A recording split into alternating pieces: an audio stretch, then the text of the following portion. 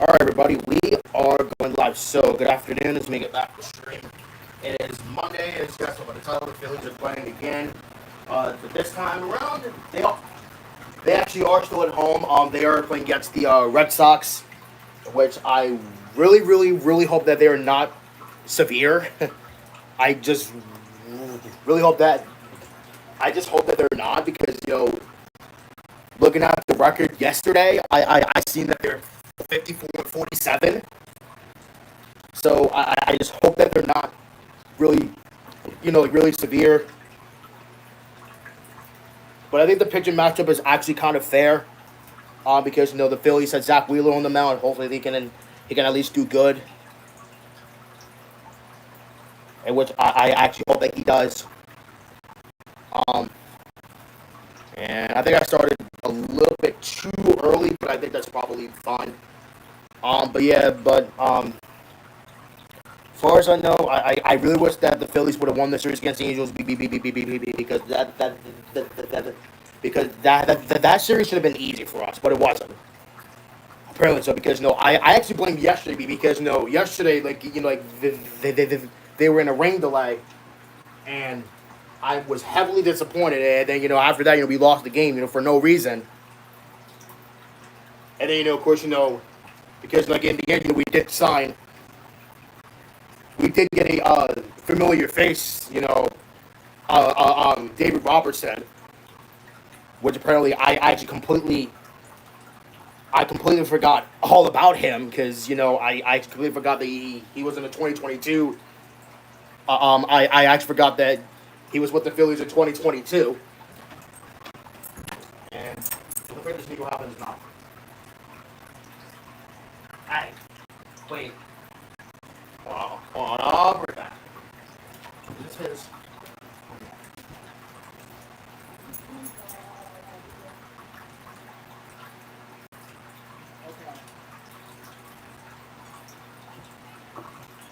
All right, we're on my way.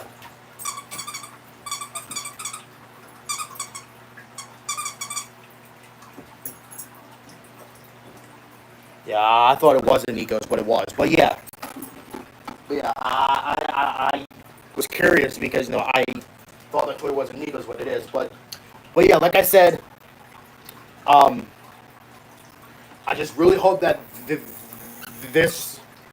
I just hope that this.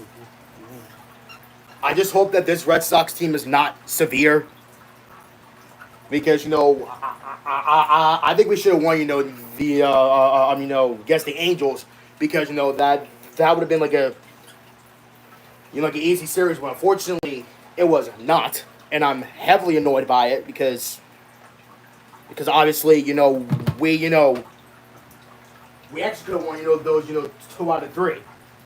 Like including the first game, because the first game we could have won, but we didn't, and I'm very disappointed.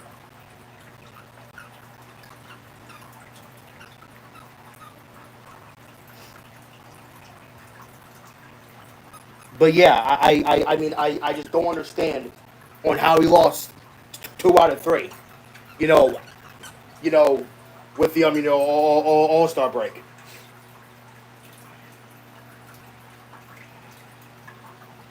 Panic meter. I said we were like in the right here. I like the down because our bullpen looks absolutely atrocious.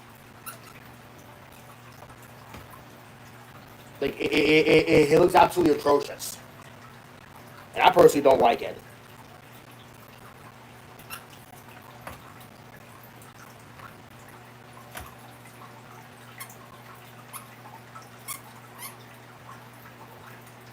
Because I feel so annoyed that we could have won that series against the Angels.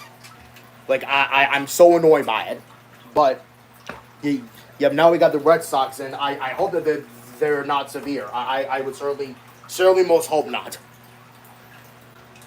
but we'll see. But we will see though. I mean we we'll see. We'll see.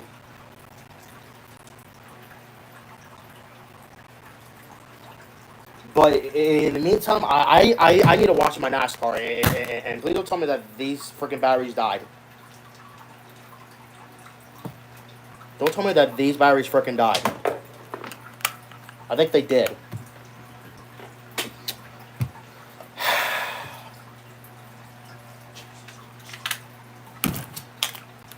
I don't know, but these batteries probably died.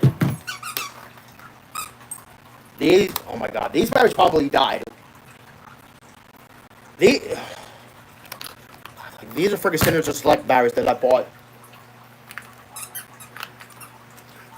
They're they're so bad. Like, why did I even buy these type of batteries anyway?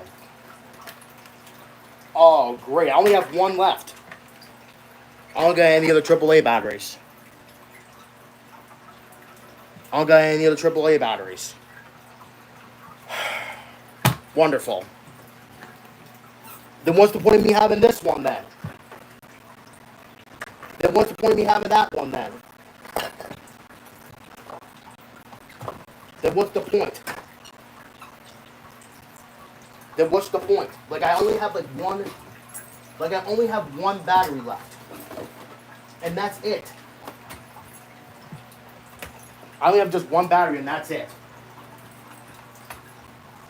I only have just one. I have just one battery and that's it. Well, those are double, or no. Those are double A. I want triple A. I want triple A batteries, not double A. It's like I'm gonna have to get double A. Like, I'm gonna get...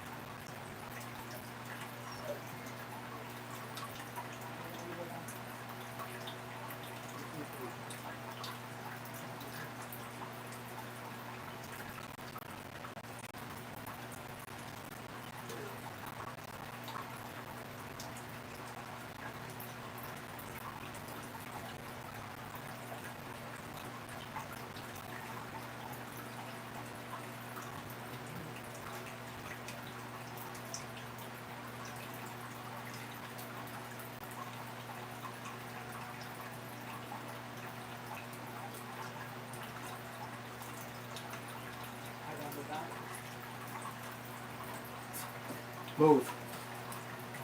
I have no batteries. I don't have any more batteries. Oh, that's wonderful. I only have just one. I have just one battery. Well, I guess we'll use this one. Because that means that one's dead and that's nothing. One's dead and the other's not. Because, like, that's the thing. Because, like, one's dead and the other one's not. So that means that I don't have anymore. Well, that's what I do.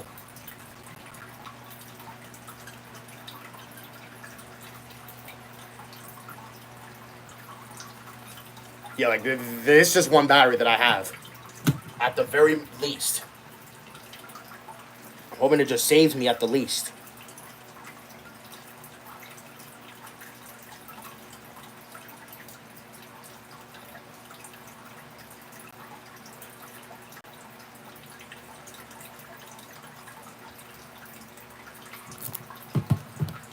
Alright.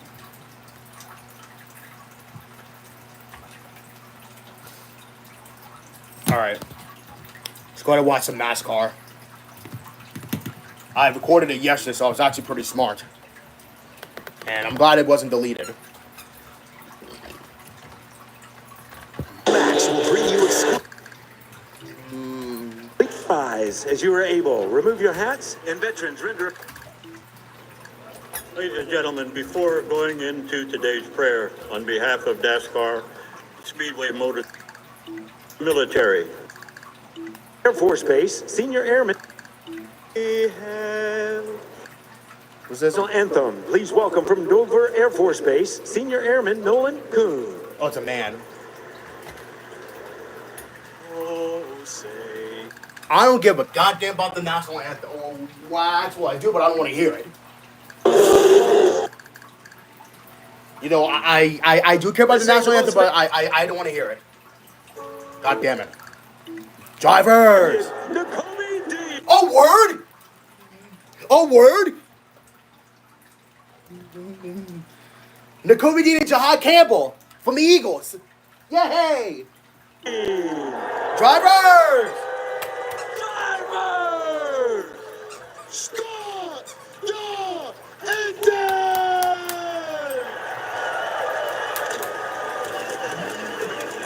Go Birds!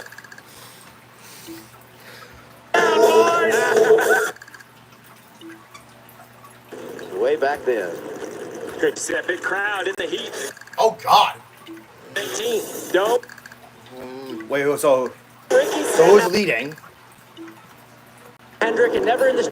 I gotta clean up my damn TV again. Normally don't. I gotta clean up my TV again. It's on fuel. Interesting. Looks like it's Chase Elliott.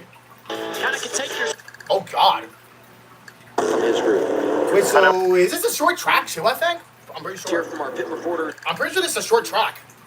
Champ has done a lot in his career. He knows how good rinse and repeat.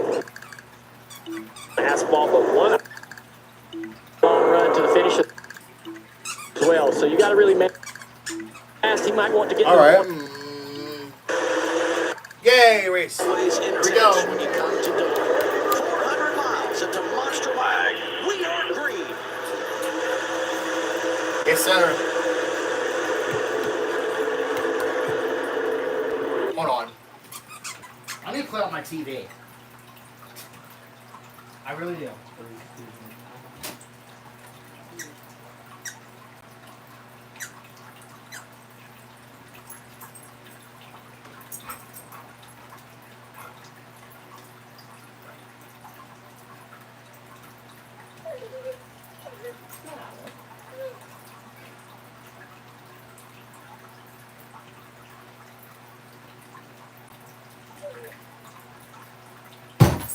Shut up.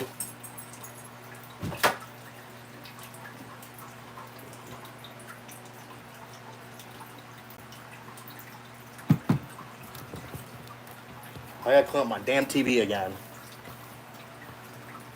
Cause you know, this looks really, really annoying. Like this looks really annoying, you know, when I'm looking at it. You know, I'm looking at my TV right now and it looks absolutely atrocious. Like, it looks like absolutely atrocious. Like, it's like all this damn dust that, you know, is coming out of nowhere.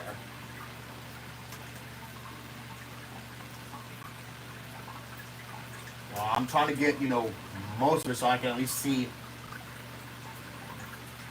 you know, what's going on. You know what I'm saying? Because I'm trying to get, you know, most of this out. So I can at least watch my NASCAR, you know, and, you know, and in good condition at least. This might look better. Let's see.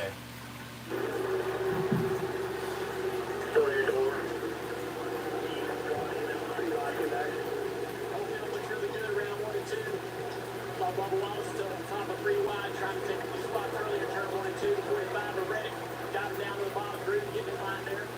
Now shoots up to 3rd, and it's Chase Briscoe who jumps in front of Chase Elliott for the race lead. He's doing a great job right here. Just managing, being smooth, going to give up the spot to the center once and down. Goddard's got to continue to push the issue. They'll move a block further back. Oh, look. Teammates the 42. Well, accomplished in 9th. Check it out from the 34, a corner entry. Slow into the corner. Everybody had to react. Not a lot of room here for 3 wide. 3 wide in the corner, but very narrow in the corner. Hey, look, Cowboys is in 9th.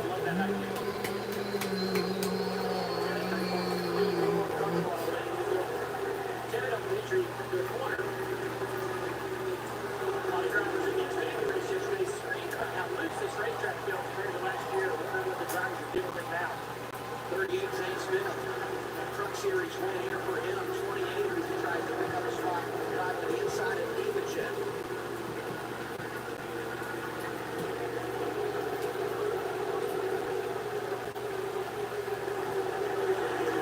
Chastain down to the bottom of the 7 into turn 3. Chastain started 19th after qualifying was rained out yesterday, but we talked about him earlier. This has been a really good trend for him, especially in the next gen era. Double-duty right to the Xfinity race yesterday. You mentioned that tire wear, Dale, and it would be much worse tire up the racetrack. Everybody running the bottom will rubber the track in. So you prefer to run there, even if it's a little slipperier, it's just better for the car overall. Cindric and Jones side by side, that bright orange car, that's Boston Cindric. Ford Speedway earlier this year, Talladega. Playoff bound, even playoff points, a little better than the summer. It's on.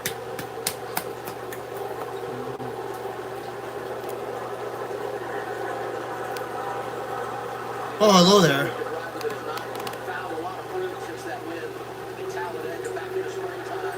Talladega.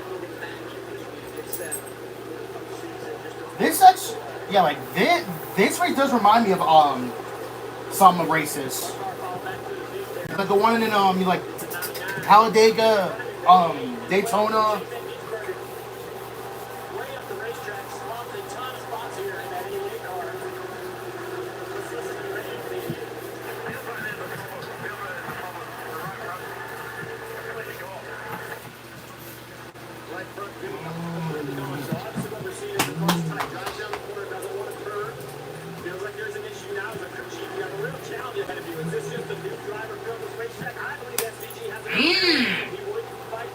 Yikes. If there was some sort of handling issue, so I believe they're going to have to go to work with this 80. Let's take a look. Yeah, this is in turn 3 and 42. Car shoots straight up the racetrack. Oh. No comfort, no confidence in that race car. Oh, wait, what? Oh. Could be on the racetrack a little bit on the race side. If there's a problem, and I have to agree, I know they want to improve it. You see the field split. But at the end, he needs to try to run all the laps. He's not going to learn anything about going with a wrecked race car. I can't pronounce that. SVG saying they need to win as soon as possible. Seems there's a problem. Earlier in the run, he kept saying we are just so tight on entry. It feels like this problem for Shane is now getting worse, guys. We'll see now he runs the bottom. If he can drive it in with any sort of confidence or the Hunter road. I think he's got to get this time by speed, slowing the car down, trying to get off the bank. There he goes. First Cup start here did run the Xfinity race a season ago. And Shane Van Gisbergen unscheduled stop 11 laps in to this opening stage. The good news is with the competition yellow, he would be eligible for the free pass to get at least one of his laps back. He'll lose a couple. Being here in Dover, long-term road, it's only a 1 mile racetrack. England's pit stall in front of Danielle.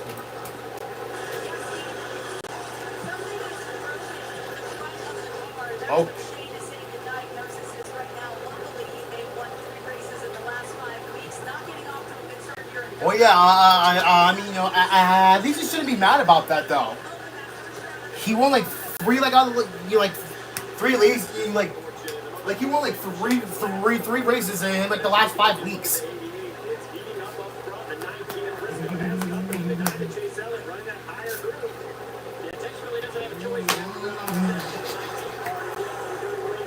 Competition cost you around lap 35.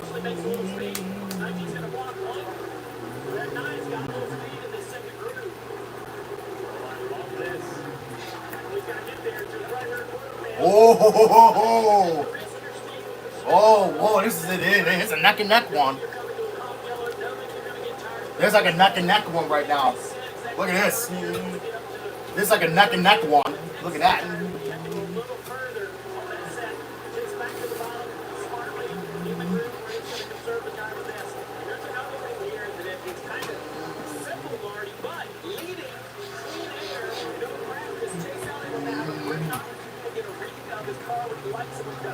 Yes, and I talked to Chase Elliott about that exact scenario before the race started. He said, in this first one, to your point, Junior, only 35 laps. I might push it a little bit, but the rest of the day, I'm going to be very disciplined. Driving on the racetrack early in the run. Why is that key, Junior? Well, that's where the tire wear is going to be the best. You're going to back off early on the entry, roll right around that bottom, and try to save tire. Oh, let me look this up real quick. Is this Delaware? Yeah, it's Delaware.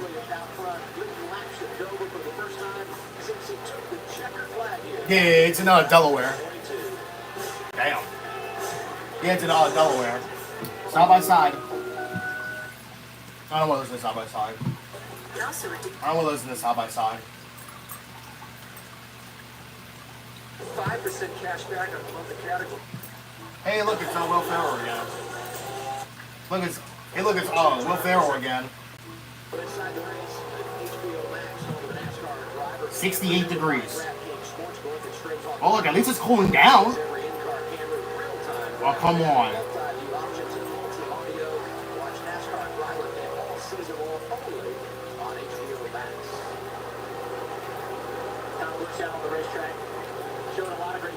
Oh, look, he's in 7th.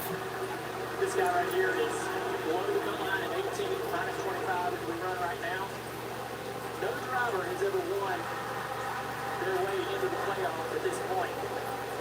And no driver has came as far back as he is to point their way in. So what he's trying to do would be unprecedented at this point in the season. And you get going back out on the racetrack, you stand out there in front of the leader there, doing a nice job 4 laps down.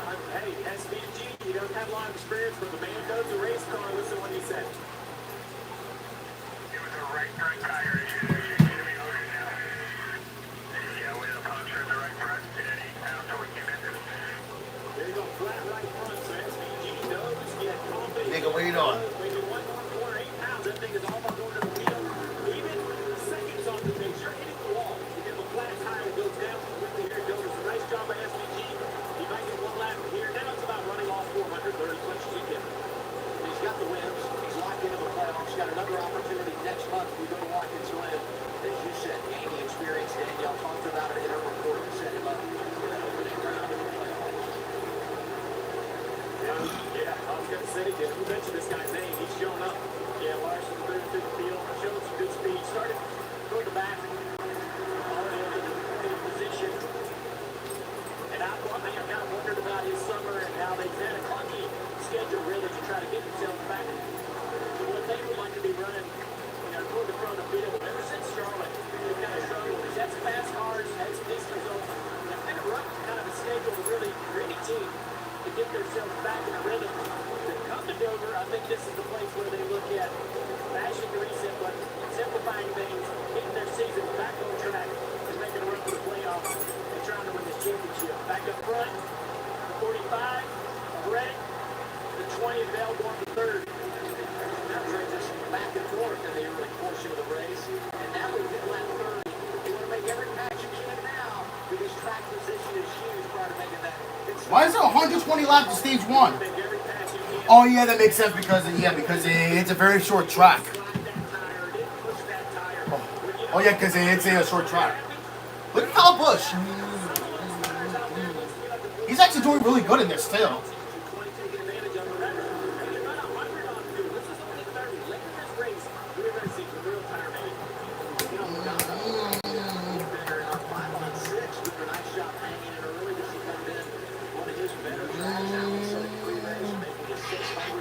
Excuse me? And Michael McDowell, because of the metric, and used so much of the success from last week to set the lineup this week when things rain out. Looks like he's getting closer, too. Hanging inside the top 10. They mentioned a forward with Logano. The Fords have only won twice in their last 23 races. Pretty surprising stat when I read that. And I'm also surprised at how Tony is Oh, God. for Joey. It'll be interesting to see how they put together today. That track position they have right now. Oh, God! They want to maintain that throughout the day. Chapin's is... He's up... Damn, 4 laps behind.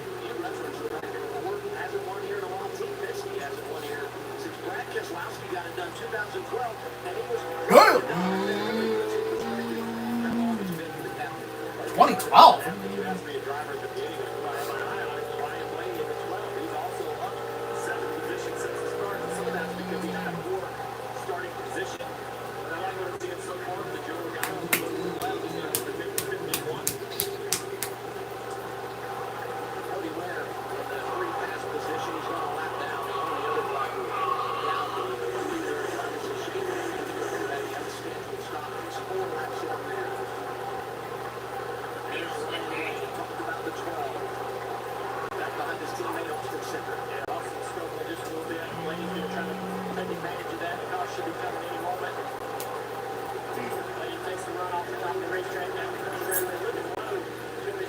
Oh, he's slipping a little bit. Like Kyle Busch, yeah, he's slipping just very slightly. Yeah, he's slipping slightly.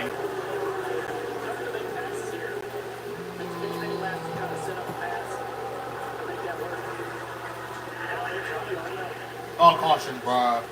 Really? What happened? And now the caution is out. This will be the competition caution. The news coming after practice and qualifying got rained out yesterday. Everyone will have their opportunity to get on pit road, analyze those tires, and then take a big, deep breath before what could be a very long run in this opening stage. Don't relax too quickly. 35 cars in the lead lap. Oh, the competition caution. Oh, that's right, okay. It's just, I don't know, it feels like a short track. Oh, okay. I see what they're doing. So those cars are set up with really great steering settings and a lot of front grip. You can kind of maneuver in and out, even though it's difficult. The car helps you. Here you're set up a little bit more like an intermediate. Okay, this is rare. Short track. So you're going to have to do a good job getting in your Oh yeah, this is actually quite rare. You're going to take that deep breath. You're not going to run in the perfect position. You know, Okay, so this is in Delaware. Oh well, this is not far though.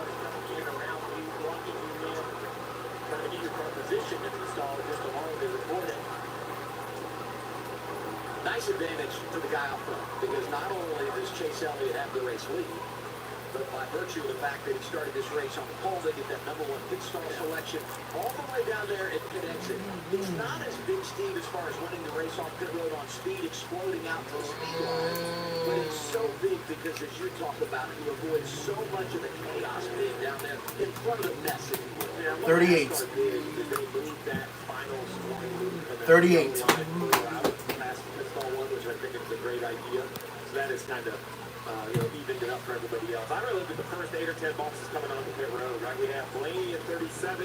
So we just sit right there, actually a little bit to the right. You're going to see the entry, but then down here around the corner, we have Blaney, Larson, a bunch of very fast cars that are going to have to figure out their way in and out of the pit box. That's where I'm kind of keeping an eye. You see the 5 right there, HendrickCars.com, that's the 5. He has the 4 in front of him, the 3 behind, and then Blaney behind him. So this is going to be a very cluttered area because the 3, the 12, and the 5 are all near each other on the racetrack. That was an interesting shot, too. If later today we get green flag pit stops, and kind of think we will the race, when this race will play out, because getting onto the pit lane under green here is always an adventure. I wouldn't want to be one of those barrels. They said to find their way into the action all the time. They've lost a lot of battles here. Top 5 as they enter the pits. Elliott, Briscoe, Bell, Redding, and Byron. First pit stops of the day. Here's Danielle Trotter. Christopher Bell coming down pit road for 4 tires. That's a call from Adam Stevens, who told him to go hard before the competition caution, so he knew where his balance was. Christopher said it's really close on balance, a little great times. Into the corner, second half of the corner is tight, Marty. Poor Danielle, the driver, simply feeling the heat here at Dover today. Both Chase Briscoe and Chase Elliott said that there's no grip for anyone out here. For Briscoe, middle of your screen. He said, I'm a little bit tight on the end tonight. I could try a little bit better. For Chase Elliott, he said, I don't have much to complain about. Oh, damn. Very patient with the right. Chase Elliott's at the very end. There's one by Chase Elliott who retains the lead now. And we Ah! Bush. We talked about what he was doing on track from 10th to 7th, first run of the day. He goes plus 3 on the pit lane. If your crew delivers for you here, you can have gigantic success. Yikes. Into the race. Chase Elliott maintaining the first one off the pit lane. Here it goes. All right.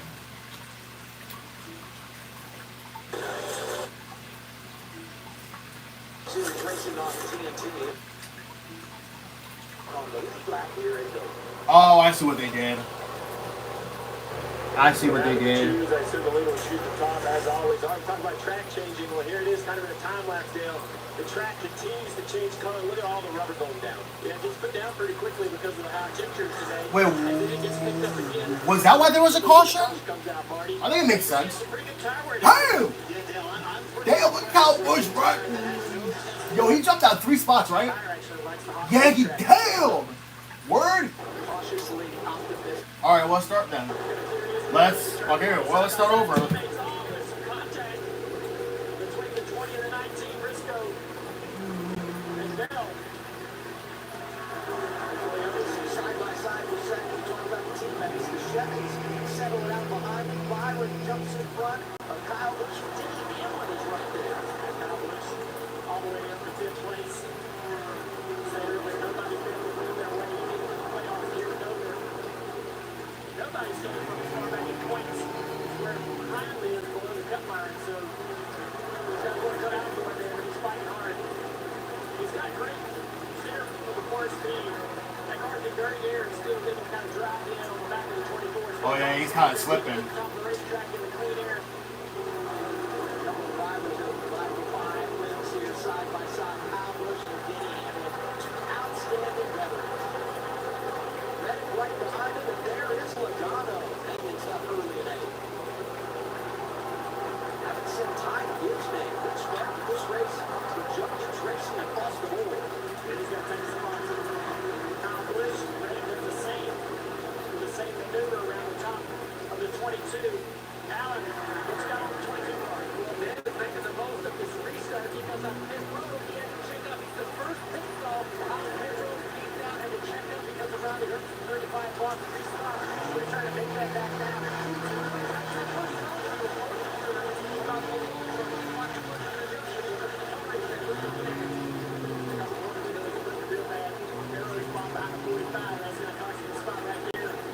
Right on the tail right there, the 54. That 22 car. Did you see Bowman? Somebody who runs really good at Dover, and I think his calm, smooth driving style really is getting into this racetrack. Oh, it started 16 up to 10. Bubba Wallace having a good start to the race. Qualified outside the top 20, but he is 11th, and that's big. You start thinking about the latter part of this stage and get those all-important stage points. What is another great at? He's great at restarts. We've had a couple, and I've seen him at the top of the racetrack jumping around guys, green line, grabbing spots by the roads around 1 and 2. Be able to advance that car forward. He takes advantage of those opportunities better than most. He's going to report on both of them, yeah. Dale Jr. just mentioned Alex Bowman running 10th and a lot of optimism in the beginning. I just spoke to Blake Harrison on the Tigers with that competition caution.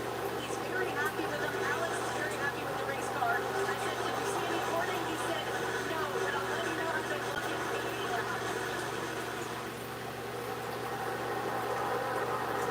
You know, it's funny to me, last week at Sonoma, when we talk about this metric, and so much of the metric is based on the previous week's performance, and it determines where do you go out and qualify, which practice group are you in. It really can create an enormous advantage on the weekend. I was talking to Blake Harris, Christian Brown's Bowman, and last week at Sonoma, he was talking about their performance there to set them up for success this weekend.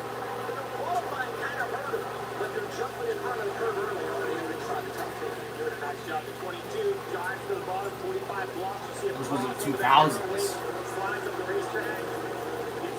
Kind of wins the bottom, gets the tires pulled back off now to try to make that attack again. And with 22, Logano leads the high line in 1 and 2 to be able to 127?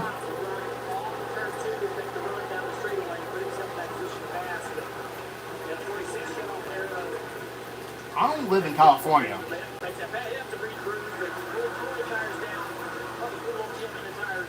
Running that higher line, trying to make that run. Little in-season challenge early racing next to each other on track. Reddick and Gibbs beat the four.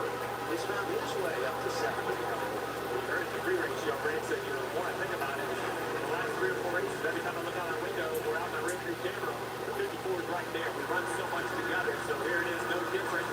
Currently running in the 7th and the 8th positions. Allen.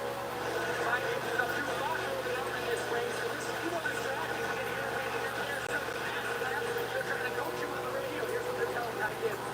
Settle in, deep breath, don't get yourself off kilter here. Do what you've been doing and be your strong suit there. Off the rhythm, maintain in the corner, back your line.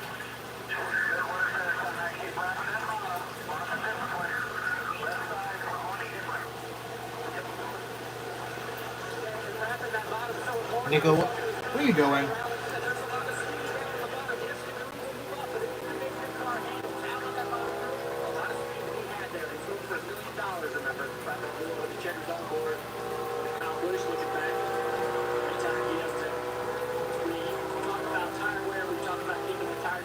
Keep the air pressures low as you possibly can. They're going to feel that you run around the racetrack. This temperature could see the 54 car. Gotti right around the apron. Doesn't really let the car drift up in the middle of the corner with his helmet. That's the difference. That's what they're coaching in this 54 car. Gotti is staying right there. Don't let the car drift up even a foot in the middle of the corner. Don't down at the center of the corner at all. That's what Jimmy Johnson was really good at here. Same thing for Truex. What's that smell?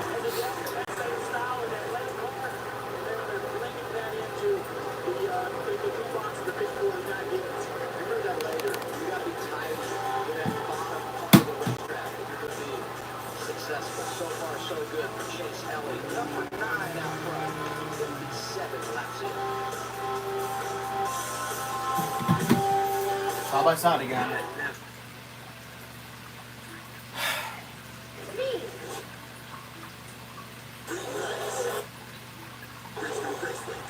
Damn.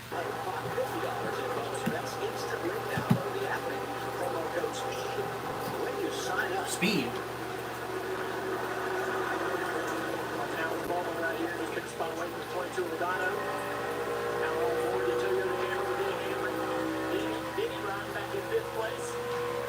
Trying to chase down William Byron. All the Gibbs Toyota cars looking really good right now. However, in second, Briscoe third. Gibbs back in 7th.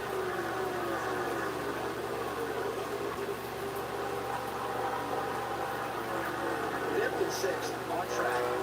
Have combined 120 wins at NASCAR's top level. See the patience on that 8 car as he rolls at the bottom and gets into the gas.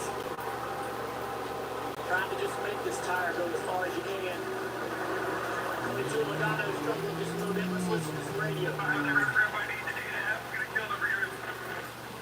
Copy that. You're going to need the rear grip. Bubba's going to start doing the same here to try to space you. Do what's best for you. I think he was trying to talk about not being able to move up the racetrack. He's worried about how that's going to be his tires up. He's already lapped the rear grip, so he doesn't want to go anywhere on the racetrack that's going to abuse the tire more. So he's going to wrap the bottom and tell him to stay patient.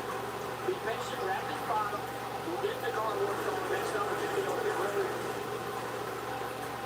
Doing a good job keeping Bubba Wallace at bay back there. Bubba was trying to get to the top of the racetrack, trying to make a run, put some speed together on corner exit. You roll up to the top of the track, and then you come down the hill steep, get a maximum run down the front straightaway or down the back straightaway on the top of the corner. Now, Bubba's put it on display right here. Tries to bank it, gives up some time on exit, on entry.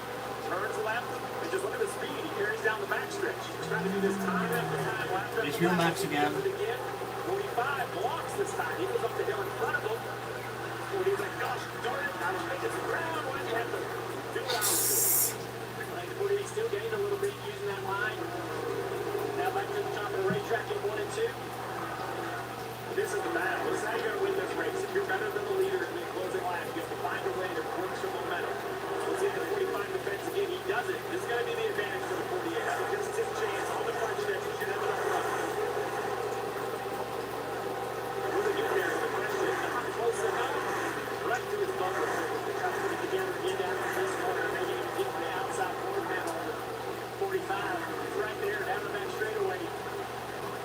Phillies got to take the spot away. Phillies got to take the spot away right there and then drive to the bottom of the track, right? He's like, hey, okay, I'll make the pass. I did that, up in the higher lane. Now get back to the bottom of the racetrack. Back to cooling the tires back down. Try to get the tires where they're comfortable and happy. That's a 5 or 6 lap pass. This isn't Sonoma last week. I don't catch you, pass you, and drive away. I work up car length at a time, and then complete the pass. Alex is such a smooth race car driver. He goes in those 4 years ago. He's kind of watched him run the corner and couldn't believe how well he put the corner together. And I think that's why he's so good here for the rip. He never does slip the tire. He never is going to drive the car to that point, right? And he just really pays off over this portion of the run. Byron now trying to figure out a way around his 19. He's doing the same thing as TNA Bowman was doing up the racetrack, trying to create the momentum down the straightaway. Look at the run that they're getting. Now he goes to the inside. And some of the choices are as far as number 1 run is on his 5 choice. The balance he's making isn't even where they want it, or just where it's going to the tires. Some guys just don't believe it's going to be okay. Only 7 laps left before the end of the stage. There's this whole belief that every lap you run on the top of the racetrack is maybe taking away the ability of the car at the end of the run, right? That you're going to abuse the tires. It's like saving up money, breaking the bank. You try to run the first half of the run, being good for the tire, saving all you can, and then spinning it all toward the end of the run, right? You want to go road, you want to trust. When you get to the tire run, you're coming to pit road for gas. Toyota onboard camera right with Denny Hamlin, who spent a couple of spots in front of him. William Byron just got the third out. That is coming full longevity to the car. They were asking about his estimate earlier. He's going to come and talk about it. I like how it is out along the run. Just out of the past 5 or 6 out there on the racetrack. They're also helping push the throttle. They want to be smooth on the bottom. They're telling you about how to make that kind of smoother on the right, Marty. Down the middle of the road, you saw Denny Hamlin up the racetrack just a little bit. Now it's the third time he's migrated off the bottom as he passes a teammate, Chase Briscoe, for the 4th position. You know, there's no question early in Denny Hamlin's career, Dover was his worst racetrack. He'll admit that. But there's also no question later in his career, Dover is one of his best racetracks. He's won 2 of the last 6 races here. So, Junior, I tried to pin Denny Hamlin down today. What's the difference here? And he talked about the early run discipline that you mentioned just a moment ago. So I asked Chris Gabard, who was his crew chief at the time, when he changed his driving style about 6 years ago. And he said, listen, at Dover, if you are not married to the bottom and you don't save the tires early in the run, it puts you in trouble for the entire run. So, Junior, as you just mentioned the savings in down a moment ago, do you see Denny doing that later in his career, just being near to the bottom, and you're later in the run, like right now, you're doing just a little bit more? Yeah, well, Chris Gabehart is now working on that 54 car, Ty Gibbs, and I've been watching Ty Gibbs, and he was in right today for going by those same teachings to try to get, now he's having to move around a little bit behind the same car, but staying on the bottom of the racetrack is what they've learned. You're working with Truex. Truex is so good here, so smart, and you really have to kind of put it together. You see the speed that 54 has to move the corner there, just rolling around the bottom. Not only is it a quick way to run around the bottom of the racetrack, but it's easier on the tire. He backs off on injury, gives the car against the apron, rolls around the corner. If you drive off in the corner and let the car go up the track, you were sliding the tire. There's no way around it. The tire is sliding up the racetrack, and it's eating away at the performance of that tire that's you're going to need later on in the run. Now, with this car, you do have to move around. So you see guys have no choice. You have to go somewhere with clean air. Feels like we're getting somewhere. There's still 40 laps to go in stage 1.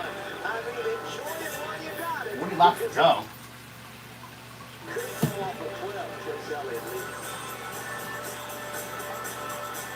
Sarah Benzino. Another side-by-side. Oh, that was fast. Damn. 16 and Edge Allmendinger running 10th, doing a really nice job. He's up 7 spots since the restart. He's broken into the top 10. Oh, AJ Allmendinger. He's led more laps here than any other racetrack, so he knows how to get around Dover. How unbelievable is that stat? You know what I mean? I mean, that much more. Oh, they look helpless in 5th. Yeah. Quietly, this has always been a pretty good place for him. Yeah, the other side of this is he goes forward and Reddick comes from behind going backwards. I feel like Reddick's they've really fallen off down the long run. He had the whole field stacked up. The 22 and the 16 got by, but now it's up to 45 with under attack. Still for McDowell, Danielle. See, Tyler Reddick is not happy with his car. Started 4th,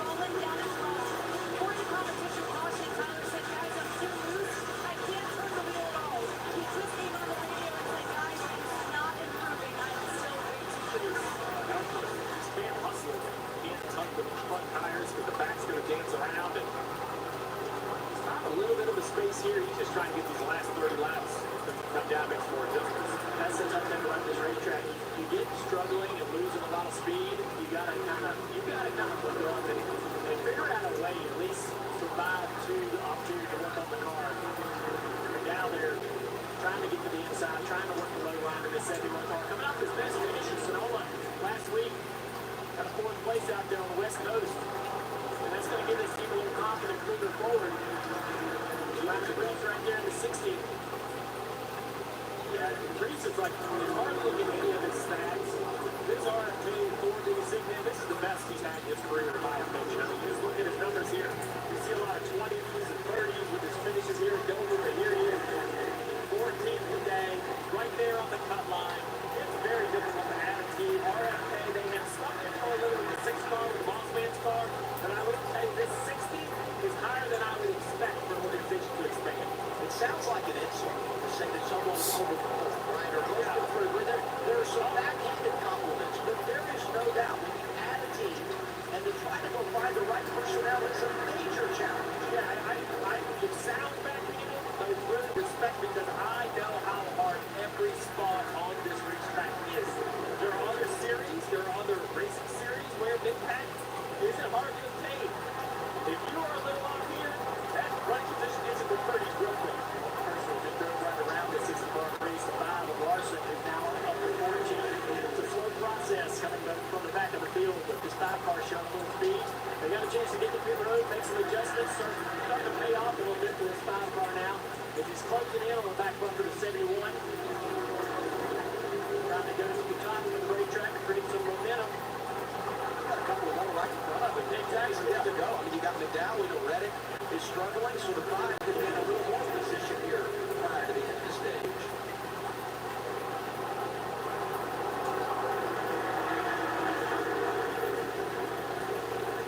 Chase Elliott started on the pole after qualifying was rained out, lost the lead early. Didn't take long for him to drive by Chase Briscoe. He's at 82 laps so far this afternoon. Saw his numbers there, average finish in the next gen at Dover as good as anybody. In position to help the stat line here today. 1.6 seconds in front of second place, Christopher Bell. Last car in the top 5, Kyle Busch, 5.4 seconds back. Marty? In fifth is Kyle Busch, and I tell you what, Adam, for the last several laps, he's had top 5 lap times, occasionally top 3 as well. So really good for a long run. How about the early part of the run for the E-car? Listen in.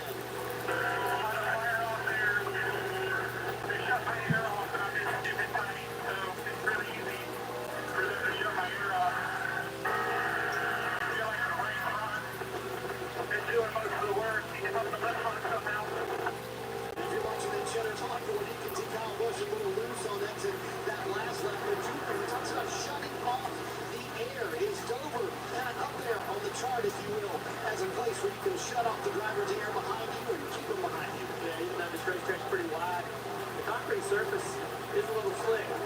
So basically, the next gen car needs air going underneath the center of the nose to get back to the diffuser to create downforce. If you drive in front of your competitor, you take the air away. And as it is your camera, you can see very well and know exactly where you need to go to be able to block your opponent and take away his downforce. It's a great way to be able to defense to hold somebody behind you and lead you in the race. I'm going to just go back to something I said the last couple of weeks. So that feedback from Kyle Busch was amazing, non-emotional. It would be really easy for him to start losing his mind. Looking at his resume, this long window streak, right? It would just be very easy for him to be frustrated. But that was outstanding. It's a little too much on the right front. The left front needs to work more. It's a good team. He has painted me a great picture. I don't know what knob I want to turn, but it's not because of lack of information. Hey, we're talking about Joe Gibbs Racing, 4 cars in the top 7, Wood Motorsports, 3 in the top 5, and Kyle Larson has passed 5 cars in the last 20 laps. He's now 12. Final run to the stage coming up on TNT. They're side by side again. Oh, Jesus Christ. I almost went too fast. How do we get lead? Come on. Oh my God. Jesus. Oh my gosh. 13 laps to go, opening stage for the Cup Series at Dover. Daniel Suarez is third. He's trying to stay on the lead lap. Chase Elliott is there, and now so is Christopher Bell. Chase trying to clear this 99. Is he able to do it right here? No, the 99 back to the outside. Surprised that this hasn't allowed Christopher Bell to close the gap. He's kind of been sitting right about where he is now. Multiple laps to 9. He's trying to get by the 99. Not able to do it. He's getting some information on the radio. Take care of the car. Don't be too tired up. But you can see he's starting to show a little frustration. Real tight on the side draft there. And Daniel really wants to stay on the lead lap here. And I'm waiting for the 20 to run that third lane. Trying to get out of both of these weights to see if he'll turn down the hill. Obviously, he doesn't feel he has the car for it. He's staying nice and tight, just the middle of the racetrack, trying to get that stream of air between the 9 and the 99 mark. Yes, and you might visibly be able to see that frustration with Chase Elliott trying to get Daniel Suarez a lap down here. But on the radio, not a word from Chase Elliott. In fact, to your point, Junior, they just keep telling him, hey, take it easy, take care of the car, don't hurt it, Danielle. Marty, right now, Christopher Bell stopped Elliott. Christopher Uh-huh. is very quiet on the radio, but they're telling him how far back his teammate is. Denny Hamlin in third. They said you're running 3 to 4 tenths faster. Keep it up. Let's see if Christopher Bell can get his 4th victory of the season today, guys. Hard to believe. It's been 4 months since Seagull's last victory lane. Getting us 3 wins on the season at it, but the last one came from the car. Yeah, 3 wins. It's been a while. And boy, he's hanging around with 9 to go in the stage. Nice score Christopher Bell has. Now he's slowed the gap a little bit here. Denny Hamlin also, you see him at the top of the screen. Oh my God! 20 car to the top of the racetrack. The 9 is in some real dirty air behind that 99 on the bottom of the racetrack. Good momentum for Christopher Bell down the back straightaway. He's going to maybe fade to the inside here. Look to the one side. The 99 is in front of Christopher Bell. Chase Elliott should have the momentum off the top of the corner. What's he going to do to the inside? He should be able to drive down in here, bury the car down in and clear the 99 pretty easily there. Good job. It took so many laps to put that together, and now see how Christopher Bell will see real grip to be able to stay on the inside of Daniel Suarez right here. These cars, they've used everything up. Everybody is going to empty the tank on the tires here. Second lap to go. You're telling your driver, look, you don't have any laps to go. Whatever you say, go ahead and use it all up. Go out there and get what you can get. Marty. Building on the fastest car on the long run, Christopher Bell's teammate Denny Hamlin. And he told Chris Gale a moment ago he took the back of the car out of the track just a little bit too much. And then, Junior, he said, I'm trying to run in the rubber intentionally to fix that issue. I thought you tried to avoid the rubber here at Dover. Why did Denny Hamlin running in the rubber? All these cars are fighting a tight balance for the most part. Some guys are loose, but if you're fighting a tight balance or you're fighting a loose balance, you're actually going to find the rubber. That'll tighten the car up.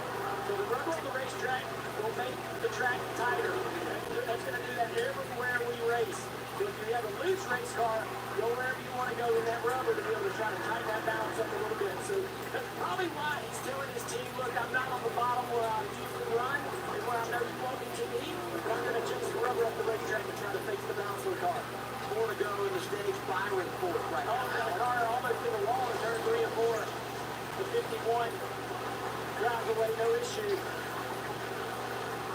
Guys, Harris King out there, really Byron did that, was making positions, but then he came up on that track. They heard a lot of frustration on the radio. Listen.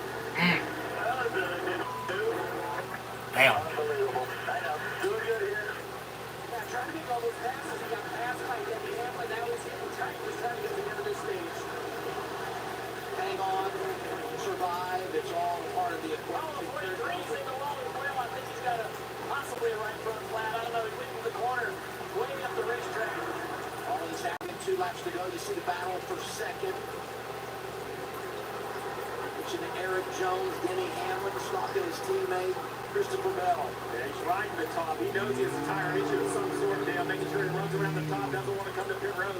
If it's not flat, Steve, it's maybe unwound on that right front. You're trying to just get to the end of the stage right here. Oh, keep the car out of the wall. But not able to do it. He was 28 when it first got away from him. Final lap of the stage. We stay green for now. He wants to see this one to go right here. There we go. So now the lead will come by and end the stage. Chase Elliott had his hands full for a bit with lap traffic and Christopher Bell But he's going to pull away. See if he can get around Check here. Check stays on the lead. Here we go. Chase Elliott is able to win the stage. Another tire that's unwound. You see the cord coming out of the back of that car. That's a right front or a right rear tire that's unwound. Right front. So right there, you see some of these cars really pushing it right to the limit of the tire life. Remember, tire wear was 5 to 35, drops to 5 to 78. Welcome to Dover. Allmendinger goes from 9 to 26, and that means a stage point for Kyle Larson. His teammate Chase Elliott with his first stage victory in 2025. It stops. We return. Yay! Chase Elliott won stage 1. Not surprised. Get this out of here. That stage, did we? I think Dale's. Excuse me. An ice bag that is half full, Marty. Denny Hamlin told Chris Gale, he said the car started free, but then tightened up. He said, I can see that it's just a little bit tighter for the longer run. Chase Elliott pit stall number 1 led on the 13 laps in stage 1. He said, I wound up in a good spot, but I would like just a little bit more longevity. And the 19, once again, holds serve here on pit road. But Adam, that was a tight race for second. Yes, Chris Rebell lifts his teammate Denny Hamlin here for that second spot on pit road. Just barely, and Chase Briscoe gets a spot, jumping in front of Alex Bowman coming off the pit lane. Larson gets a spot on the pit lane as well. He's in the top 10 and could be a player. And there it is by that much. Bell in front of Hamlin. The restart when we return.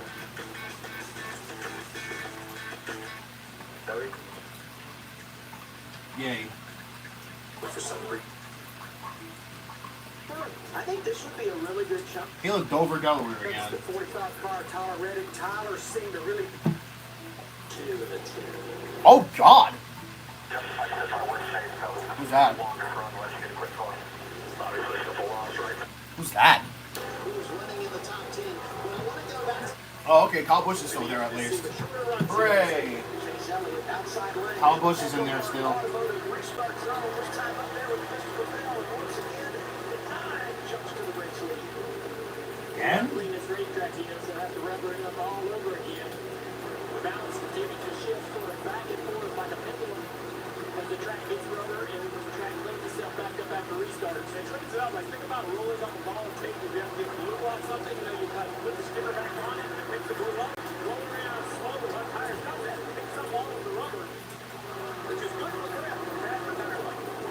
See Briscoe, he squeezed up that outside lane, slid down in front of Bowman and Larson. Was that really that necessary?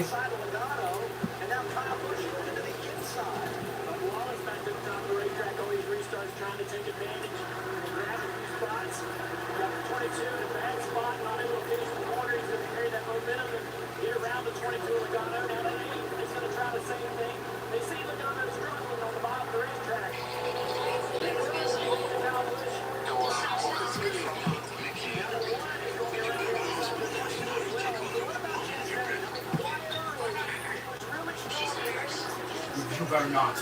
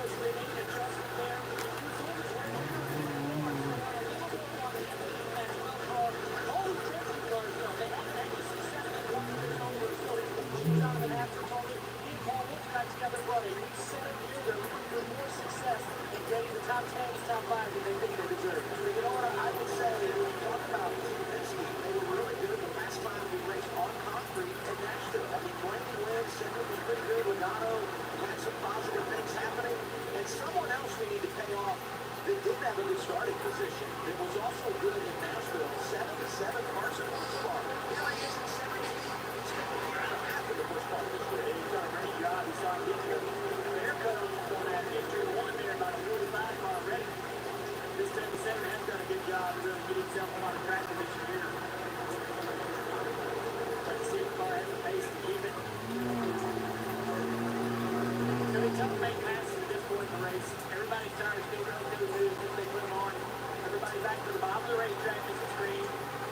Have one opportunity really to jump to the top and make the time and momentum. Now, as we get further into this run, you'll see some drivers moving up the racetrack, trying to put runs. Oh, looks like it's 1973, yay. We talked about the in-season challenge, and it's all about survive and advance. And I would say for one of those drivers around the cut line, it's also about survive and advance. Case in point, the 60 of Ryan Freeze is right in front of teammate Chris Buescher and right here with a triple on board camera. This is definitely the guy. It's an emotional moment when we find out one of the 17 Chris Buescher was up in season tournament down. Ryan Elliott, he had Adam had Elliott. It didn't work for either of us. We had a good pick with the 17. Yeah, it just didn't work out. I mean, that's kind of been one of the challenges. Trying to make the right choices, and I don't think any of us had. I'm gonna put on my glasses. Good job, round one. I believe Bob and the Billy had a goal, but I love how Ty Dillon is just So I can see the race on TV. Ouch! I'm still here, guys.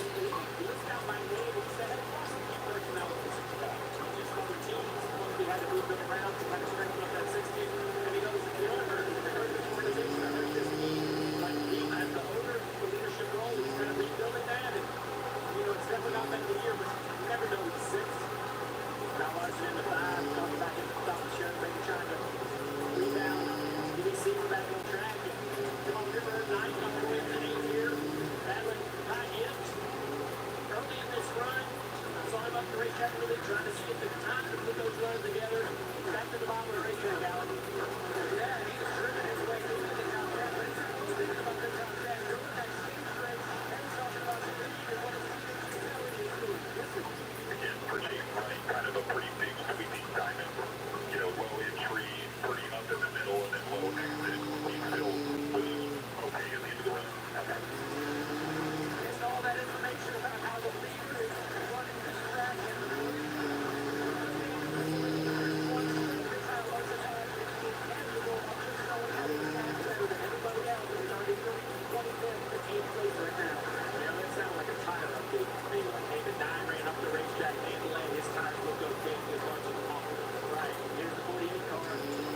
really moving forward, really good at the end of that run before the pit stop. Now looks like Fields has a little more pace than the 48. Could be Alex just rolling around trying to be smart with the tire life and turning a little tackle later in the run.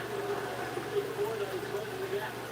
Look at our scoring pylon. Hendrick is Hendrick he just picked one of those top 8 positions.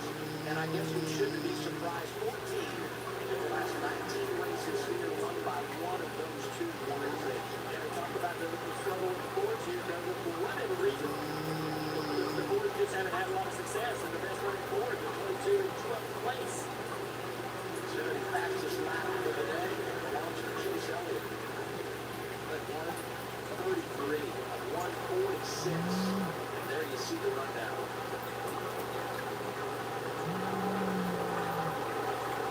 Made a championship point at the end of the day. And that's big for Chase Elliott, who came in 14 points behind his teammate William Byron in the regular season. 20 points lead, and he's only 8 right now as they run on track. 12 laps to go, heading down to turn 3. Out in front of the 9 of Chase Elliott. That's a 51-43 lap. It's down to the bottom and straight up the racetrack. I have a thinking what was going to hit the wall. I don't even know what Jim was thinking at that moment. You know, it didn't sound like he was out of the gas. But look at this. I thought that was a good wall.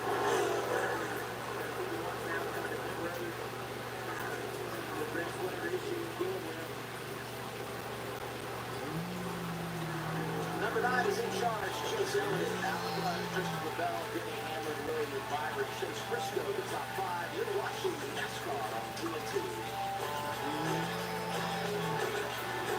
A diagnosis doesn't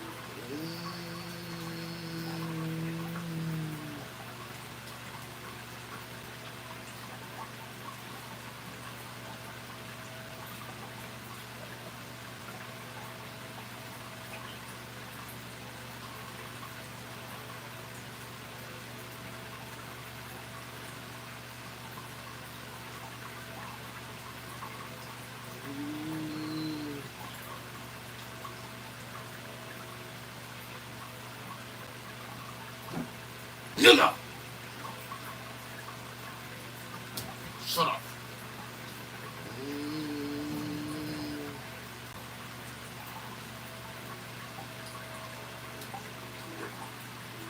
People take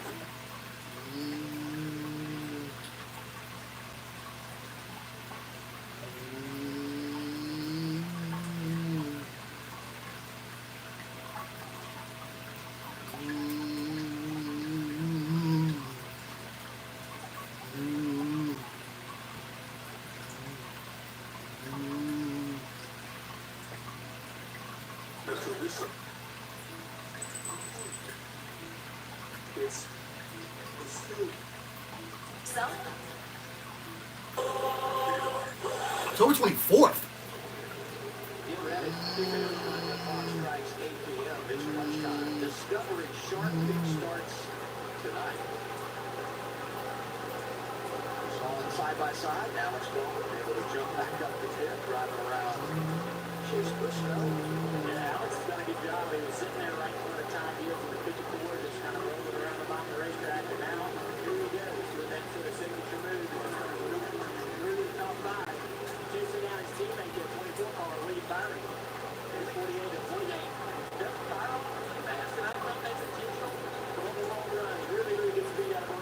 Every year, they count him out. Every year, he seems to find a way. This time, just have it. Shut up. And you know what? The way he goes about it. And the other thing I would say, Steve, and we've told the story multiple times in recent weeks, but the crash in Michigan and the question marks about it, he's going to race in Mexico City.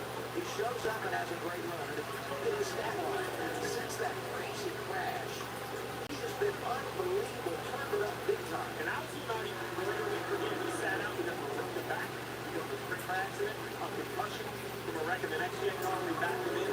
But now, when you down the digits, like it's, before the injury and move on, we don't need to, let's move on to the next race. For him to deal with all of that, and his career being questioned about to be in the seats, but every year is a question, then he shows up with a day after day. Right, if there's any team, since I've loved that. NASCAR insights and Dover, eventually, and there's three categories, speed, long run, restarts, all the drivers. Alex Baldwin is at the top of all three of those categories. This guy's been phenomenal in this racetrack. For whatever reason, he's singing so well. He's in the racetrack now. He starts to build the efficiency of the arrow followed behind that 24. He's going to make around 5 minutes of clear air. If he can put the splits up together, continue to close the gap. We saw a couple of well over 75 last night. You go 32 in this set. I'm thinking we're about 20 laps away from a pit stop, so we're not going to see over 70 on either set. They've got to give him the confidence to move up. Managing the race, managing the tires, and the theme at the end of stage one is Chase Elliott working around lap cars. He's back in it again. He's the 34 in front. Tom Dillon's going to be there.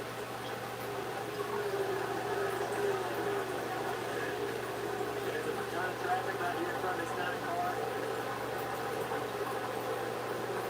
People need to close the gap on the lap cars in front of it. There's probably about 5 or 6 cars that's going to work their way around. You see on the screen. This week, Dover, he was only pretty enthusiastic this week. He didn't want to say it wasn't going to be good, but he had concerns. That's kind of wondering with that. Todd, and mentioned he's a lap away. He was already a lap down, so this would put him 2 laps down. The first car that Elliott is going to see, 1 lap down, thinking after Suarez. Remember how that went in the opening stage.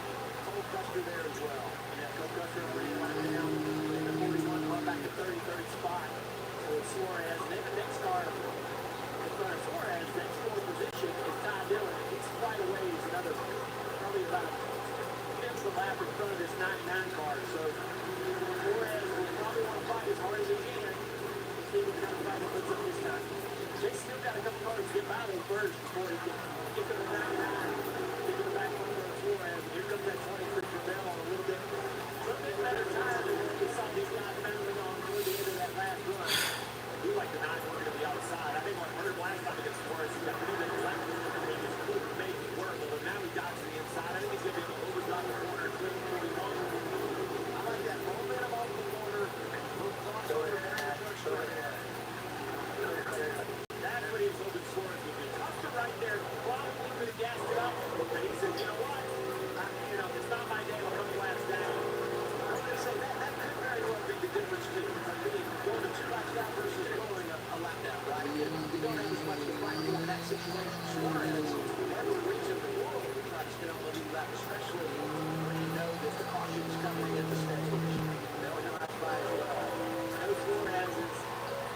racing for a job. He's racing to try to impress someone enough to give him an opportunity to stay in the Cup Series. When you hold the 9 up, were you like auditioning for Chevrolet or imitating Chevrolet? What kind of sales pitch is that? Now the 9's going to go to the top. I like this a little better because I think I'll have momentum at the end of the straightaway to do something with this 99.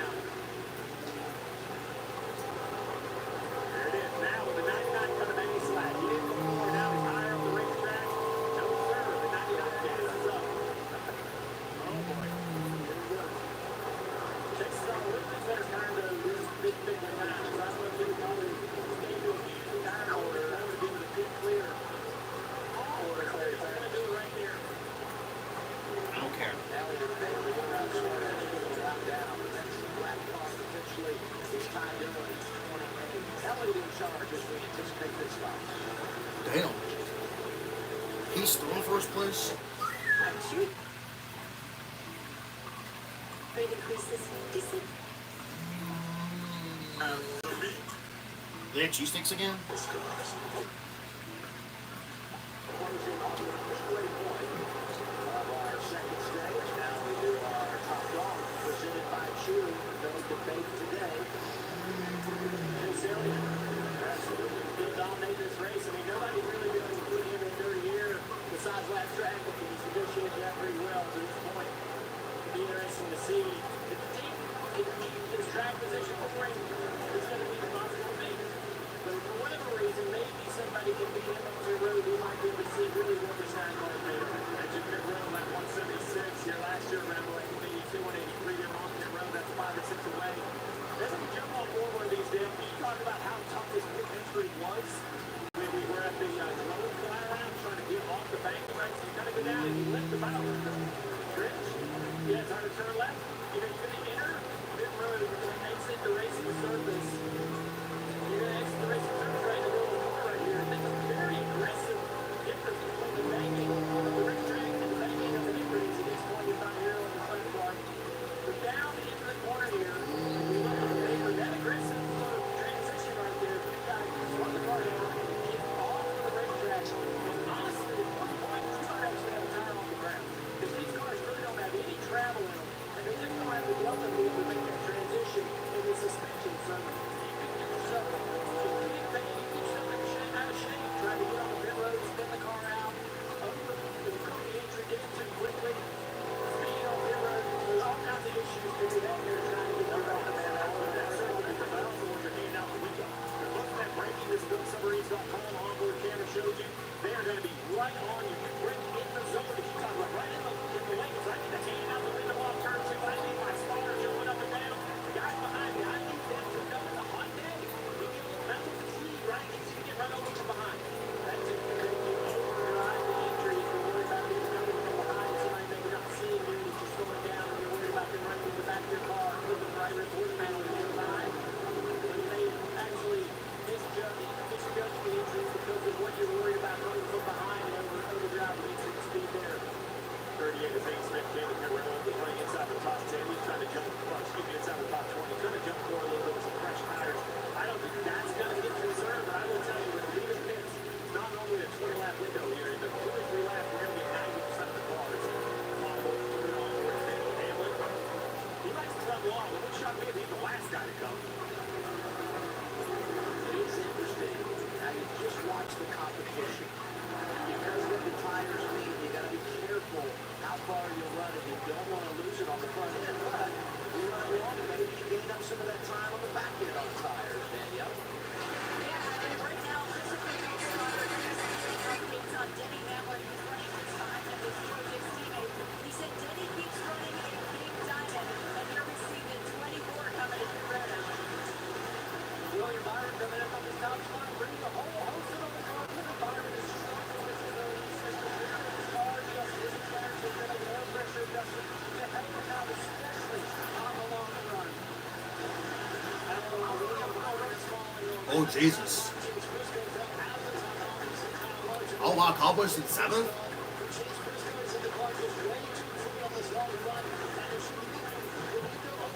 Boys, looks like someone's pitting. Oh, yeah. Oh, yeah, because the pitting. Oh, yeah, good. Oh, that makes sense. Is Cabo's gonna pit soon? I was like, Chase Elliott's gonna pit. Yeah, but he's actually pit at the very end. I think he's gonna pit at the end. Yup, there he is. Yep. There he goes. There he goes. Inside the top 10, making pit stops over green. All scheduled service here, Danielle. Christopher Bell very happy with his car. No complaints, guys. Said the balance is really good. Don't touch it. Bell is away. Speed to go after the miscues. And there you see it. Look at this. Problems for the 9 of Chase Elliott. 9 off the jack. 20 goes by. It'll be a chance. Oh, God. The 20 of Bell for the lead. So, who's gonna be in first then?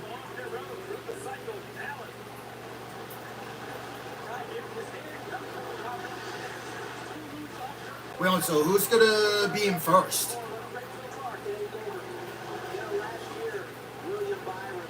Well, so who's gonna be in first then?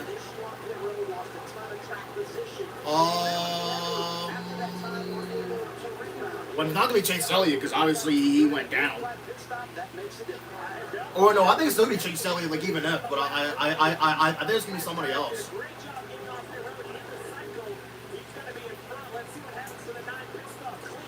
No, looks like it's gonna be Denny Hamlin. Well, because he was the one that pitted first, I think.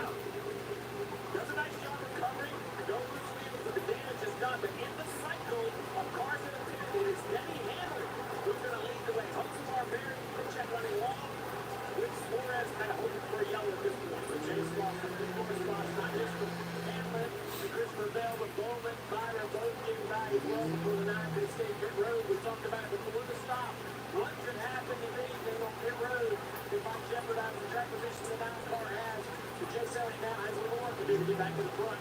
David Check gives up the spot inside the top 5. Makes his quick stop. You see him on pylon.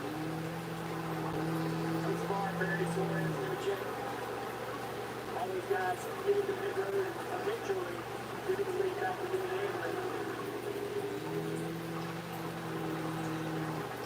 Chase Elliott, 50 in line right now. Those front runners post green flag pit stops. Hamlin trying to be smart about how you use the tire early in the run. Really hurt yourself early running too hard. The first 10 laps from the 20 Chris Bell. Chris Bell going to put the pressure on here.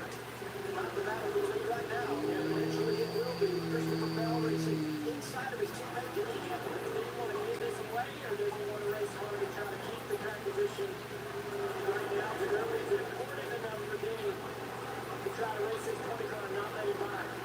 It's kind of tight here in the airline. This is the 11. He runs it in his tire track. Up he goes. A lead change with one lap fresh of tires and 1 second faster than entry. But Denny Hamlin, the 11, doing a nice job with the back on the 20 right here. Has a great time yelling down to these guys. This is inside that round. He's 30 foot down. And roughly somewhere around the fight to keep it all the way lap. Doesn't want to give up that opportunity. The 20 going to go around and clear easily. He's going to have to give it up. All right, so that will be the pass for the lead once they run 2 again. I mentioned 1 second faster. Dale, check this out with the 11. We're talking about how hard it is to go up that road. Check it out.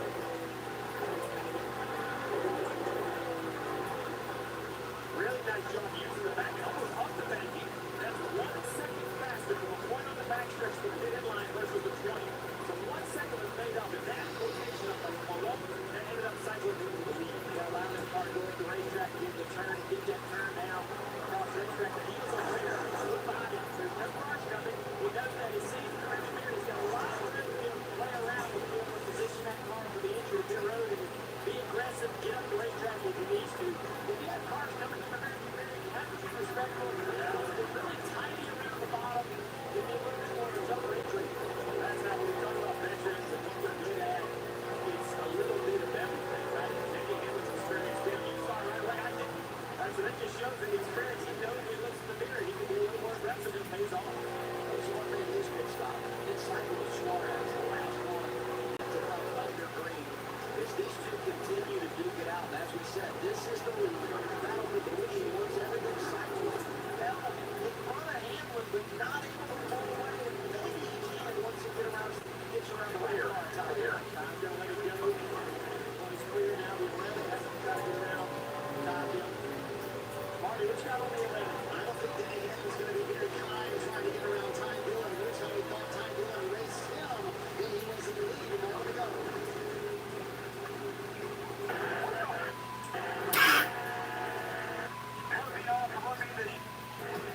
Oh, he's mad. Oh, he's pissed. He was like, what the f... I can tell that he's pissed off. I don't blame him.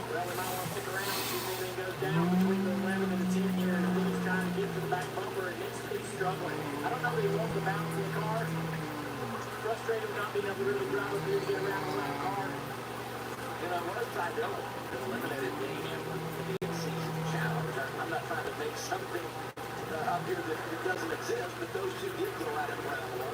Cars that hopefully ran long, and then had this penalty you're going to see right here clearly with Duncan. Oh, well. Over that front line after moving no equipment, so a penalty to the 77. He's running 17. Trying to cycle, ran long, trying to make something happen. That's going to be a path going to 77. And a place like Dover, with as fast as these laps, is going to be very painful penalty. I'll be losing almost a lap and a half. You work so hard to put yourself in position here. Just like that, it can go away. And now the battle for lead on track. And Kyle Suarez. And Bell drives around. So he has established himself as the race leader. Yay. Cycle not yet completed. Suarez running it long. But Bell able to drive by and take the race lead. Okay. All right. So this is Suarez out there in second. This is, we talk a lot about Yeah, this is not looking good for Dale Suarez. I mean,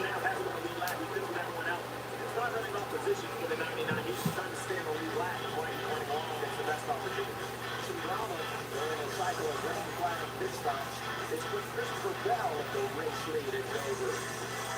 Here we go, stage two.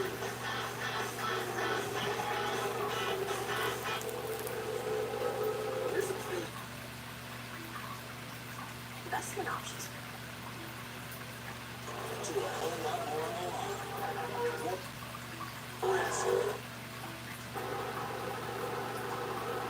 Been a great weekend of racing here in Dover. Next stop, Indianapolis Motor Speedway, Saturday afternoon. NASCAR 70 Series on CW.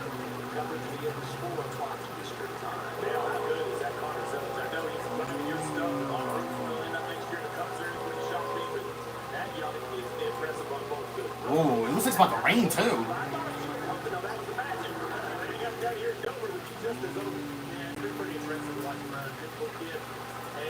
Just so mature, to be honest with you, in and out of the car. Just a pleasure to work with.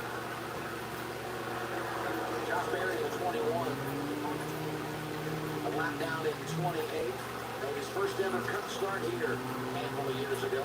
How about the 9 of Giselle? That lost the 12 race, now running 5th in that mid-cycle. Larson up to 6th. Hamlin continues second, Mike. Continues second and continues to be frustrated with ties still on the lap car. Listen to this just moments ago.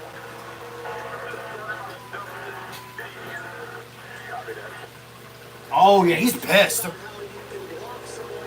Oh yeah, he's pissed. Reminds me of the last race that remind me of that. Just reminds me of last week's race. Last Sunday I think, but I didn't watch it until like Tuesday I think. I mean, last Tuesday.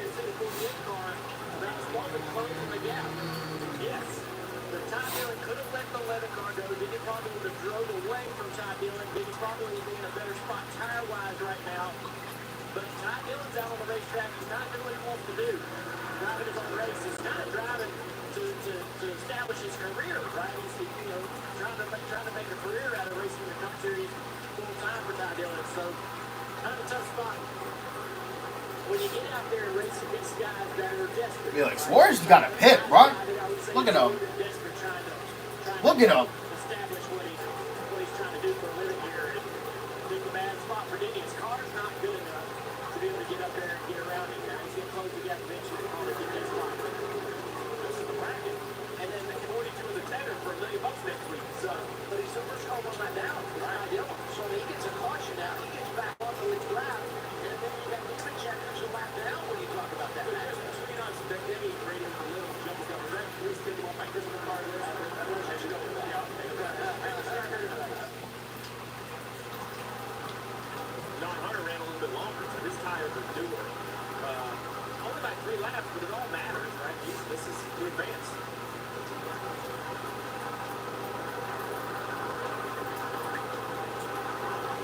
replay. Carson Hocevar having the ball. Ran it long, left some laps, definitely on the pit lane. And now this. He's trying to get around the 20 car. He's got the pressure tires because he did come to pit road. Oh boy, got a little bit loose right there. Oh.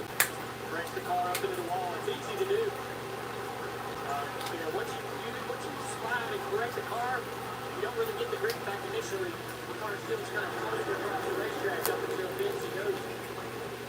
How about Allmendinger? Celebrating the early up there in the top 10. Everything seems to be going their way.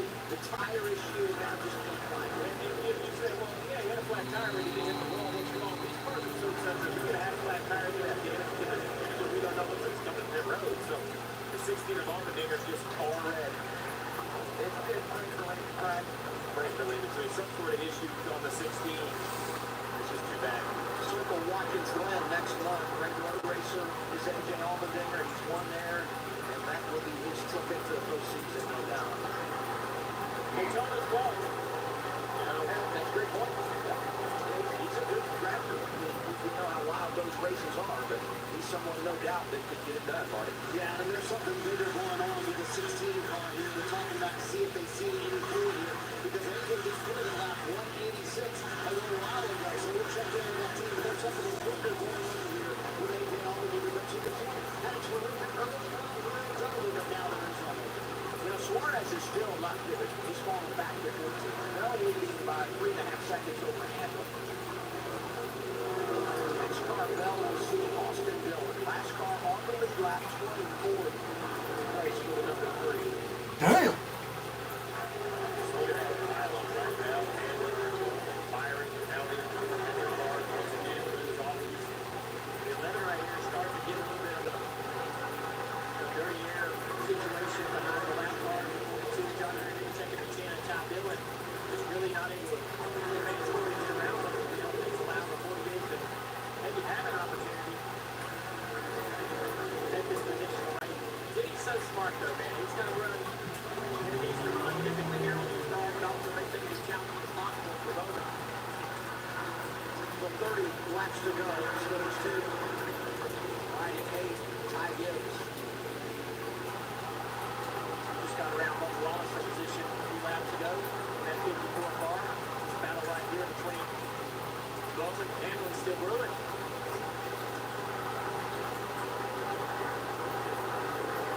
They now up the racetrack. All the 16 still having some issues. Trying to figure out everybody's way. Tough feeling.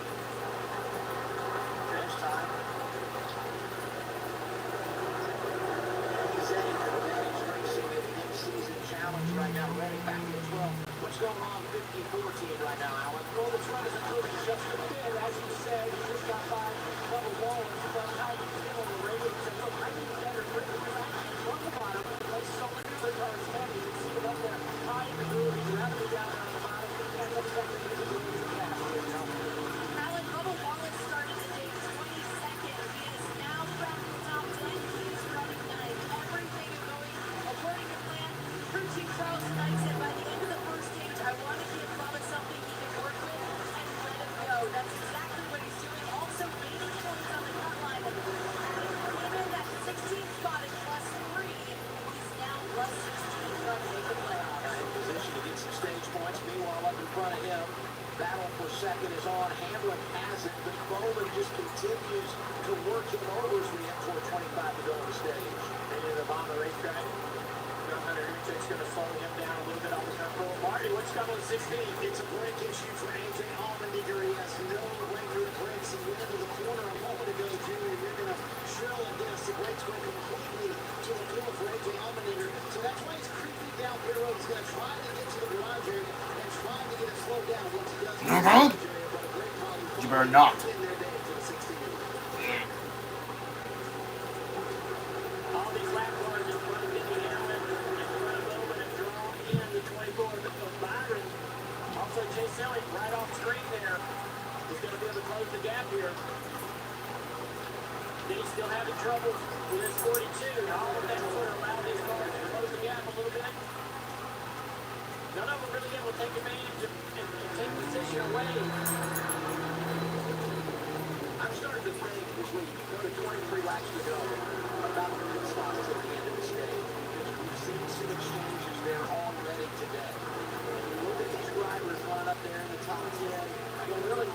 Larson on some of them have been there all day long. To give them a shot at track position for this final stage of the race, you don't know what might happen.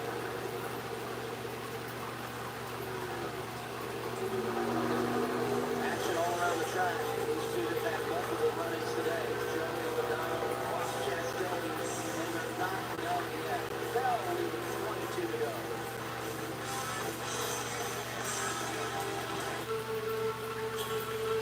You can run the perfect race. Getting out, leading the pack on the final lap. I don't care, bro.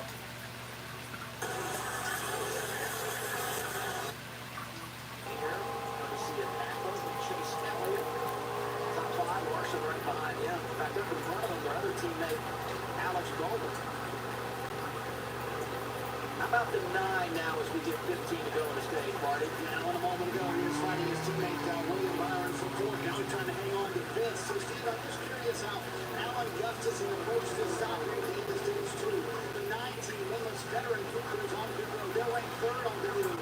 This team does not normally make mistakes. So, Steve, if you're Alan Gustafson, do you give the guys a pep talk or just let them do business as usual? Because you have one of the dominant cars today, but next time's coming up. Well, there's that one right there. 21 seasons on top of the pit box with the champion, 40 wins.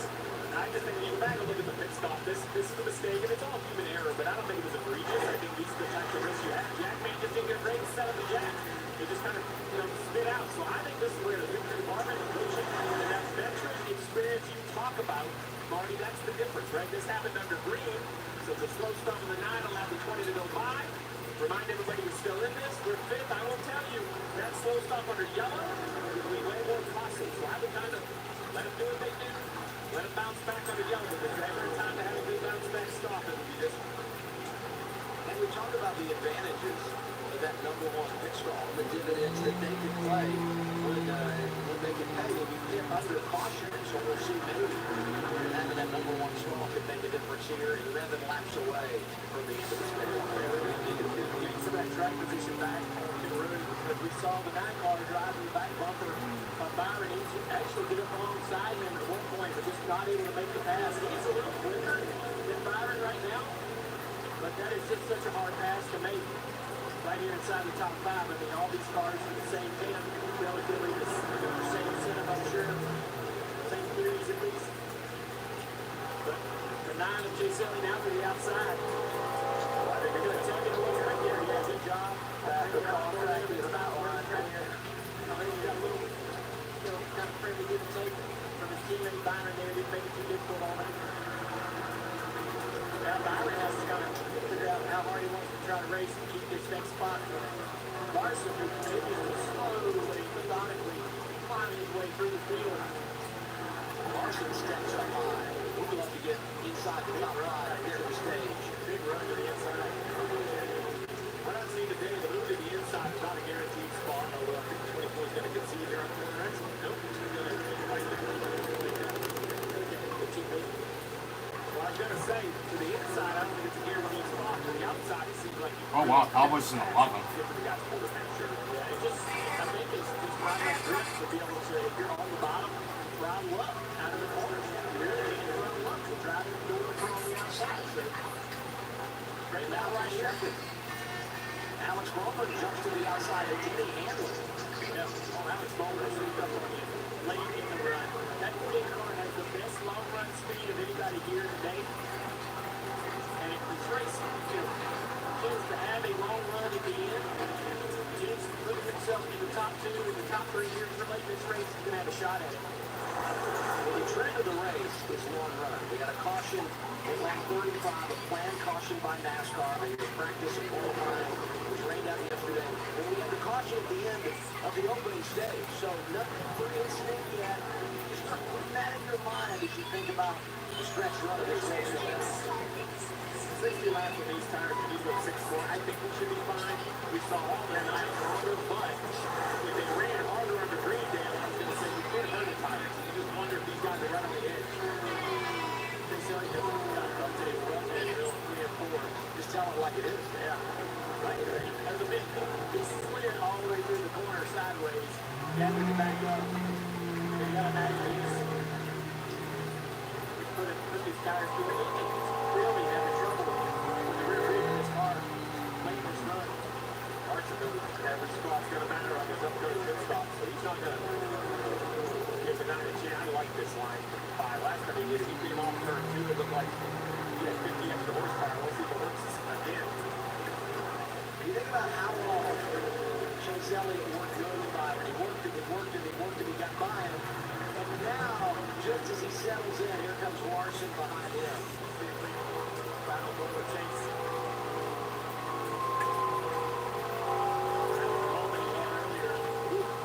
So, what he's dealing with in turn 3, and this is the only part of the racetrack that has this, is the bottom groove only entering turn 3. It's like a set of 2 railroad tracks the cars drive over. And it really feels like railroad tracks.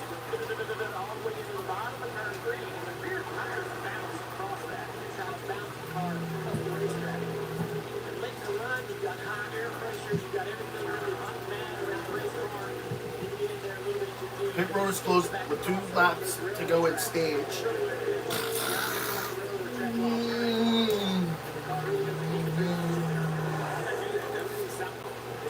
One to go. So much about this track that feels that way. One more lap in the stage.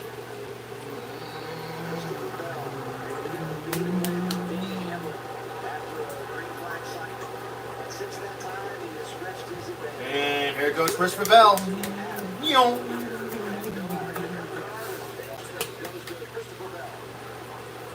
Second stage win of the year. Earlier this year on another farm track that came to Phoenix. In race number 4, Bowman second, Hamlin third. Elliott hangs on to 4th. Larson completes the top 5. Bubba Wallace ends up 10th. That's 15 wins for him. And speaking of those pit stops are next. You're watching NASCAR on TNT today. Dang. What in the living ball? Skip it. September.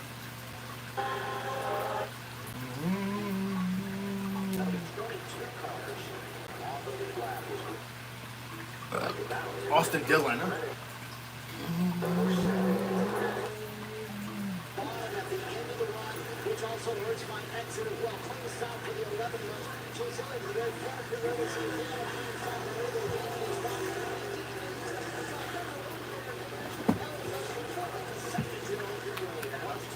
you call him Marty for Chase Elliott. He comes out behind Bell, but they make up for the miscue earlier. Yeah. Hello, Christopher Bell's leading again.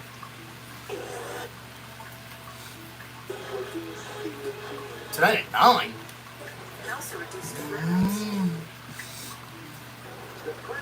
Burger King. Burger King. Burger King. Burger King. Burger King. Burger King. Burger King. Chase Elliott, what he's done today, and I'll tell you what, he's been great, but he's been hurt on this restart here. Talking about Kyle Busch as well. So I see Bell outside 9, inside. He'll take us through the rest. At what point is the outside one? In the first. Oh, look at line. Yeah, I want to go about that. Oh, look, Cowboys in the 11th again.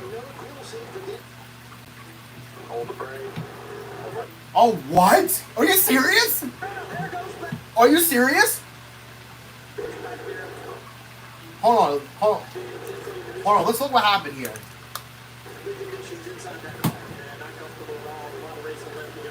Inside row 2 for the restart for him. Front row, Christopher Bell, Chase Elliott. Here they come through the Echo Park. Here they come. Look, here they come. Elliott hanging tough with that inside line.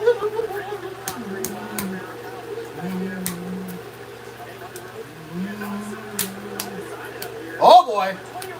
Oh boy. Oh boy. Oh boy.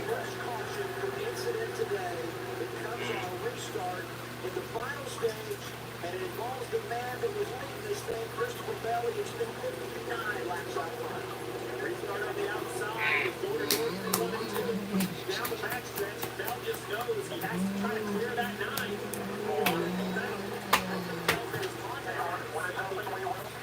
It looks like he has just 2 loops. of not backing into the wall, and then the field did a great job of not hitting him as he was broadside the middle of 3 and 4. Yikes. Wow. Take a look. How did it unfold? Coming off the turn 2. Yikes. How did it unfold right here? Side by side.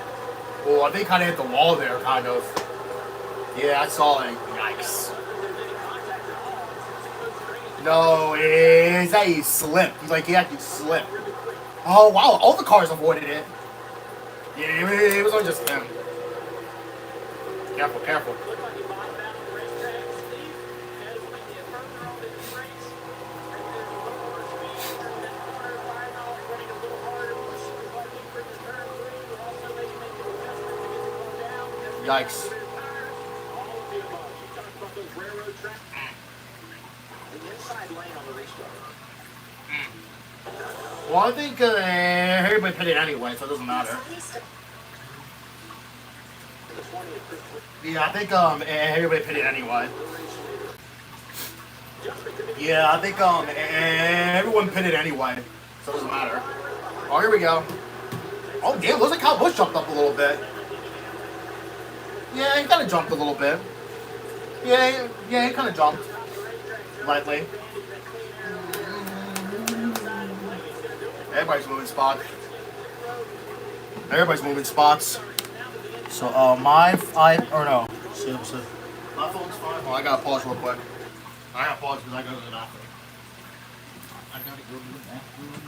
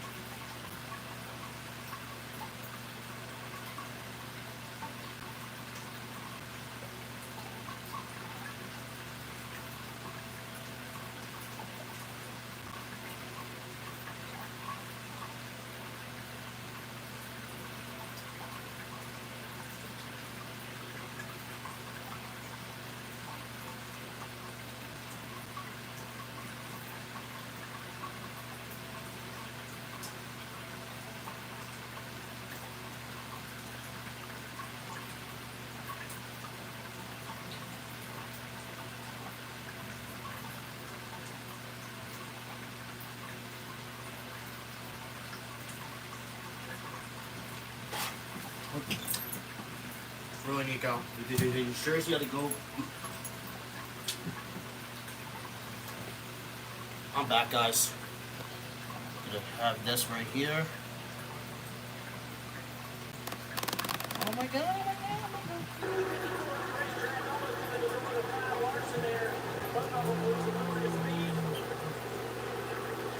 Briscoe and Byron racing for position. I thought the 19 was going to head out on the outside lane, but off the turn two, Byron ran to the spot and Blake racing behind him. Having contact with their teammates. Coughlin lost a couple more spots. He's fighting hard on the outside of Blaney right here. David Bush is really arrow tight. Now he's under attack from 22 to the 1. Everybody's just in bad air right here. Everybody runs really where they're at. Just trying to take advantage of each other. And also keep that clean air going. But we're always trying to get in line to the bottom of the racetrack. Kyle Busch going to jump to his right report panel. That's going to give him the spot. Oh, well. Neck is already made again. It's going to continue.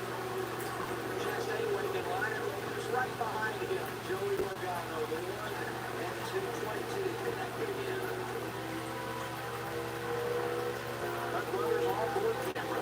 Wild ride into the corner. Oh, we got it slipped.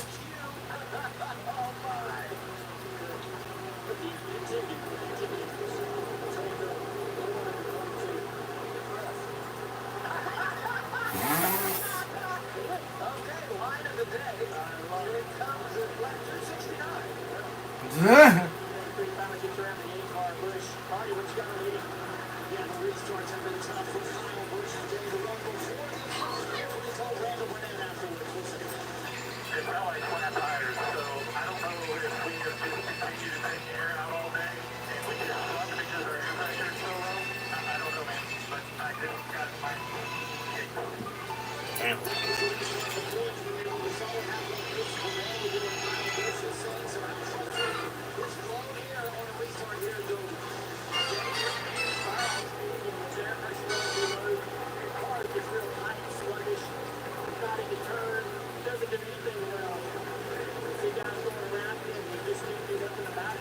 Eventually, you're hoping it takes off on the long run with that low air pressure. Final speed for comfortable for 9 to keep out and the 48 at the moment. Close to 9 to 11 and getting in when you start inside. Now you settle in 100 meters to go, knowing there's a required green flag pit stop. Just trying to manage those tires. You know, as Dale talked about, you want to fire off, but you have to get all the way to the pit stop at the best time. God damn! Running 1-2, Alex Bowman. I need you to help me translate this. He said, I think we're missing on exit, or because of the rubber, but I feel the tightness in the center. Oh, get accomplished in 11th again? I like his best place was in 4th. The center, and I feel like we're missing the speed on the exit. Like I get through the tire rubber, so like right here's the middle, and then around like here, you see how dark that patch is on the right side tire. He probably doesn't feel early in a run down. He's thinking, how is that rubber? Because that's the preferred lane, and his car is just not right there. And that's where he's lacking the speed to drive up the chain. We're trying to see if maybe this run they made the improvements on that lane car. He was losing a lot of track position on the last run.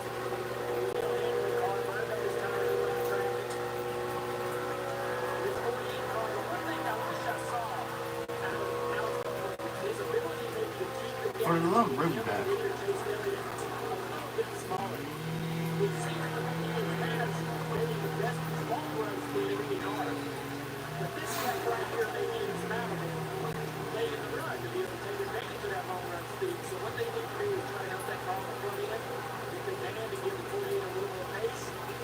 You know what I'd say about Bowman today? Starting in the 16th position, qualifying is washed out. He knows this is a good track for him.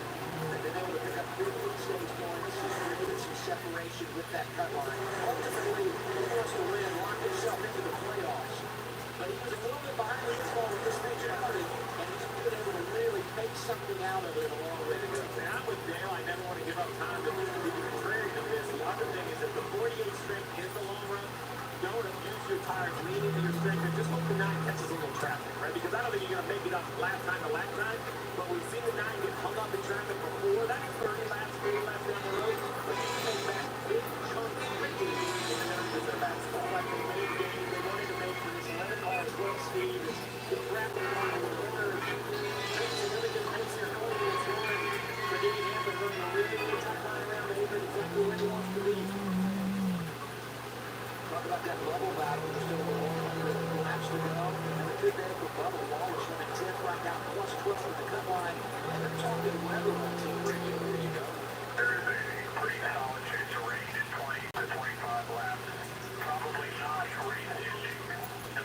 Wait, it's about to rain?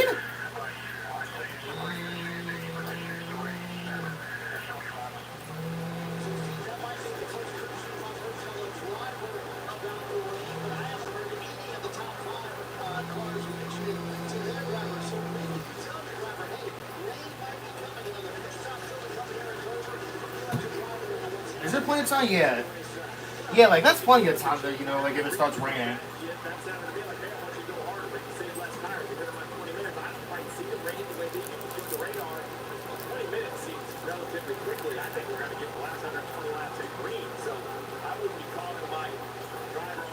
Strategy at this point. William Byron fourth as they run it on track. 3 Henry cars inside the top 4. Very strong here today in the Byron camp, Alan. They have Adam, and his teammate now is going to do it on the long run. William Byron just the opposite. He makes all his hay on the short run, coming to positions already back in the fourth. But at the end of that last run, we saw him drop 2 positions. With that car just falls off the cliff on the long run. That's something they have to worry about. Was telling me that Williams Dad Bill, not too far from here, when you talk about where he grew up, a lot of families watching William race anytime he comes to Dover. It's his teammate out front right now. Chase Ellis is running to the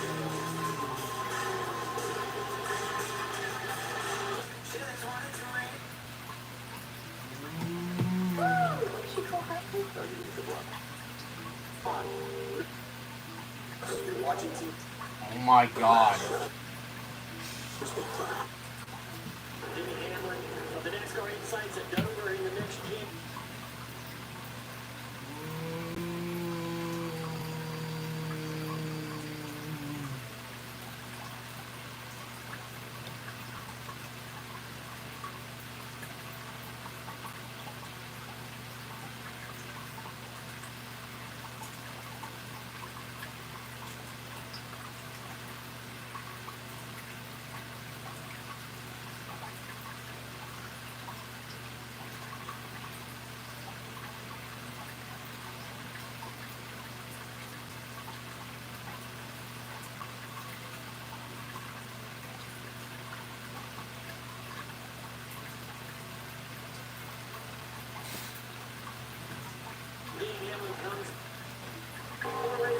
No, I'm not playing music because I'm actually live and I'm also watching NASCAR.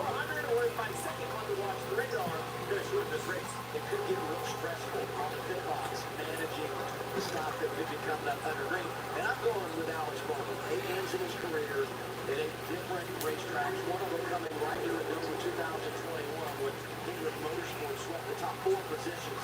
Came into today 15th on the leaderboard. He's up to 14th plus 62. He's gained 30 points to the cut line. Yes, he can go win this race, but big picture, just make sure you finish the deal, build some insurance for what will be 5 races to go to the playoffs when they're done this afternoon. Let me add in, if the rain even doesn't get here, we are now in shade. You can turn all the way around the racetrack. This is final. That will change the balance of this track. We'll see if it affects any of the leaders. Nice job today. No qualifying, started outside the top 20, drove it up to the top 10. And he hasn't gained a lot of ground once he reached that 9th, 10th position, but they've been hanging tough there all day, and that's what they've got to do for the front corner of this race. Hang right there and make sure they get a good finish because he's picked up 9 points off the cut line. I'm pretty sure you can do this on my app.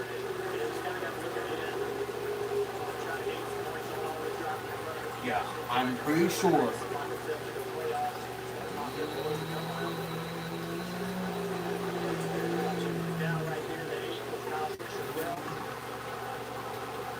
Dow's done a great job today. It really has. I mean, sitting right there in 13th place, fire. That was the first stage run a couple of weeks ago. Husqvarna drove through the field. Earlier in the race, got into the wall. He went behind the wall, worked on the car. He's back out on the racetrack in 35th. So, great run right here for the 71. Michael Dow. Look at Gregson into 4. And we shouldn't be surprised if no. What's up, Nico?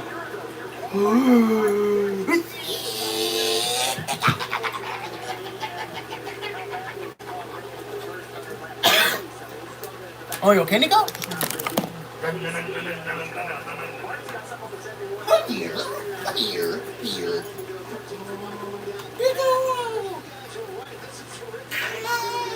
Nigga, you listen? What's all this? Let me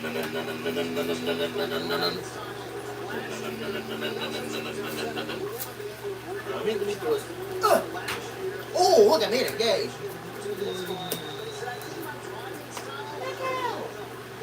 I'm hungry. I'm hangy. I'm hungry, Nico. A bear. Nico, they miss me? Oh, I miss you, Nico. I'm off today from work. Oh yeah, I forgot to tell you guys that. Well, today from work.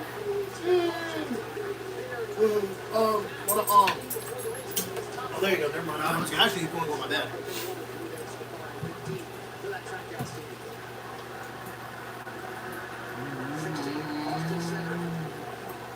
This team has struggled since he won the Talladega Super Speedway. We said that earlier. Just trying to find the sweet spot as we work our way toward the playoffs. But he's a great drafter. Got another opportunity at Daytona. Pretty good road racer as well. We'll see him as a highlight potentially in Watkins Glen next month. How about the 17 and up inside the top 20 now?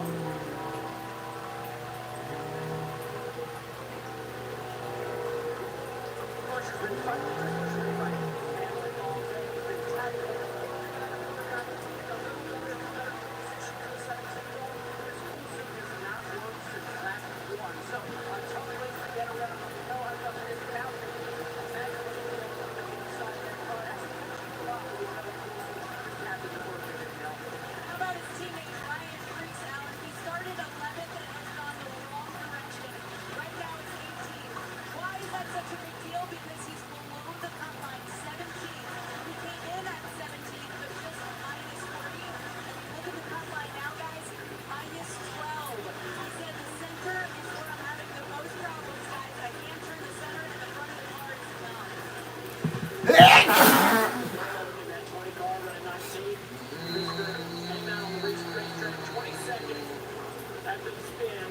Gained a few spots after the restart. Got up to 18th. He's actually kind of struggling right here to get himself back to the field with a 20 car. You have to wonder, Steve, I know that it's difficult to drive through the field, but also maybe there might be a little bit of damage to them to finish the car we are unaware of. Yeah, I mean, it's impossible to know, right? Because it is that vertical straight zone. And even if you drive 30 minutes spin currently in 20th position, hit it a little early on the green, early in the race to try to gain some track position running inside the top 20. A couple of front row drivers flashing yesterday. What are you doing?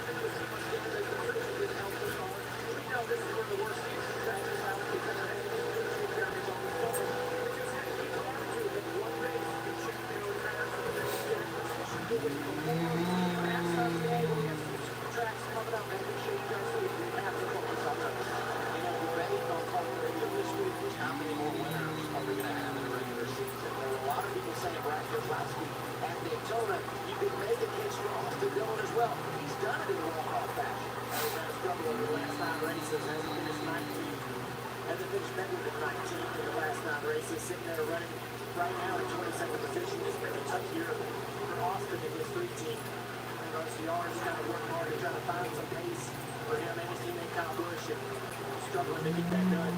Behind them, the 7 of Justin Daly, another of those Spire Motorsports entries. You see a lot of speed out of the 71, the 70, 77. Had a little bit of a bumpy year. Remember, he did win the Daytona 161 starts ago. He was looking at that same sort of lightning, literally, because it was a lightning delay, a rain delay that ended up having a victory lane. He's trying to just, hang around and improve like his teammate behind him with 42. In-season challenge matchup. John Hunter checks in the free pass position, so y'all will really change up this matchup. He's only a couple spots in front of Ty Dillon. He's got about 58 years in car wins over the 21 of Josh Berry for that free pass. Had that drama late last week in Sonoma when you talk about the bracket and when you see where these drivers Oh, wow. today with 90 to go into that pole and Hey, look at Ty Gibbs. they have $1 million on the line for those who advance next weekend. Indianapolis Motor Speedway. 21 to Josh Berry. Good.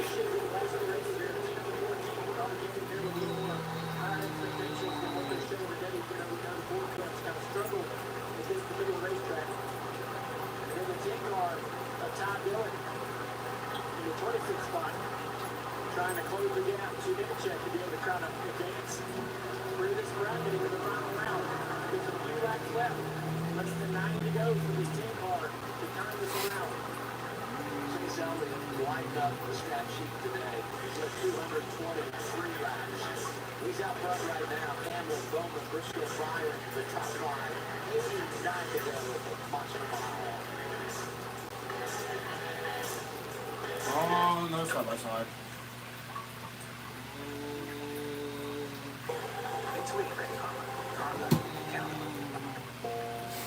On WhatsApp, your personal messages.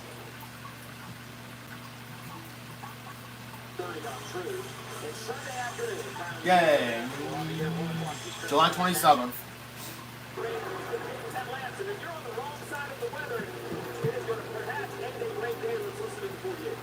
Still green, they're looking for rain just around the track. I think it's might drop somewhere, but they're going to here. Such a tough decision because when you look at the rainfall that we just showed you, it's literally 2 miles off, but it may just go just north of us. Probably. Who knows? If the rain doesn't come, you're golden. But if you stay out hoping for it, we saw how much time that Hamlin got just by coming one lap earlier. So it could change the entire running order. It is a tough position for Alan Dunston to be in. Now you add on top of that, the Denny Hamlin is running into the nines, leading. He has to down hundreds of seconds. We've done about the difference of 15 minutes. If we're 15 minutes further into this race, everybody's going to make their pit stop, and you're never worried about the rain, right? But because it is where it is, and the question marks with it, Question mark? pressure all the restrictions are here. I know we're not doing anything. How much? You see the 20 car right here in front of me? Christopher Bell's starting to make a little bit of time, starting to finally be able to drive by some cars. While that's happening, Kyle Busch is here. Split back. There's the opportunity. The issue right there with the 60. Looks like he'll go with another spot there. Ryan Reese, so here's the 17. So this is 8-car lead speed right now. Losing spots as we go. Marty, what you got? Listen, it's directly loose on entry in the corner after such Thomas in front of the lane. Kyle Busch in front of his trouble here. The ambulance, football coming down the road. Chase Briscoe. There's your answer, Steve. 76 to go. He's going to I think he's going to pin. small, making the call to bring Chase Briscoe down the road. So, what do you do? If you're Alan Dunston leading right now, follow what James Small does, or do you trust the way on his head? Rain might come. I'm not going to come to pit road and give up the lead. They're all coming, Marty. It's been made. Larson's on pit road. The 24 on pit road. You see at the top of your screen. You see the 19 on pit road. I don't think Chase Elliott has any option but to chase these guys on the pit road now. Kyle Larson is really firing. Yeah. See, look, I think, Kyle Busch does pit. That makes sense because God pit if it rains.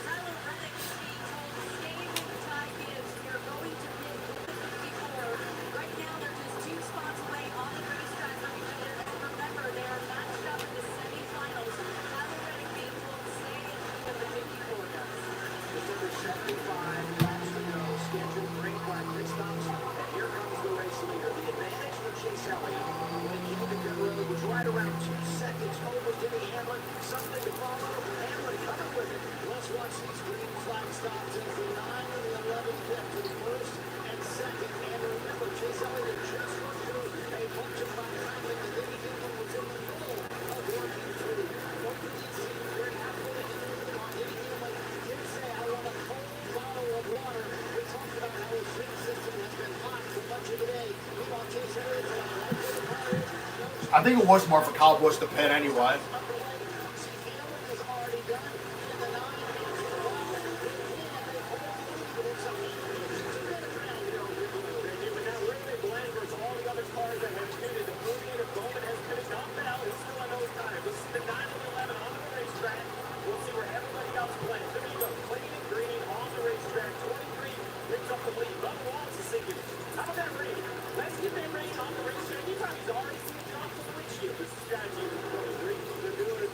Down there on the 20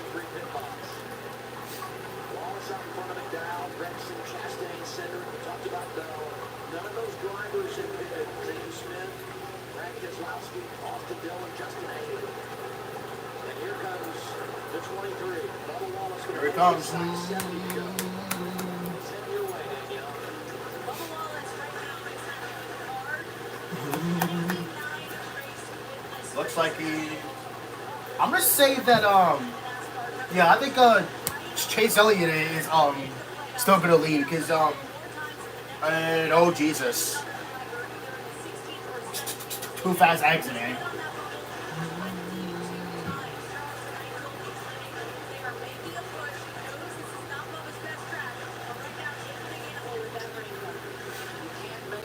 And another penalty.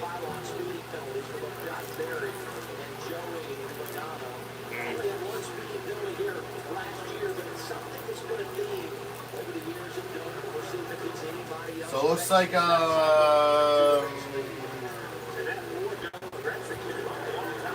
to go.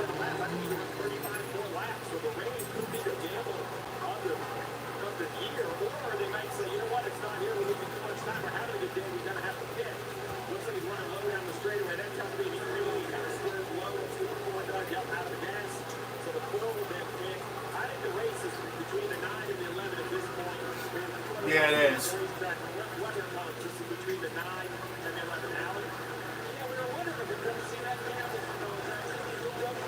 It's like Kyle Busch could move up very slightly. Zane Smith's spinning too.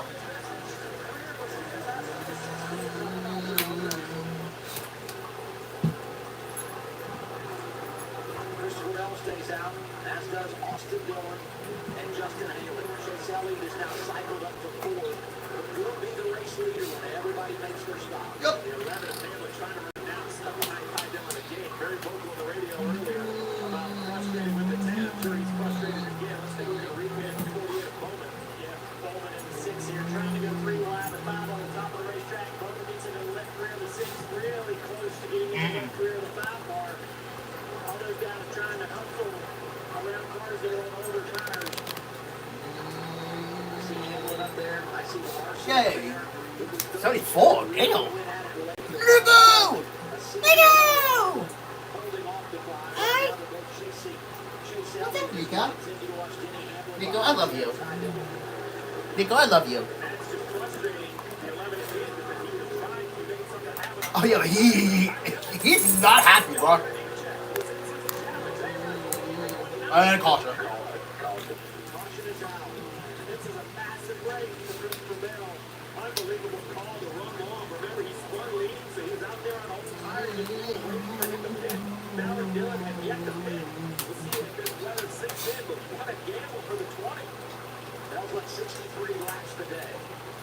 But it has to spin on the restart to begin the final stage. Fell back outside the top 20. And really, they got a lot of ground. Knocking on the door, maybe in the top 15. But they run it long here. He gets some rain, and now he's in position Yep. to do some damage. The other very I think he should have hit it though, but he didn't. I mean, it's kind of fair though. There's only like 8 cars. Well, all right then. Those are gonna go to pit road, I think. Now the first car 1 lap down. All right. They get Byron. Well, at least the rest of them pitted though. The rest of them did. The rest of them did. Yup, there he goes. There goes Christopher Bell. He said, I need to be freed up a little bit. That's all Christopher Bell said. They are now basically 6 cars on the lap. What is it? iPhone 16? No, I thought it was. I was doing the races. Oh, here we go.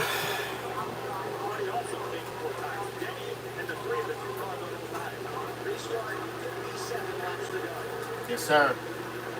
There goes the sun again a little bit.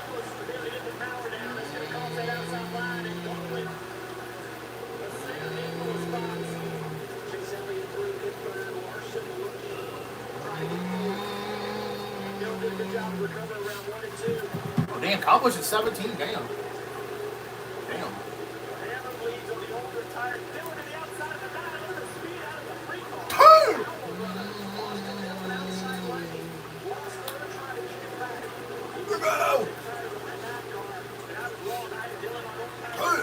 And look at, oh damn, poor Kyle Busch. Damn, he's in 11th?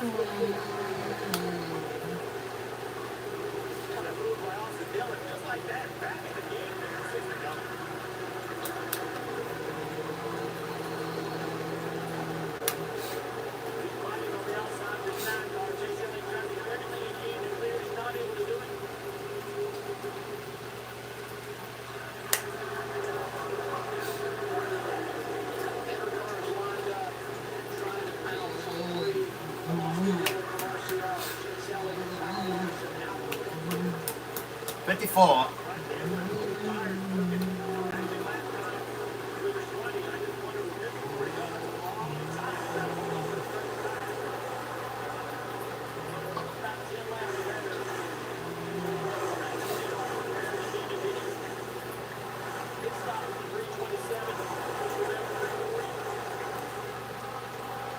I think about the spin for Christopher Bell, and they never properly run it all. If they have the track position, What's up, Nico?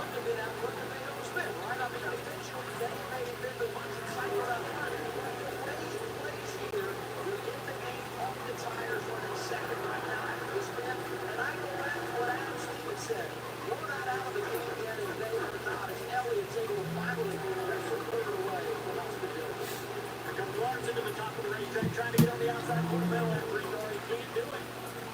Down the back straightaway. Off the Dillon to the bottom of the racetrack. Larson backs up the entry, trying to power up on corner exit.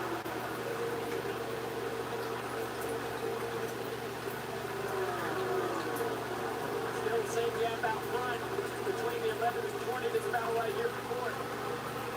That last lap, though, Bell was faster than him the first time, down to half a second.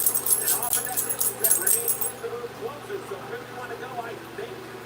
How about that? I am not going to play that game. Okay. I sat here for the Xfinity race last year, and I saw the green, and I'm like, it's raining by the radar, but it's not at the racetrack. So I am retired from trying to predict the weather. A year ago, in Everett, Darryl Walker made it win. I don't know if it's different, but we got the bell.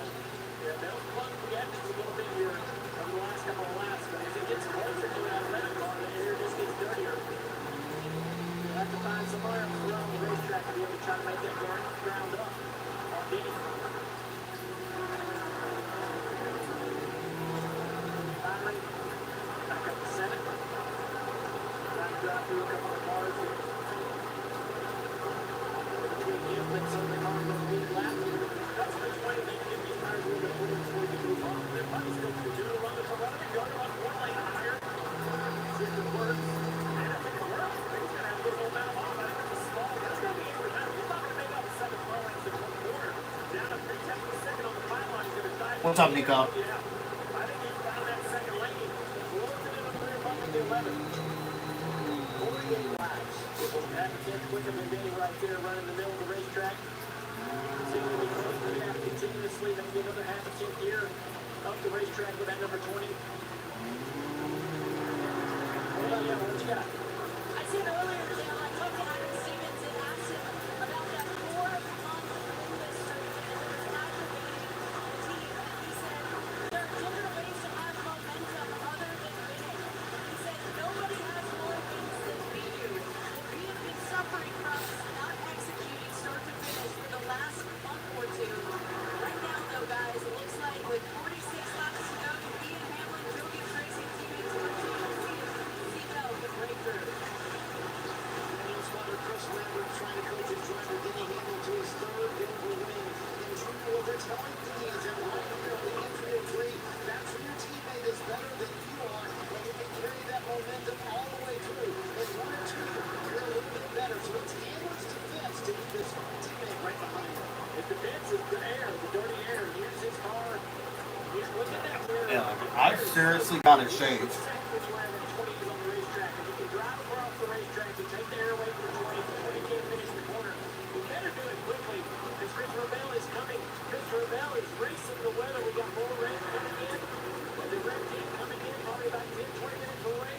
The 20 car has to act now. You can't believe that this race is going to go 43 laps.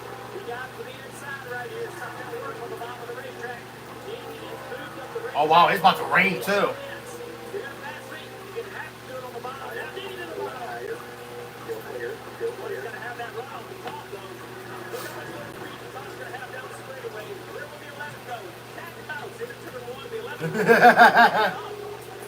many times have you seen it today?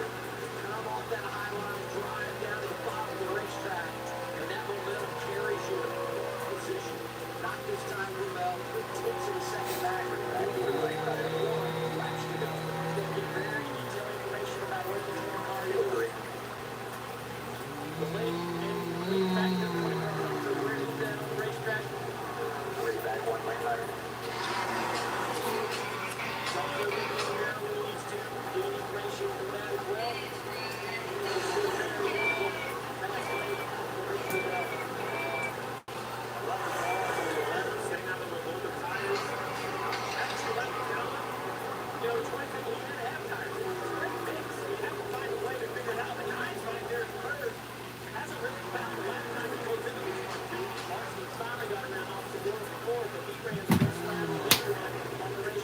Yeah, it's like about to rain. It's getting ugly right now.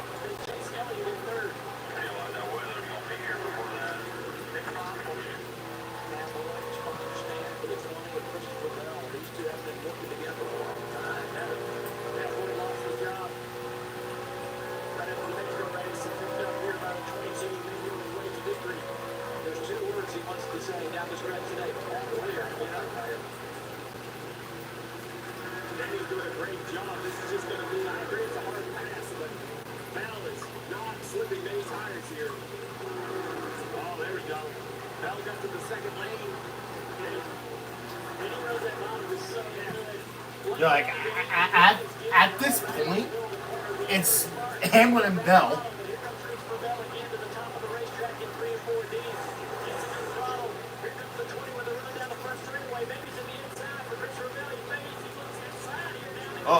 Here he goes. Here we go. Yoink. It's close, neck and neck right here.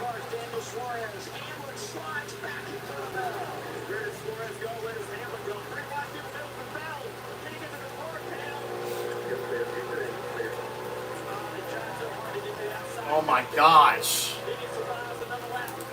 He does, but barely right now. Look at this. Look at this. It's close. He's getting closer. Oh yeah, it's about to rain. Yeah, it looks ugly.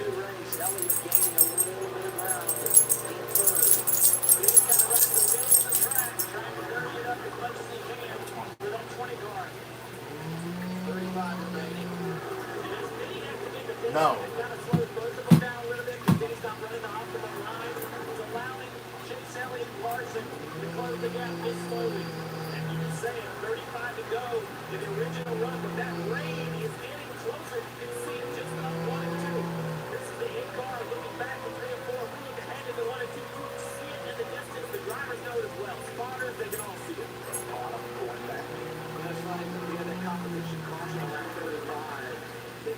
Such a short stint to begin the race. 34 to go. This feels like an eternity as these two go at it and try to find their way to the race lead with Christopher Bell. Really neat though. He's trying to make that run off the top of the racetrack, and he's just not able to do it. Move. Every time he gets into the corner, it looks like Full. this is an opportunity. He's going to be able to put the run together, but then he does such a good job to the middle of the corner. Go sit on your bed. Or, well, that works too, I guess. That works too, I guess. Look at Danny Hamlin.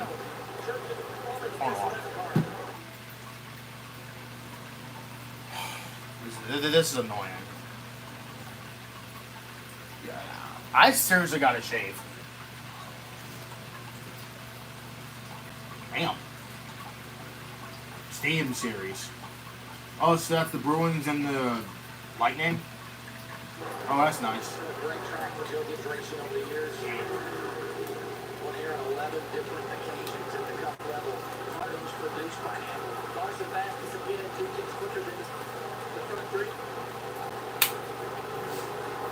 Bell's tire is getting warmer and sliding around more and more in the dirty air. Now he's starting to lose a little bit. Maybe backing off and cool these things down. Stuck noise.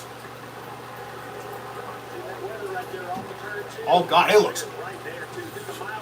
Yikes! It is ugly. It looks ugly. He said the 9 slowly inching in, so it's at the 5. James, I think the 10 now, comfortable that he has, he has the 20 beat. Yeah, he does.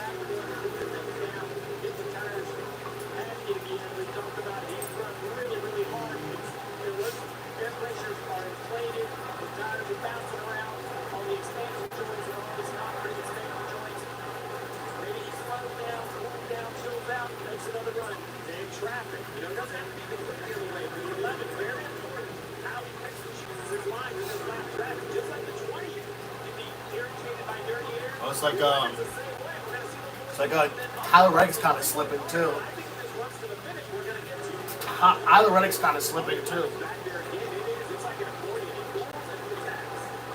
First lap vehicle we'll see here, 44 J.J. Yeley. As we watch these guys racing from the lead the race within the race in-season challenge, you see it in the pylon. Reddick leads by a couple of spots, and Dillon and Nemechek continue to go at it. They are both a lap down. That last time by, Chase Elliott just a tick quicker. Larson, Hamlin, realized the same lap time. Hamlin ranked the top of the 28th round on the bottom.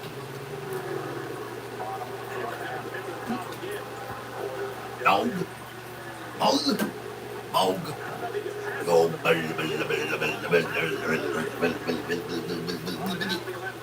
Hi.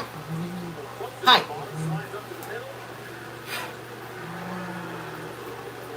One thing I think you don't want if you're Denny Hamlin is to let the 20 guard on the right rear quarter pedal, because then you're definitely beat off the corner. If you can't do it, just do it in track up Jimmy right here, right? Top falling behind, struggling to make up that ground. If the it's close enough, you definitely take the top of the racetrack, pull that 20 to the bottom. But then the 20 won't be able to finish the corner. Won't be able to make the pass. 25 to go. Also, I think you have to think about how these guys are teammates too. So there's going to be a little bit of a lot more respect than we might see competitors hit each other when they do that. Because they eventually do it side by side back. But that's their cars are going to be very similar. One is smaller than the other.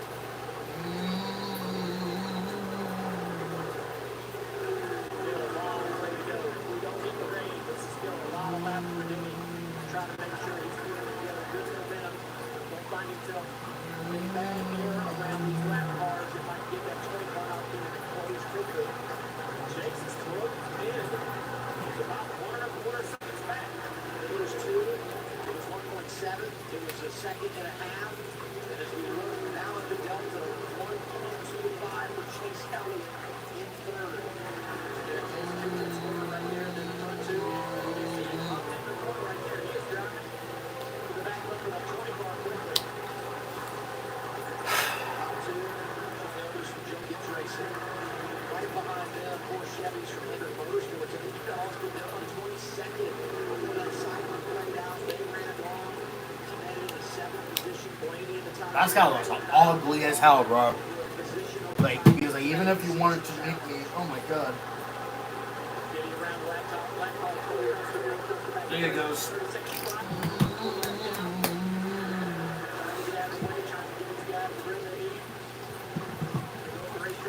I think Danny Ham was probably going to win this. Very likely. Oh, PayPal. No. No PayPal. Another lap right there. Larson 2 ticks quicker than the front 3. Larson's close again for back in the snack bar. You see here in the double box. This is the Larson we know. Kind of wonder where he's been the last few weeks. This is the 5 ball with this raw speed. Cut guys down at the end of the race. He has turned into a little average. For him, over the last 6 or 8 weeks, Oh yeah, this is plenty of time. Jesus Christ. exit for the 9 car. It's going to cost him a little speed. The 5 going to close the gap a little bit. Still about a similar gap between the 20 and the leader. Getting Hamlin on the left. Now, the same issue for the 9 is all the same issue for the 5. Driving up off the corner underneath the 9 car. You can't really finish the gas. Arby's. Arby's, we have the meat. I think this is basically the two battles for the remainder of the race. I don't think the 9 or the 5 will find their way into the battle for the lead. The 9 sort of plateaued here. I think the 5 could be get by the 9, but he has to do it quick. Rain leads engineer. The 9's kind of fell into lap 9 similar to the leaders. No longer closing that gap. Mentioned that the older tires of the 11 shut off a little quicker, right? 10 laps older. They haven't seemed to be worse, but is there a second wave of fall off to these older tires? Oh, there's a caution. What happened? Oh. So now the question is, because that weather is not here yet, this isn't a caution for weather. NASCAR is going to shift the track and open your road. This will turn into a pit cycle. So now with 50 laps of the tires, what do you do? Because with all the win rounds there are, let's check the score, 21 cars will lead lap. I am so thankful under the TV booth that not a lot of red box. Because now you're questioning, no weather is a whole different conversation. Now, did you have to pit, I don't know, 50 laps tires to hold on, come the right side, fix ground transmission. But, I don't know. They'll agree, and then I think whatever. The AMR safety team is there. Oh gosh, what happened? Let's get another update on Bell. Here's Danielle. I'm gonna go. You heard on the radio. We've made our bed. This is what. It's 5:30 right now on the East Coast. Daylight doesn't get here till after 8 o'clock. I think this is fair because if this goes into commercial break, I'll just pause it. Oh God! And yup, they're gonna go pit road. That could be. That looks ugly, bro. Well, it's commercial because it is about to storm up there. Oh yeah. By the way, this was from yesterday. By the way, it looks ugly too. Reminds me of yesterday from here too. You know, because like it looked pretty ugly.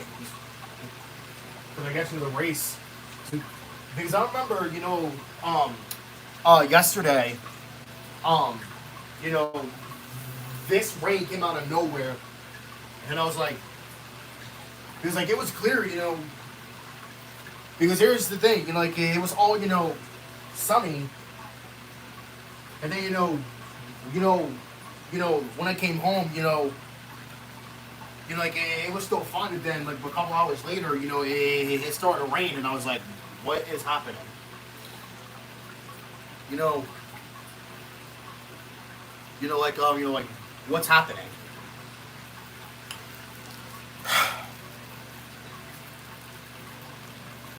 It was like, we're going to commercial break, doing something.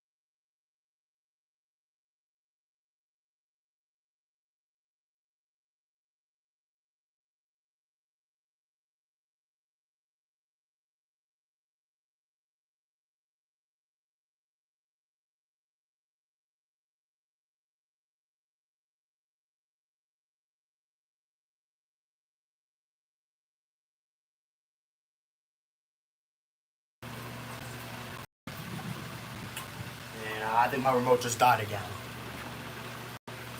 My remote just done died again.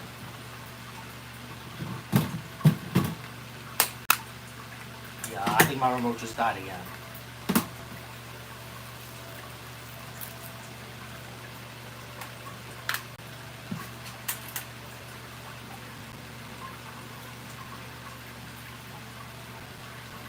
Batteries.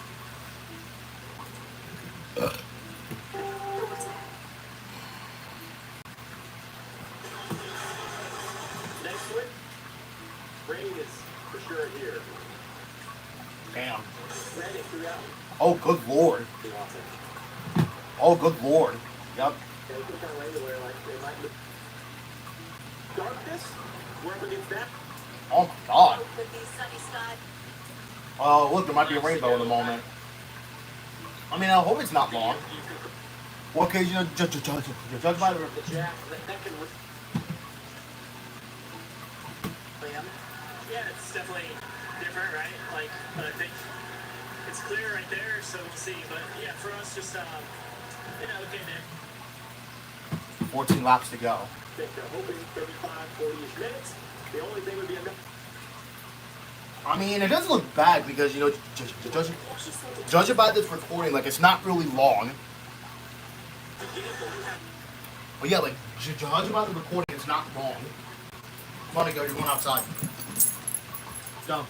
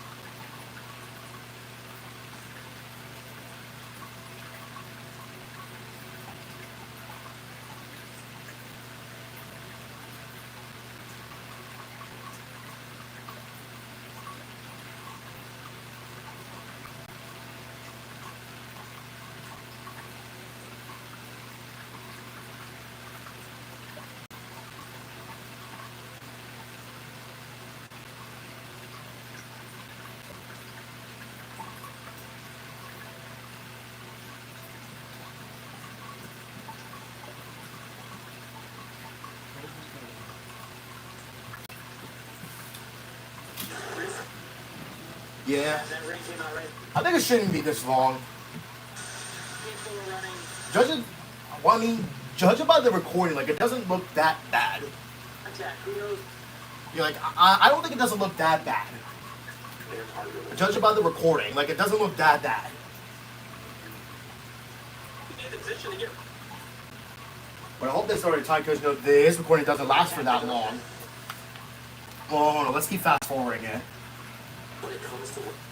Let's keep fast forwarding it. Yeah, that would be Steve. Well, I mean, here's the thing, because there's only 14 laps to go. I mean, that's not The long. winner? Yeah, look, there's only just 14 laps to go. That's not that long. See, look, they went back to yellow. Boom. Right there, boom. Lane, so Hamlin. So look, they went back to yellow. That I don't know that I. As long as it's not, like... Because look, now it went back to yellow.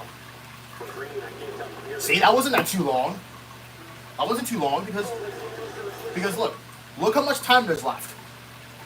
Like, yeah, that's like 30, what do I say, right here, and boom, right here. That's like 36 minutes. Yeah, but this race can be done anyway. Yeah, like this race can be done anyway, so it doesn't matter. 10 laps to go. Start with 8 laps. 8. All right. All right. Yes, so they're restarting 8 laps. All right. All right, here we go. All right, here we go. Let's go. Let's do it.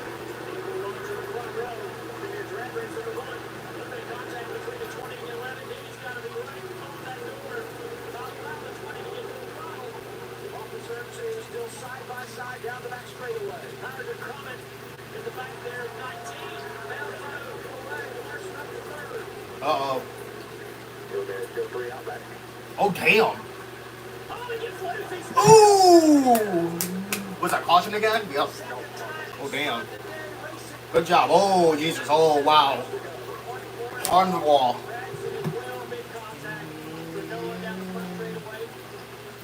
for they'll drive away.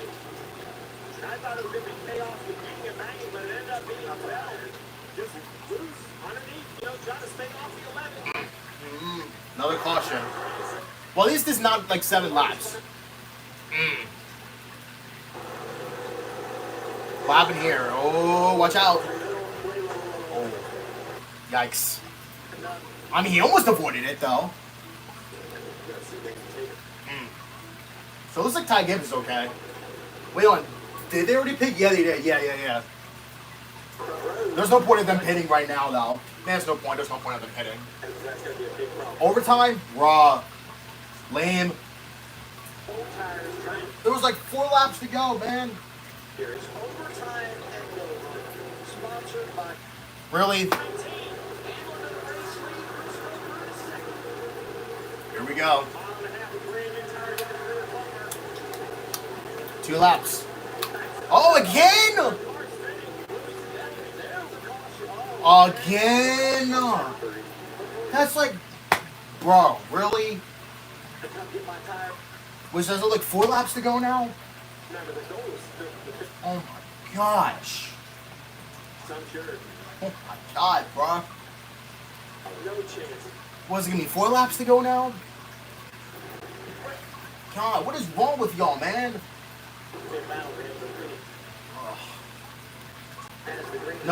No, 3. Alright, here we go.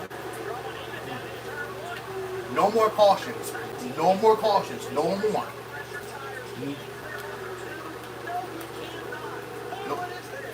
No more cautions. No more. Here we go. One more. One more lap. One more. Just one more. Just one more. Just one. One more. And it looks like Ty Gibbs is going to win this one, too. Well, like, not the race, but, you know, the in-season challenge. And here we go. And Denny Hamlin's going to win.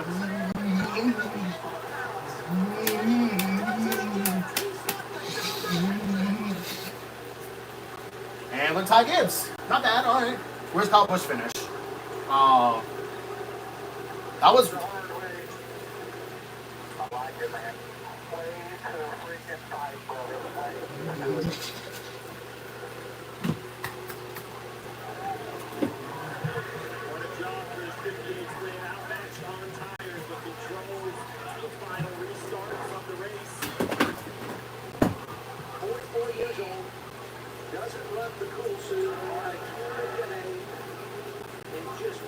Up at the end of this race to hold him off for his 4th win of the year. That's the best in the series. And now we talk in-season challenge. It'll be Ty Gibbs and Ty Dillon going ahead next weekend in Indianapolis for $1 million.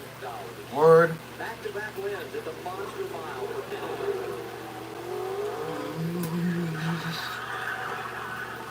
Are they going to be Boost half cheering again? Joe Gibbs Racing has now won here 12 times. Let's find out.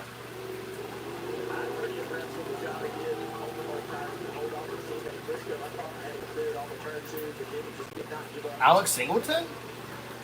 He was close. Then when they came over, I'm like, he's so close to screwing it up. And then he said, no, sir. Then he played the needle on for staying the wide open ball and clear with the front stretch. Back-to-back runner-up finishes for Briscoe. And he heads home. Yep.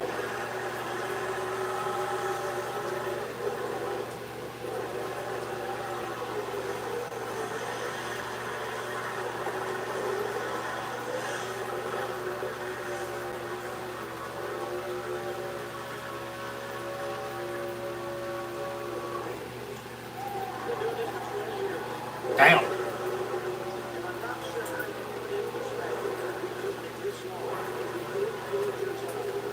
He's 44?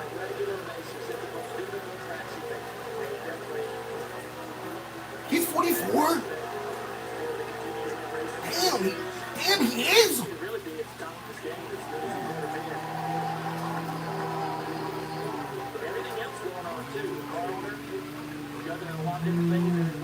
Brandon Bonner, that's right.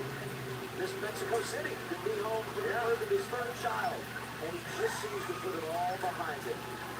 Denny Hamlin has punched Miles the Monster right in the nose, Denny. Barty? Adam, you mentioned it, no slowing down to this 44-year-old with win number 4 of 2025. We'll see how the Dover fans react. Win number 58, 2 away from Kevin Harvick and his goal of 60, which Denny Hamlin has stated the crew here to celebrate. Here at Dover Motor Speedway. Sound like there's half cheering, half booing again. Sound like there's half. Yeah, I think half and half. He's going to go grab the checkered flag. He grabbed the flag. Go ahead and celebrate with the fans, didn't he? I like the flag. No boos today. It's pretty impressive. I thought there were boos. Why was this one hard? Well, you know, things were going pretty well there before the rain, and then obviously had to endure a few restarts there. But yeah, September 2013 and June 2014. No doubt about it. But this whole Progressive Toyota team just did amazing. The whole, you know, Shady Rays, Jordan Grant, Coca-Cola, this whole team, Sports Club's just done an amazing job.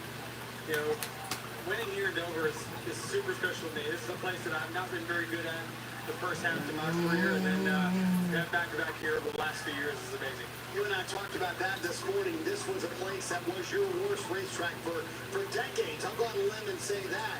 Is there any racetrack you worked harder on to get better at than Dover? Well, I just studied some of the greats here. You know, I was very fortunate to have Martin Truex as a teammate. Jimmy Johnson, watching him win 10 times here. You learn from the greats, and you change your game to match it, and you have success like this. You put the number out there that 60 is what you wanted at some point in your career. You might get it this year the way things are going. Is that still the goal, or is there even further to go on that? I can see a little white in his beard too. That means that, yeah, he's old. He's 44? Hello. Chase Briscoe, it's always hard to be on the other end of that duel. You had the fresher tires, you had the shot. What made the difference in the end? I don't know. I thought I did everything I needed to. I thought I had him there for a second. I wish the Camry, the back was about 3 inches shorter. I was so close to clearing him. I just couldn't do it. Obviously, racing a teammate, I wanted to make sure at least a JGR car won. So, yeah, it was honestly a great day. You know, we weren't probably a second-place race car. We were a 5th to 10th car. So, yeah, glad that we were able to kind of make a good finish out of it. But, yeah, we'd love to obviously get our Bass Pro Shots Toyota victory lane. I thought we were close. I mean, I was 2-3 inches short. I thought of clearing him. So, yeah, just Denny did a really good job. They were really good all day. Just, once again, I can't thank the coach, Toyota, Johnny Morris, JP Morris, everybody enough to let me drive this race car. It's a dream come true. It's fun going to the racetrack every week on Sunday and having a shot to win. So, yeah, looking forward to going home next week. Your team gave you that opportunity to put you on offense. You come through all those cars. What was that like, knowing what you had to do out there? Yeah, I mean, definitely it's nice to be on offense. It's good when you're in one of the first 2 cars. You know, I honestly kind of got a gift when Tyler took the bottom on that initial restart. Let's see. Took the top. Let's see. Oh, yeah. I tell you, he actually slipped a little bit. Look at that. He was close, though. He was like, whoa. Yeah, I got really loose. You know, I saw Christopher spin out underneath him, and that's the same thing I did. I was all but spinning out. So, yeah, I thought Denny did everything fine, and obviously, just wish I would have been on the other end of it. Chase Briscoe's close, but second place today.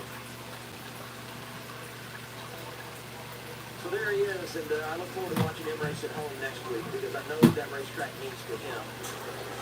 His hero winning it Is Scott Franski back? Let's find out. 15 years. My God.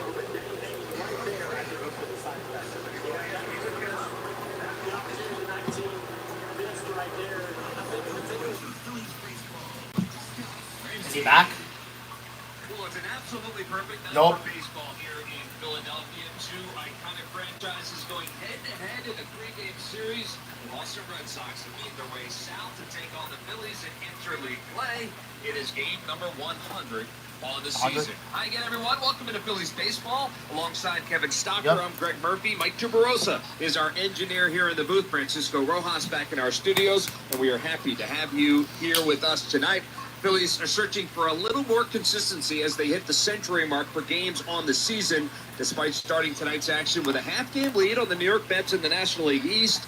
The Phillies are just 20-21 in their last 41 games played, a mark that certainly will need to improve as they move through the final 9 weeks of the regular season. Phillies lost 2 of 3 to the Angels from the AL West over the weekend, but now they turn their focus to the AL East with the Red Sox and Yankees, the next 2 teams on the schedule. The Red Sox, they come to town playing some pretty good baseball. Now, they lost 2 of 3 to the Cubs at Wrigley this weekend, but they have won 14 of their last 17 games. They sit just 5 games out of the lead in the American League East, but a game and a half up in the final wild card spot in the American League. The Phillies, they're going to hand the baseball to their ace tonight. Zach Wheeler will make his first start after the break. The Phillies All-Star is 9-3 with a 2.63 ERA. In 19 starts, he last pitched 9 days ago in San Diego. Now for the Red Sox, it will be Walker Buehler, right-hander, just 6-6 with a 6.12 ERA in 16 starts for Boston this year. The former Dodger has struggled of late. His ERA in his last 7 games, 8.62. Lineup cards are being exchanged at home plate right now. We'll have those lineups and the first pitch for you coming up on the other side. Interleague baseball tonight, and we'll have it for you next right here on the Phillies Radio Network. Oh, the game 100, yay. Penalty takes the groove away. He just, takes the lane away. Doesn't give the drive on the outside much of a choice. But since his teammates right there in contact, if he can move and make contact, but pretty solid job by Didi. Really pushed off. Better tires. I mean, 40 lap better tires, 50 lap better tires when that 19 on the right side. I really didn't think that Didi was going to be able to make that happen. I thought he was in trouble with the 19 and all the way to the front row. I just thought the new tires. Go to Delaware. But another great launch. Larson, I'm going to have to say that felt a little bit more like the 5 they knew. He had some speed and gives advance to the top 5. And let's not forget, too, great job of Larson for sharing the driver and have speed. But Chase Elliott dominated. I'm surprised he's 44 years old. He's 44.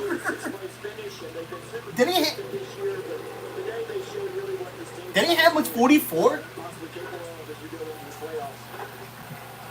if you look at what Chase has done in the last month, 6 weeks, really strong things ahead, no doubt. And Bubba Wallace as well with a 7th place finish. It's the end, yup. Yep. Denny Hamlin wins. Yes, he does. You know what's crazy, guys? I thought that I was gonna hear like half booing, half cheering. When he won. When he wins. But damn it, surprisingly enough, I did not. Because it feels weird because, normally when Denny Hamlin wins, there's just, just boos, you know what I'm saying? Well, because I guess they know that they hate him. I kind of do too, though. 81. Why not? 83. 86. 3 knots. 84. The wind was northeast at 6 knots. 6 knots. Rapid and declining. Winds were north, 7 knots. 7 knots. Yorktown Coast Guard Station. Air temperature was 83. 83. Water temperature 84. 84. The wind was northeast at 7 knots. 7 knots. Chippewa Peak. Water temperature 81. 81. The wind was east at 9 knots. 9 knots. And in total Newport News, air temperature was 83. 83. The wind was east at 3 knots. 3 knots. South Rainy Island, air temperature was 82. 82. The wind was east at 4 knots. Cape Henry, air temperature was 78. 78. The wind was northeast at 13 knots. 13 knots. Brandywine Shoal Lake, Delaware, winds were west, 5 knots. 5 knots. Air temperature 81. 81. Seven Island City, air temperature was 78. 78. Wave height 2 feet. 2 feet. Wave area 14. Damn! The wind was east at 4 knots. 4 knots. Time of game. He is their left fielder. Alex Bregman at third base will bat second. Roman Anthony, DH, will bat third. And Trevor Story, their shortstop, will bat fourth. Wheeler Abreu in right field will bat fifth. Cedon Rafaela in center field will bat sixth. It's Marcelo Meyer at second base batting seventh. Carlos Narvaez will do the catching at bat eighth. Batting ninth and doing that playing first base tonight will be Abraham Turo. And of course on the mound for the Phillies, it'll be their ace, Zach Wheeler, 9-3 with a 2.36 ERA. Hey Murph, let me tell you about Wheeler. There's such a starting pitcher scouting report on Zach. 9-3 this year. Look, he's had some time off. I think it's, if I did the math right, you have to help me, Greg, here. I think it's been 9 days since the last start, but I think he was looking forward to it. He's been very consistent this year. Everything has been good, but it's all thrown off the four-seam fastball. He throws at just about 42% of the time. That pitch has been unbelievable. This is brought to you by Septa. Septa is the Philly way to go. Well, Wheeler is ready to go. Duran steps in, and the first pitch is a little bit outside for a ball. It's 1-0 to Jarren Duran as we start right on time at 6:45 tonight.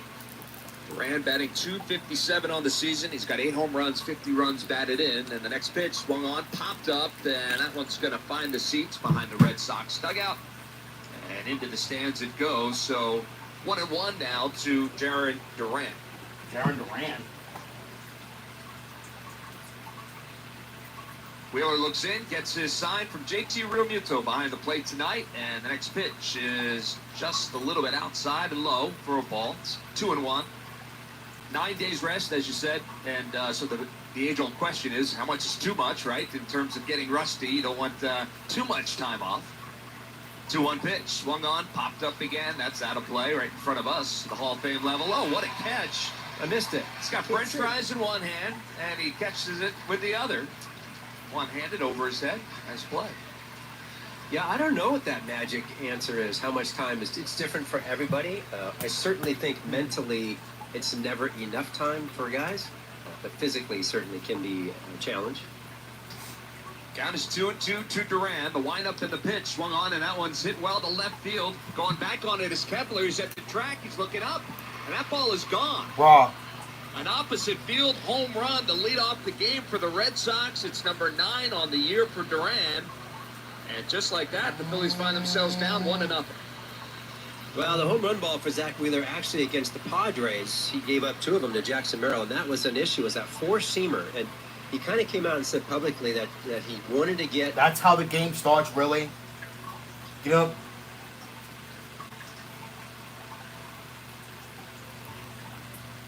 Was that another fastball that he threw? Probably. A little bit low and inside for a ball. 1-0 to Bregman. He's having an outstanding season, an all-star for the Red Sox, batting .294.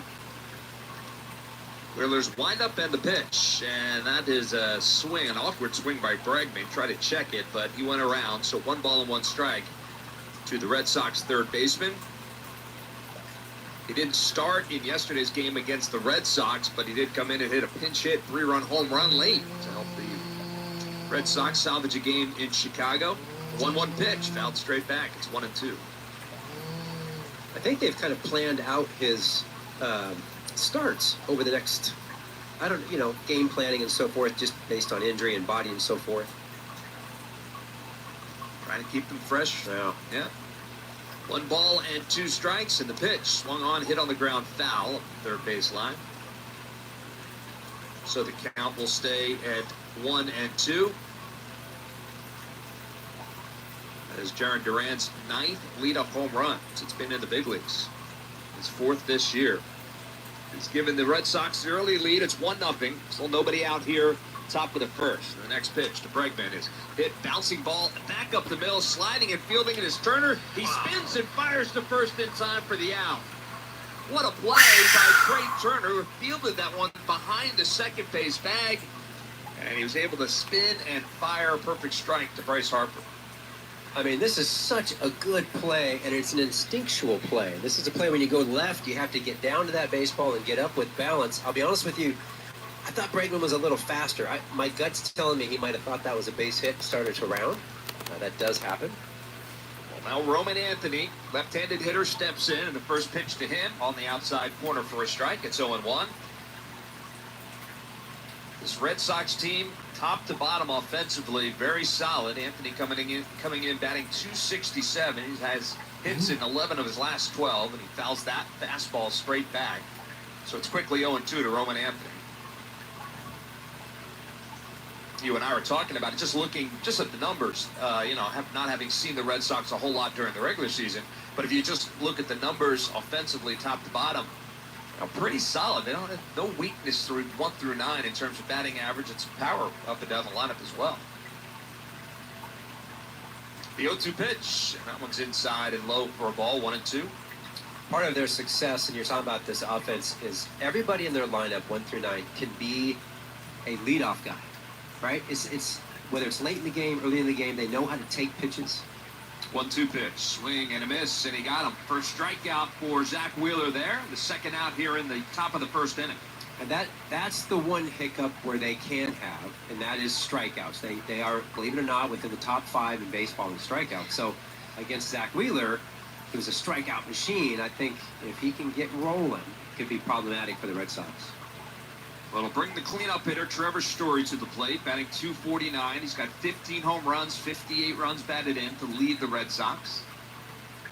And first pitch to Story is a little bit low for a ball, and it's 1-0.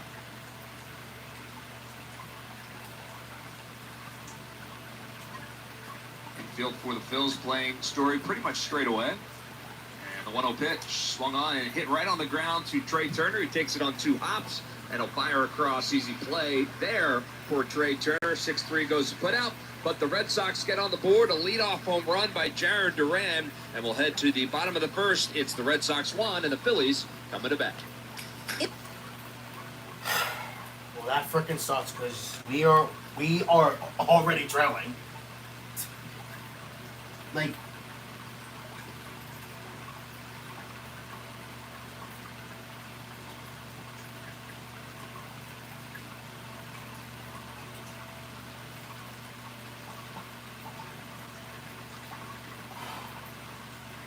what pitch did frickin' Wheeler throw?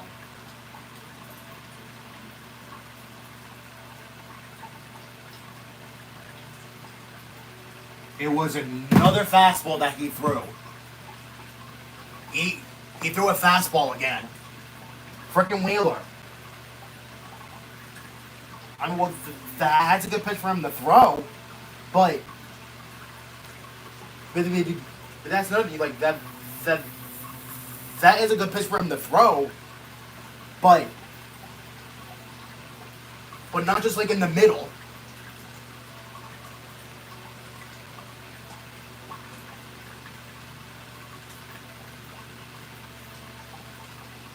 Yeah, like I think the pitch that was like right in the middle, like it was a 98-mile-an-hour fastball. Well, it said 97.7, but it's 98 miles an hour.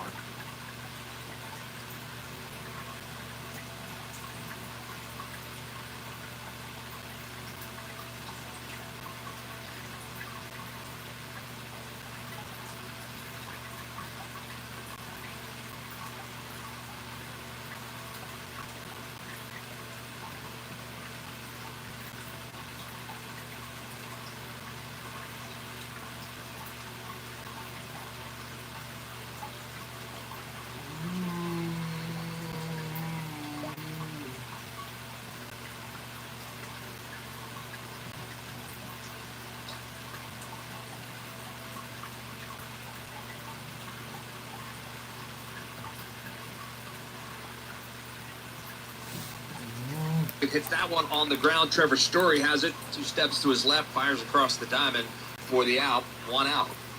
Well, let's hit the SEPTA starting pitcher scouting report on Buehler. 6-6, 6.12 ERA. He's really struggled. Now he has 7 pitches. Honestly, he's still searching for something that works within the 7. The fastball is 4-seam cut and sinker, and then he has a slider, curveball, sweeper, change. Too many pitches, and right now command has been a problem. This is brought to you by SEPTA. SEPTA's the Philly way to go. Kyle Schwarber steps to the plate, and the first pitch to the Phil's designated hitter on the inside corner for a strike. It's 0-1. Red Sox infield playing Schwarber way over to the right to pull on the infield. 0-1 pitch, and that one's down low. 1-1. The shortstop, Alex Bregman, is over in the shortstop spot, even a little bit more towards the second base bag. The 1-1 pitch, and that one is hit on the ground, foul, past the first base bag. So quickly 1-2 to Schwarber. Yeah, so the third baseman is over in the shortstop. Yeah. The shortstop, Trevor Story, is behind the second base bag. Softball. Almost. Yeah. He's playing softball. Pretty much. 1 ball and 2 strikes. The pitch swung on and hit in the air, left field. Not real deep. Duran takes a couple steps to his left. He waits for it, and with 2 hands makes the catch. 2 outs.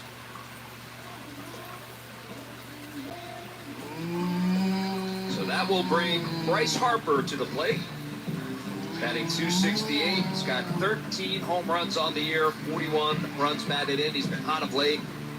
That you know. And first pitch to Harper. He swings and misses. So it's 0-1 to Bryce Harper. Harper needs just 1 home run to hit .350 in his career. Really? The next pitch, the 0-1 pitch, is fouled off the front of the Phillies dugout. So quickly 0-2 to Harper. Nick Castellanos waits on deck for the Phils. Similar shift for Harper on the infield, playing him to pull. Outfield pretty much straight away. The 0-2 pitch is inside and high for a ball. 1 ball and 2 strikes to Harper. With all these pitches that Buehler's been trying to get to, they did get him to kind of start narrowing it down to 3. So it's a lot of 4-seam, cut, and knuckle curve. Next pitch, fouled again off the front of the Phillies dugout. Way ahead of that one. Yeah, that's that knuckle curveball. So, I mean, I would think, you know, if you're a pitcher and you have all these pitches and nothing's really working, you try to narrow it down. It's similar to a hitter who can't hit, or not hitting, I should say. You try to narrow it down to something simple. 1-2 pitch, and it's inside and low. 2-2 now to Harper. I can tell you, Murph, it's not simple. No, I'm sure it's not. Although eliminating a pitch for a pitcher certainly should be easier than for a hitter. Correct. Yeah. 2 balls, 2 strikes. The pitch swung on, hit hard up the first base line and past the first base bag into right field. It's going into the corner. Harper's going to try for 2. Here comes the throw to second. Not in time. Yay. As it skips away from the second baseman Meyer. And Harper is in there with a 2-out double. Excellent. Nice job by Bryce out of the batter's box. Remember, for me, and we were always taught this, a great time to take a chance for a double is with 2 outs, because if you get thrown out, fine. But if you get there, it's a good time to take a risk. This outfield for the Red Sox, one of the best in baseball. One of the fastest, very athletic. They get to the balls in the corner. But be aggressive in the game. That was good. So Nick Castellanos the batter now for the Phils with 2 outs. Runner at second. And the first pitch to Castellanos on the outside corner for a strike. Looked a little bit outside. Our home plate umpire today, Quinn Walcott. The first save. Harper takes a lead off second. The 0-1 pitch swung on and hit on the ground, but right at the shortstop Story. He's up with it, and he throws across the diamond. You suck. Bro, you suck. Right up. Right up.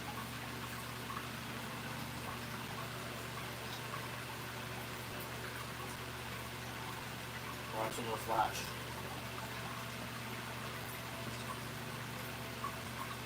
Why is there no flash?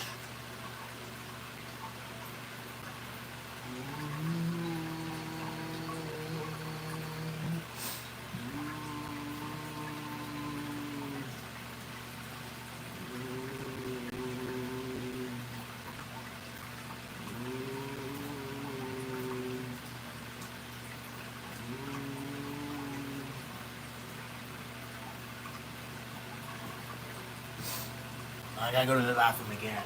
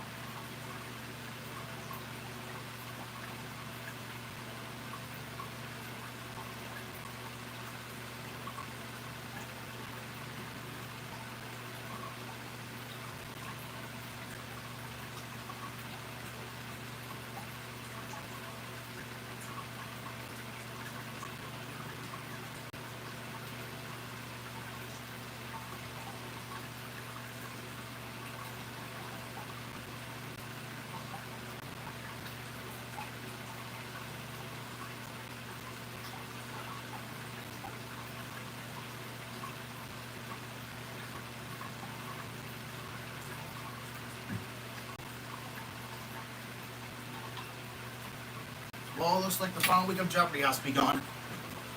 The final week. I mean, like, and no, I am not saying that it's gonna get canceled. I'm just saying that it's the final week of their season. Is what I mean.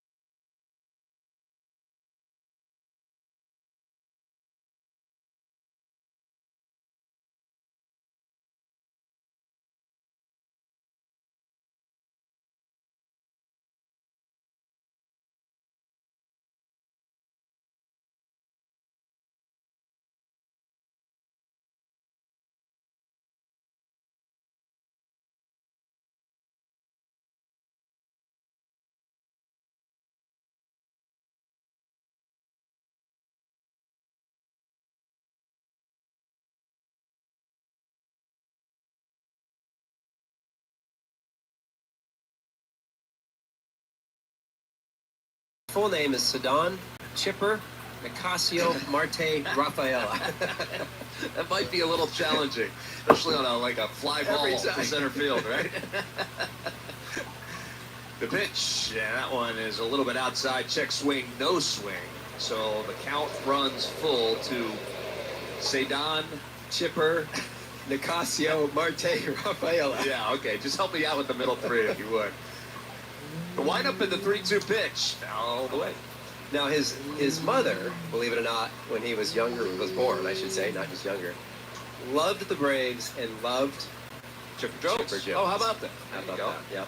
Hence the chipper in there. Like windup and the 3-2 pitch from Wheeler, swung on, line drive through the shortstop and third base hole into left field for a base hit. So Rafaela is one out base runner here in the second. Chipper would be proud. Marcelo Meyer now the hitter for the Red Sox. He's been hot of late. His last 7 games, batting .333. He's got an 818 OPS in that time.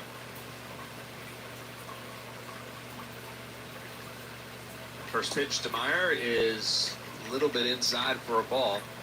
Wheeler's not missing by much, but he is missing. This team will run. The Red Sox are 6th in baseball in stolen bases, so they're very opportunistic. Pretty good at it. Wheeler checks the runner over his left shoulder, comes set at the belt.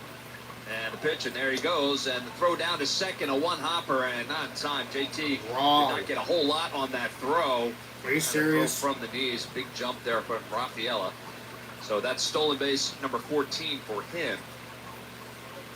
And he moves himself into scoring position. I can't say I've ever seen JT throw from the knees.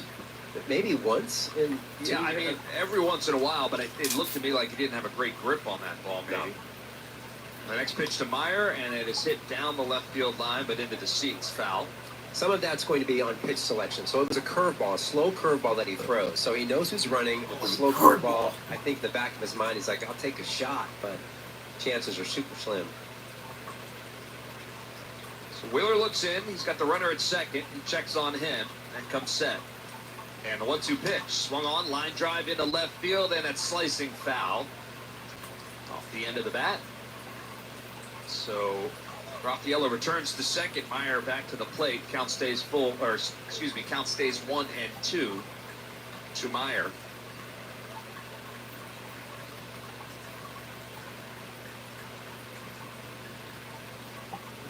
And the pitch. And check swing. Did he go? No, says the third base umpire.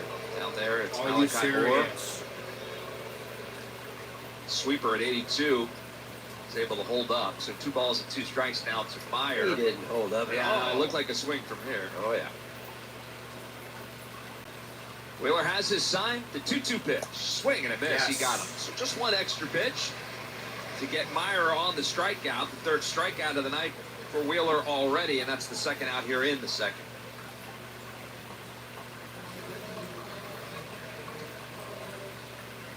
So Narvaez, Carlos Narvaez now the hitter, the catcher for the Red Sox with a runner at second, 2 outs. And the first pitch to Narvaez is way outside for a ball. It's 1-0. It's a good young team for the Red Sox, and I think most people would say they're playing a little bit above their heads, or where people thought they'd be at this point of the season. Narvaez, one of the reasons. 1-0 pitch, swung on and hit on the ground, foul, third baseline. Adam Kemp lets it go. Let's pause 10 seconds for stations to identify themselves here on the Phillies Radio Network. WZXL Wildwood.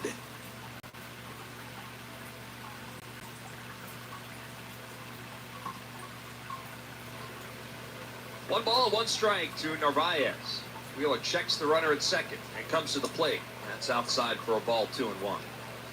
You know, the Red Sox coming into this season, the 3 years prior to this, they had missed the playoffs in all 3 years. But coming into the All-Star break, or basically right where they are now, they were in pretty good shape. And then the second half of the season just tanked in all those years. 2-1 pitch, swung on and hit on the ground. This one to third. Kemp gobbles it on 2 hops, sets his feet, fires across. Perfect strike to Bryce Harper. And that is the final out. So they're able to work around the single.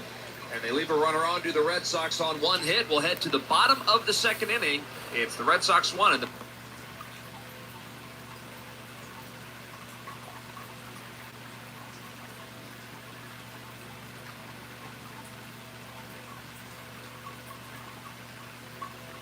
You're not answering.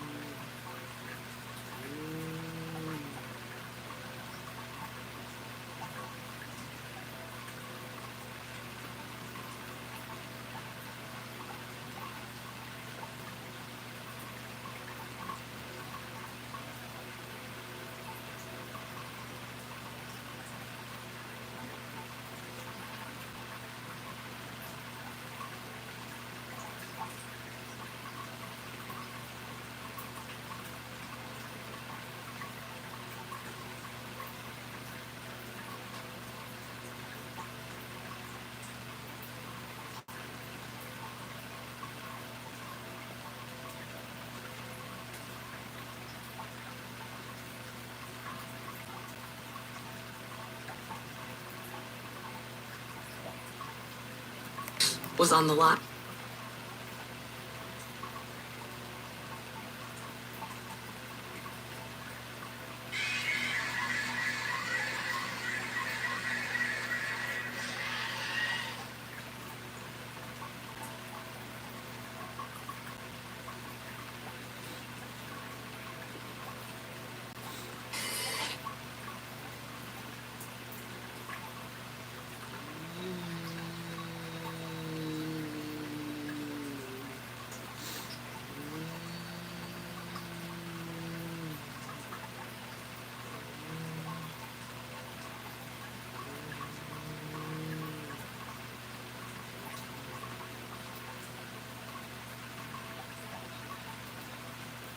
JT Realmuto is leading it off with the Phillies. Took the first pitch outside. Second pitch swinging. Hits it down the right field line. Giving chases Abreu. He's in the corner, and it is a foul ball. It hit off the side wall down there in the right field corner. So just foul. Abreu giving chase. And that'll even up the count. 1 ball and 1 strike to JT. Just off that, if you're familiar with the ballpark, off the window down there in the right field corner. Is it really a window? It is. Like plexiglass or something? Yeah, that's where the folks from our grounds crew hang out. They all look out the window and watch the game. Well, I think Jeremy does. I think it's his office. 1 ball and 1 strike pitch, and that's outside for a ball. So it's 2-1 to JT Realmuto, who comes into tonight batting .270 with 5 home runs and 32 runs batted in.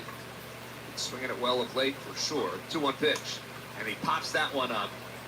Right field, Abreu hardly has to move. Fighting the sun a bit, but able to make the catch. And 1 out. You know, when I retired from baseball, it took me a few years after that. I went back and got my college degree. But by then, you had online school at the University of Washington. That's where I came out. One of the classes I took was the history of yoga. Okay. And how was that for you? The class was great. Yoga, oh gosh. Yoga's hard. All right. Brandon Marsh, the batter, takes the first pitch from Walker Buehler outside for a ball, 1-0.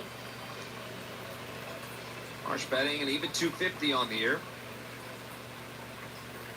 The windup, the 1-0 pitch, swung on and fouled out of play. It's 1-1.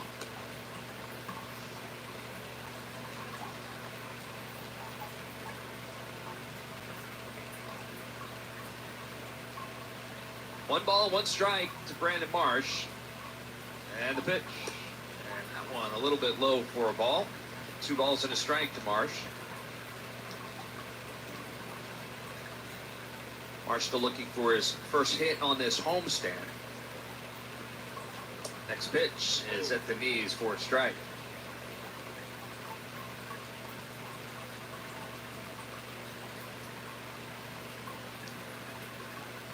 I should correct myself. He does have 1 hit. He's 1 for 11 on the homestand. He hits that one foul and into the Phillies dugout. 1 for 11 with a walk and 3 strikeouts. Count is even 2-2 here to Marsh. And the pitch swung on and shallow popped up, shallow center field, and they're not going to get it. Rafaela takes it on 1 hop, and well, there's the second hit of this homestand for Brandon Marsh. Didn't hit it hard. He handled that, but he'll take it. He's a 1-out base runner here in the second. Well, there's been a lot of noise, a lot of talk about the bottom of the Phillies lineup. For good reason. There hasn't been consistency from the bottom. There's been some shifting around. I know that's what Rob Thompson's trying to get the guys going, but it would be nice to start with some, but even if it's just moving runners along. Otto Kemp, the batter, he's first pitch swinging, and he fouls that one down the right field line out of play. So many times where if we think like, and I get into this too, you think, oh, the bottom of the lineup, they're not getting hits. They're not getting the hits. Sometimes it's not about hits. How about just some runs? Move some guys around, steal a base, score a couple runs from the bottom of that lineup. Absolutely. No balls and a strike to Kemp, and he swings and hits that one. 1 hopper to the shortstop Story. Throws over to second for 1, back to first in time for the double play. So 6-4-3. Otto Kemp grounds. Suck.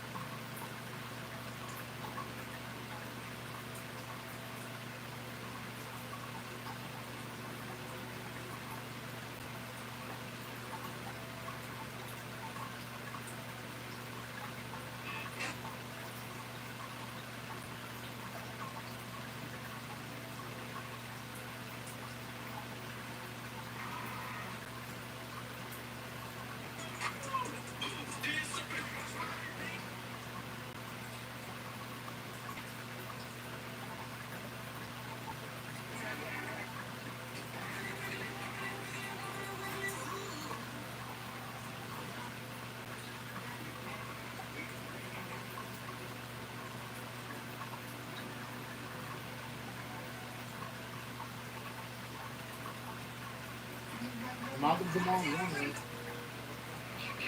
President Donald Trump has threatened to block Commanders' new stadium unless they change their name back to the Redskins.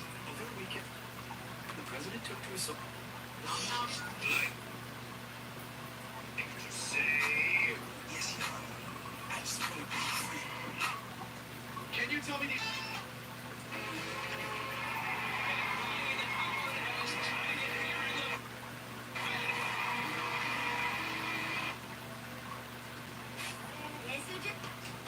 Guess who just got free combo tickets to the wonderful insurance?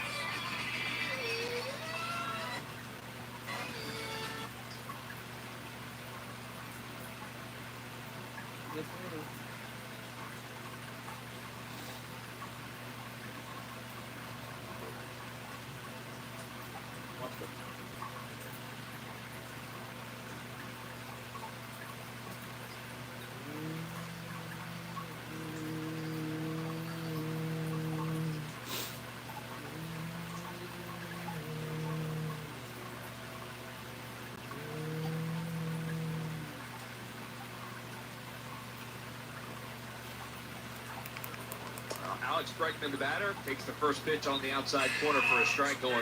Bregman grounded out to shortstop on a really nice play by Trey Turner back in the first. Runners at first and second, nobody out. Red Sox with a 1-0 lead and looking to add to it. Are you serious? Next pitch from Wheeler. This is outside for a ball. It's 1-1. Are you serious? Come on.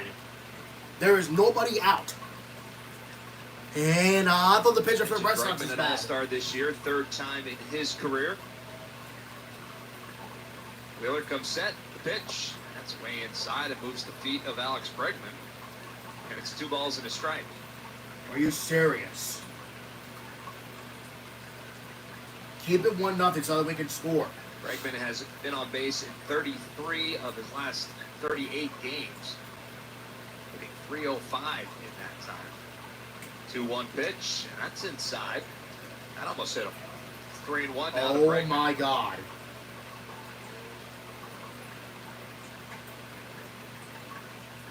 And we're seeing a little bit, perhaps, of that rust that we were talking about, just having that time off. Sure. Not able to find it quite yet. 3-1 pitch, and that's over for a strike. It's 3-2. If I were a betting man, I would bet that Wheeler will find it sooner or later. So if you're the Red Sox, you're thinking, let's take advantage of it now while we can. The count is full to Alex Bregman. Runners at first and second, nobody out. Wheeler bends at the waist, gets the sign, straightens back up, checks the runner at second. 3-2 pitch, fouled at the plate. Phillies in their home white uniforms tonight on a gorgeous night here at Citizens Bank Park. Very little humidity, at 80 degrees. First pitch, slight breeze, left to right. Here's the 3-2 pitch, swung on, hit on the ground to third base. Kemp has it, steps on third for one, over to first in time. Yes. For the double play. Yes, sir. Nice play by Otto Kemp. The ball was taking him towards the bag. He allowed it, stepped on third, threw over to first. 2 outs there. 5-3 is a double play. Runner moves up to second, but we'll trade that for the 2 outs for sure. Absolutely.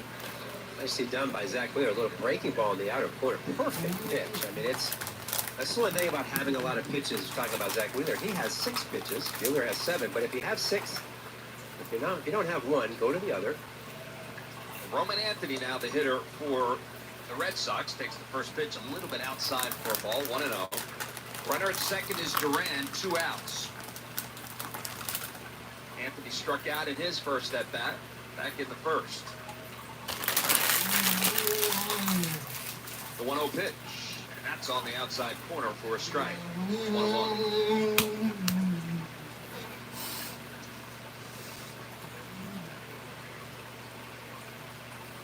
Duran, another guy, Anthony, another guy that's been getting on base an awful lot for the Red Sox. 10 straight. That one sails outside. 2-1.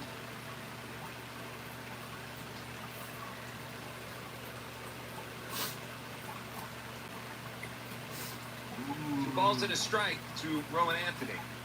Wheeler looks back and checks the runner at second. And the pitch. Swing and a miss. It's 2-2.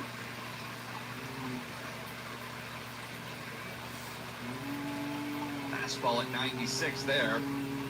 So the count is even, 2 balls and 2 strikes to Anthony. 2 outs here in the third. Red Sox trying to add to their 1-0 lead. Well, they don't need to. 56 pitches so far, Zach. Jesus. Looks in, gets his sign from JT Realmuto, comes set. Glove at the chest, the pitch. That's high and outside for a ball, 3-2. Come on, throw a strike, man. We don't want to use our bullpen early. Wait, Marcus Johnson. Duran takes his lead off second. What's the point? And the 3-2 pitch. Swing and a miss. He got him. Took something off of that one, and he gets Roman Anthony way ahead of it, and he strikes him out. 4th strikeout of the night for Zach Wheeler. Gets out of trouble here in the third. We'll head to the bottom half of the inning. Phillies still trail it. There's only one.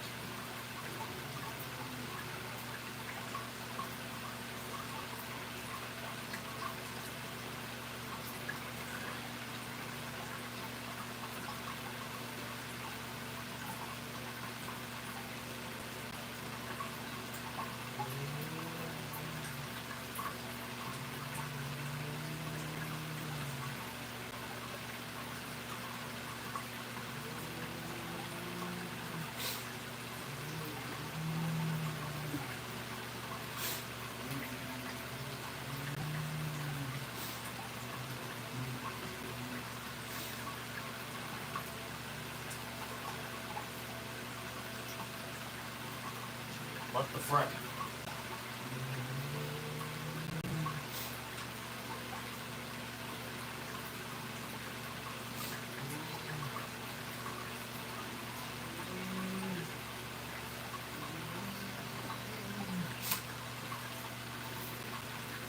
Up, Desmond.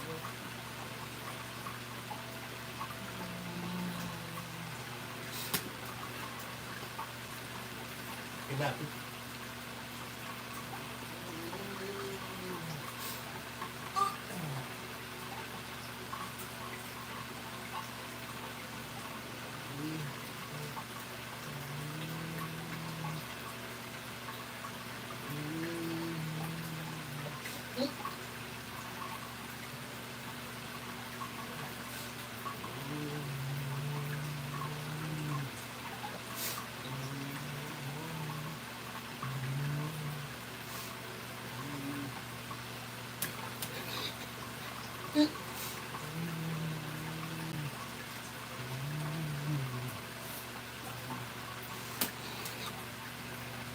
Go!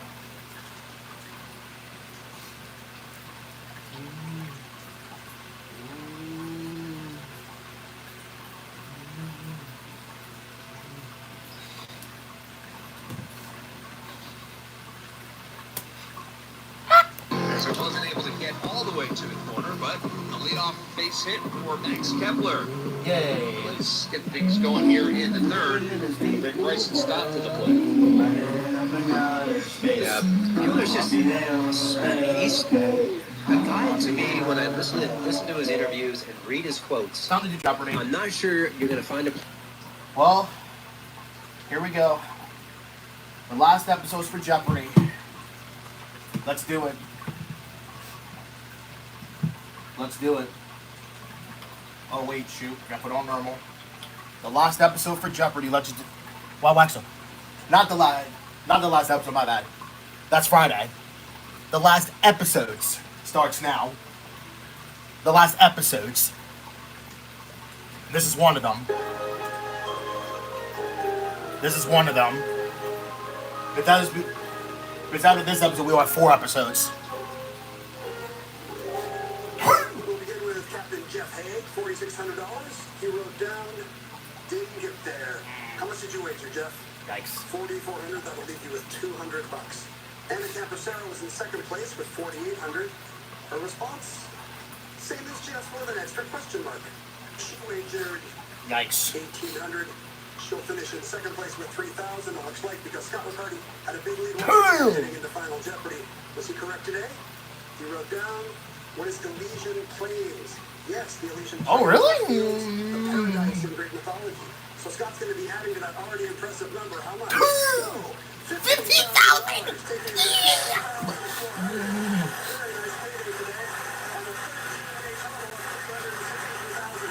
Yikes!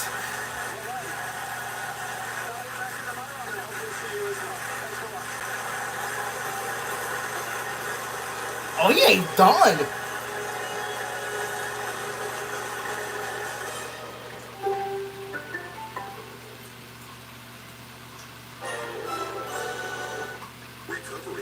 Crap, I should clean up my freaking my phone cam. Devices.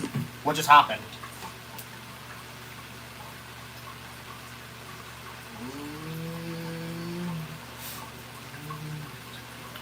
Bro, did we not score? Did we not score? Bro, don't tell me we didn't score. Oh my god. We did not score? Are you serious? Oh my god, you grounded to a double play. Really?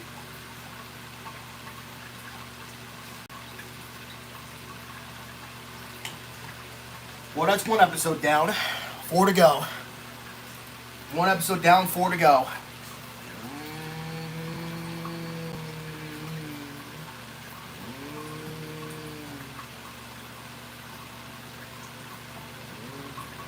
I'm trying to put giggle, not that word.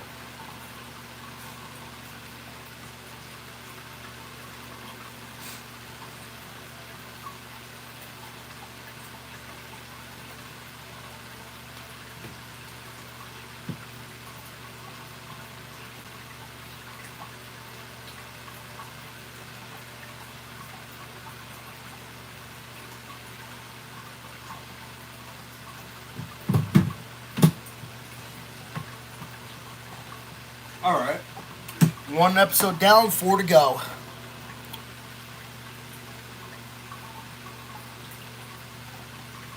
Who in the world is that?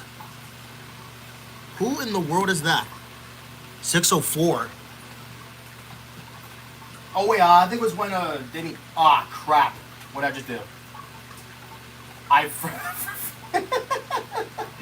Oops. Oh, I forgot to turn off my TV. Whoops. Alright, let's rewind. Let's rewind real quick for that.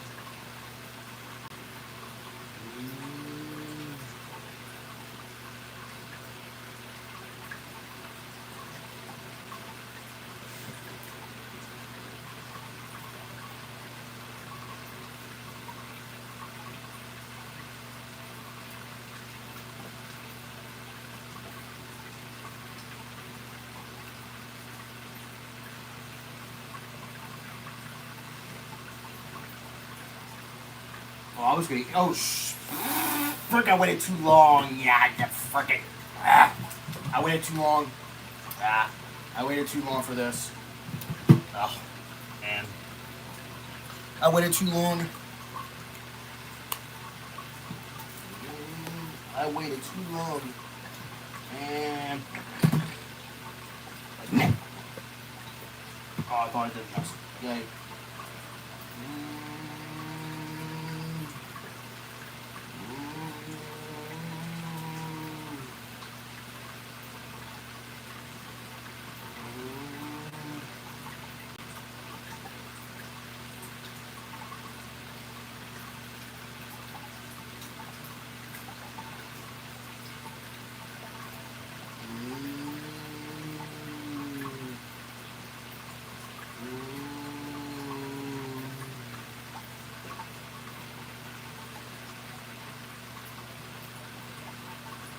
Yeah, why are we not getting this guy all of a sudden?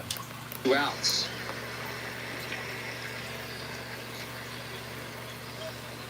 A 17-11 for the Red Sox since the trade. 11-17 for the Giants since the trade. Probably a coincidence. Did we trade somebody? Yeah. I mean, it's interesting, but you know, everyone you talk to says Devers is a good guy.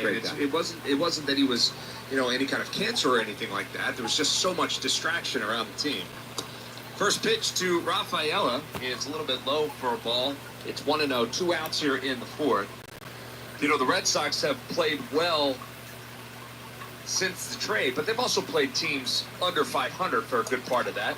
Next pitch sails outside, 2-0. That long win streak that they were involved in. Give it to me. A couple of teams. You know, Tampa Bay was one of my. I'd have to go back and look, to be honest. I just know that it was a string of teams that you would expect to beat up on a little bit. Gotcha. The White Sox were in there. 2-0 pitch, swing and a miss. It's 2-1. Well, here, I can give it to you. Tampa Bay, Colorado, Washington, Cincinnati. Okay. No, I got you. Yeah. 2 balls and a strike to Rafaela. And then they went out of the break down to Chicago, over to Chicago, and they lost 2 of 3. That one is hit on the ground. 1 hop to Otto Kemp in foul territory. Long throw, and he won't get it there as Rafaela able to beat it out. He was going to beat that out anyway. Kemp had to go deep into foul territory to field that ball and then try to throw across his body. And he threw it a little bit left of Harper. So Rafaela's safe down there. It'll be a base hit. You know, this is a great opportunity just to talk about Rafaela a little bit. Without a doubt, he is what I would call an improvement player. His numbers from last year to this year have all drastically gotten better. That's improvement. And guess what? That's what gets you paid if you improve. They love him over here in Boston. Quick throw over, chases him back to first. He's got 13 stolen bases so far this year, so he is a threat to run. And Wheeler will keep an eye on him. Meanwhile, Marcelo Meyer steps in. He struck out in his first at-bat. Who the frick is he? Marcelo Wheeler from the stretch. The first pitch to Meyer, over for a strike. Now, in saying that, Murph, Boston has too many outfielders. They have 2 extra outfielders that are all really good. I mean, you know, maybe they don't love him as much as we think. A phone call? You're saying perhaps a trade deal, the 0-1 pitch. That's over for a strike. I think anything's on the table. So do I, absolutely. Right. For most teams, you know, the Red Sox are in the thick of it in the American League. They are likely not to be wholesale sellers, but it's not to say they wouldn't trade some excess of one position to bolster another. Exactly. You know, that's the way it works. No balls and 2 strikes to Meyer. The pitch. There goes the runner. The throw down to second. 1 hop. And the tag put on by Turner. They said he got him. I am sure the Red Sox are going to take a look at this. It looked like he beat the throw, but maybe his hand came off the bag. Marcella not leaving second base. Turner is pretty certain he got him. He's jogging in, and Red Sox won't look at it. So a caught stealing by JT Realmuto gets Wheeler out of any trouble here in the fourth. We'll head to the bottom half of the inning. Red Sox still lead it 1-0.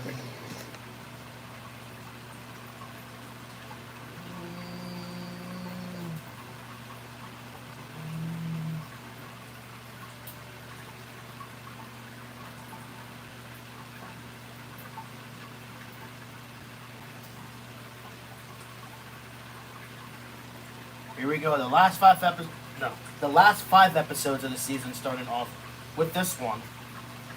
The one I'm about to upload. The last 5 episodes starting off with this one. And then we wait for season 42.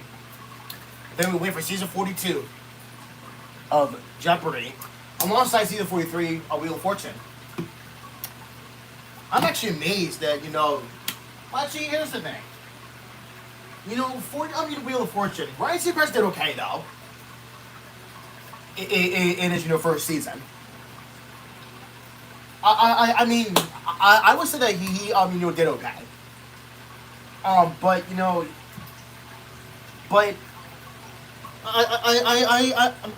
wasn't too bad. And also things that, he's, younger too. He's, younger than, Pat St. Jack.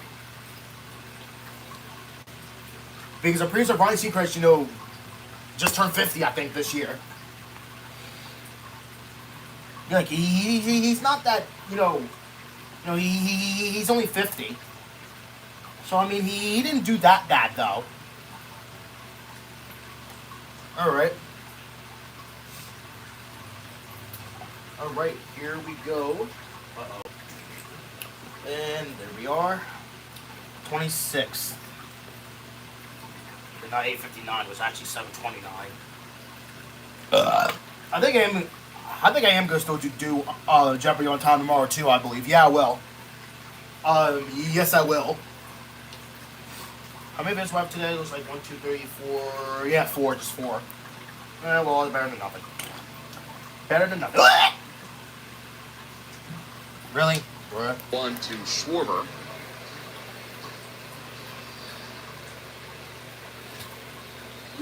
It's Schwarber, Harper, Castellanos. Next pitch to Schwarber. And it's fouled past the first base bag, past Paco Figueroa down there in the first base coach's box. So quickly 0-2 to Kyle Schwarber. Steelers kept the Phillies off balance so far. Here's the 0-2 pitch, and that's a call. Third strike. Wow. Schwarber knew it. Good sock. First strikeout of the night for Buehler. And the first out here in the fourth. Fans 21 and over will make their own shade this summer with a City Connect Miller Lite floppy hat, which they'll receive when the Phils host the Nationals on Friday, August 22nd at 6:45 p.m. Visit Phillies.com to purchase tickets today. Bryce Harper steps in. He is one of the 3 Philly hits tonight, and he takes the first pitch at the knees for a strike. 0-1 to Harper. He doubled back in the first. Stranded there. Miller works quickly. The 0-1 pitch swung on. Line drive right center field, and that's going to be in for a hit. Yes, sir. It's going to one-hop the wall. It's going to be another double for Bryce Harper, who continues to be an extra base machine. His second of the night, and it's a one-out base runner over there in scoring position. Murph, I got to ask, was Harp wearing those purple cleats last series? No, I do not believe so. Okay, because they're 2 for 2. I'm just saying those purple cleats might. They're going to hang around for a little bit. Yeah. Well, he has been on fire. That's Harper. That's good to see. Now they need some help. Castellanos steps in from the right side to face Buehler. The first pitch to him, line drive into left field. That's going to fall in for a hit. Harper will round third. He will score. Castellanos will shut it down at first. An RBI single for him as he scampers back. Durant got to it quickly, but Harper scores easily, and we've got a tie ball game. It's 1-1. It's a good answer from the middle guys right here. 3 and 4, Nick Castellanos, not surprisingly, swinging first pitch, but Buehler's trying to get the command on the outer half. He's been missing big, so what does he do? He misses this time across the middle of the plate. You can't do that to a first pitch guy like Nick. So JT Realmuto steps in now. Castellanos over there at first, and Realmuto swings through the first pitch. It's 0-1 to him. Realmuto flew out in his first at-bat, but on the homestand coming into tonight, he was 3 for 8, batting .375 with a double. He was .476 on the road trip leading into the break as he takes that one low and outside for a ball. It's 1-1. .476. He's been one of the best hitters in baseball over the last 5 weeks or so. .476. In terms of the average. Yeah. And it's usually a slow climb, right? You just mentioned that it was, what, 4 weeks, you said? Yep. 4 or 5 weeks. It's not like you know, he was in a place where it takes a little bit of time, and you know, instead of being 1 for 4, all of a sudden you're 1 for 3 with a walk. And you start doing that kind of production, it's great. 1-1 pitch, and that one just misses. A little bit low for a ball. 2 balls and a strike to JT Realmuto. Yeah, who's gotten his average all the way up to 270 after That's a tough crazy. start. Yeah. That 270 coming into tonight. Really, 270? That's not bad. Castellanos leads off first, and the next pitch is in the dirt, and it's going to get away from the catcher Narvaez, and that'll allow Castellanos to move up to second. No double A. Probably be a wild pitch. I do think it hit the dirt. We'll see. The count goes to 3-1 on JT Realmuto, and just squirted under the glove of Narvaez. They're going to give him a pass ball. Tough call, but 3 balls and a strike. Runner at second now for the Phillies. And the pitch swung on, hit on the ground, up the middle, into center field for a base hit. Here comes Castellanos around third. He will score. Yes, sir. And it's an RBI single for JT Realmuto, and the Phillies take the lead. It's 2-1. Yay. Yay. So 3 straight hits for the Phils. Yay. And they put 2 up here in the 4th. Yay. And we're now This will be something that Phil's, or at least you and I and everybody can start to keep an eye on, and that is opportunities in taking advantage of mistakes. You get the pass ball mistake to move the runner up and then the base hit. The second half is all about taking advantage of mistakes. Brandon Marsh, the batter now. He's first pitch swinging, swings through that fastball, and it's 0-1 to Brandon Marsh. Realmuto over there at first, knocks in his 33rd run of the year. And the next pitch to Marsh. That's over for a strike as well. It's 0-2 now to Brandon. Brandon singled in his first at bat.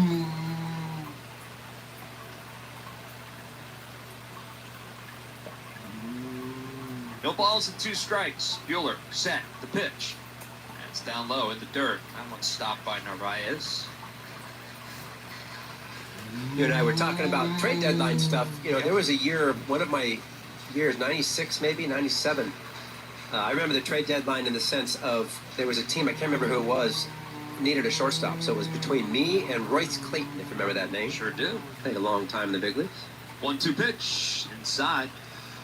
The only reason I knew that it was between me and him was because all of the noise and the press kept asking me about it. And I'm like, for about 3 weeks, it was so hard just to play baseball. This is when you were with the Phillies, I was here. Yeah.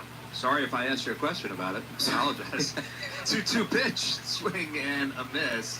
And he gets Marsh, but Castellanos will steal the base. No throw, or excuse me, JT, no throw down there to second. So a stolen base for him, his 6th.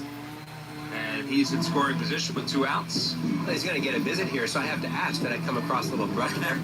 I apologize. Well, how dare you ask? You were troublesome back in your playing days. What? That went sideways. Not at all. But it was, the point being is at this time of year, you know, I think it's the noise about all of this is even louder than back then. But as a player, you do feel that too. And you start to think to yourself, you have 1 of 2 ways to think about it. I remember going, okay, this team, I can't remember, maybe Texas, I don't know, they want me. That's great. But wait a minute. Does that mean the Phillies don't want me? Yeah. So you try to just ignore that and just play the game and play the best you're. Yeah, it's tough. I think Rob Thompson does a really good job at that. You know, over the last couple of years, Rob, obviously at this time of the year, gets asked a lot of questions about what they need and who they should bring in and who could be gone. And Rob, to his credit, doesn't get involved. As Otto Kemp steps in and first pitch, check swing, fouls it right past Max Kepler in the on-deck circle. So it's 0-1 to Otto Kemp, who grounded into a double play in his only at bat tonight. But he just says, look, I've asked Dave Dombrowski not to tell me. He said, my job's to manage the 26 guys that are here. Whoever's here, I'm going to manage them. That's it. 1 pitch. Swung on, hit on the ground, but at third, Bregman's got it, and he'll shuffle his feet, go across for the out over there at first. So the final out here in the 4th, but not before the Phillies put a couple of runs across. They scored 2 on 3 hits. And as we head to the 5th inning, it's 2-1 Phillies. Yay. Hey, Phillies fans! SeatGeek is the official ticket market. I like that song.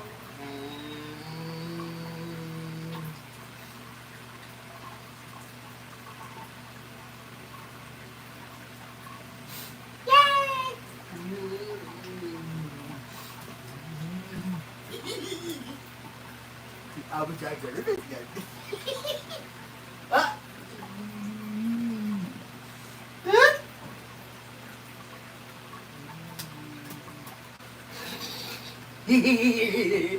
Go hot. Then do it again. What?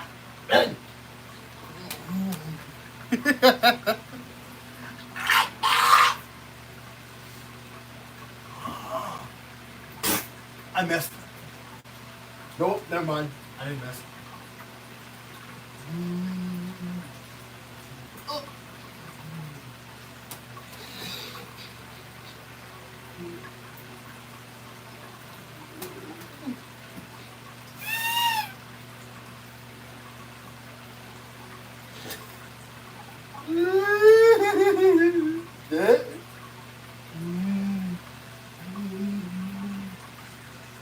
Oh, Larry, cheese.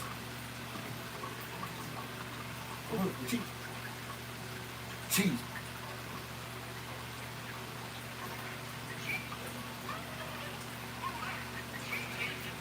Ah.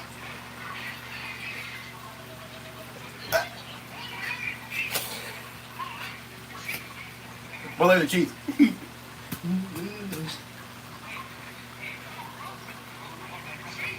Warford? Warford?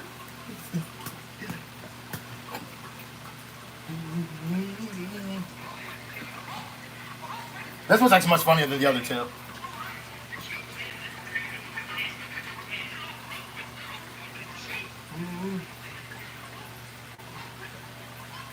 There you go.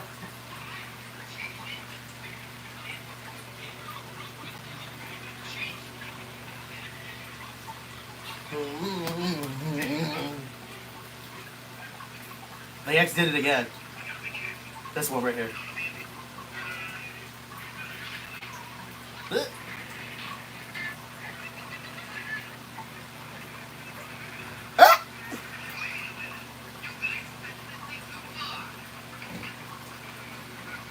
Uh-oh.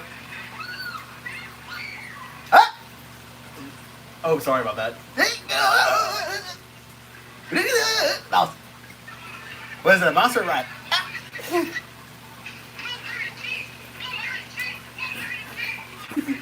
Dead.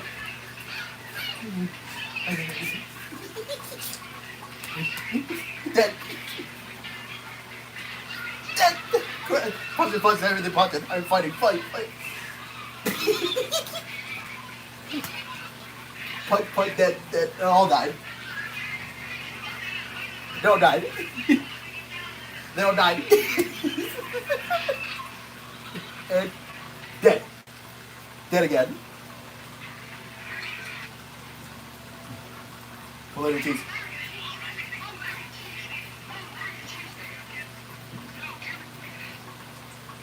Cabin boy? What's that? What is that, bro?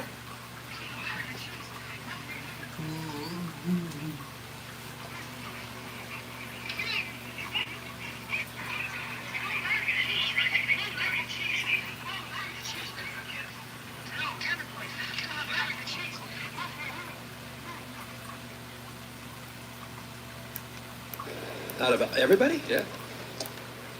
In the American League, yeah. In the American League. And that pitch over for a strike. 1 ball and 2 strikes now to Narvaez. Well, he's analytically driven defensively. Defensively, he's got all kinds of analytics that are saying he's terrific.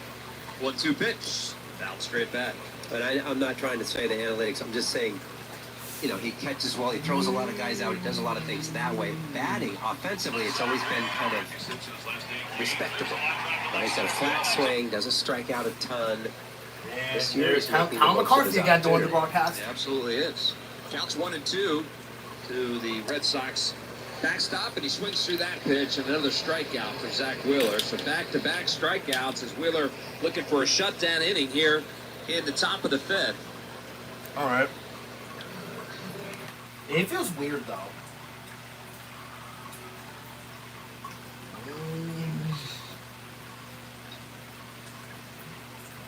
You know, it feels weird because, you know, why is Greg Murphy on the radio while Tom McCarthy's doing the broadcast? Nah, bro, is freaking, you know, Scott Franski okay? Like, is he, like, not feeling well? Because if he dies like that, that would really suck if he died. Because here's the thing. He's in his 50s. He's like 50 something.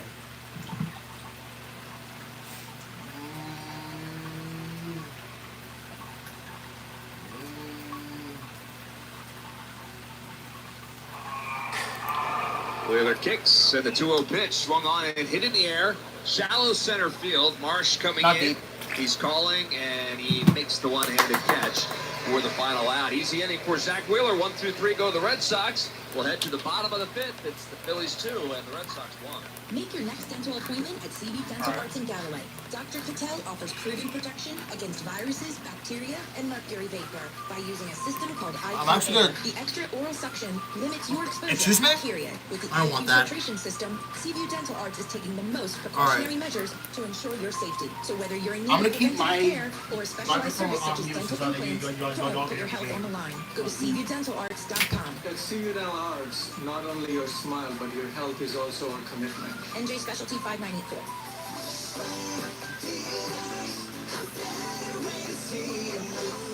Cape Square Entertainment, 3801 Route 9 in Rio Grande. 8 theaters, 16 lanes of bowling, a golf simulator, and a full restaurant and bar. Cape Square Entertainment, 3801 Route 9 in Rio Grande, right off Parkway Exit 4B.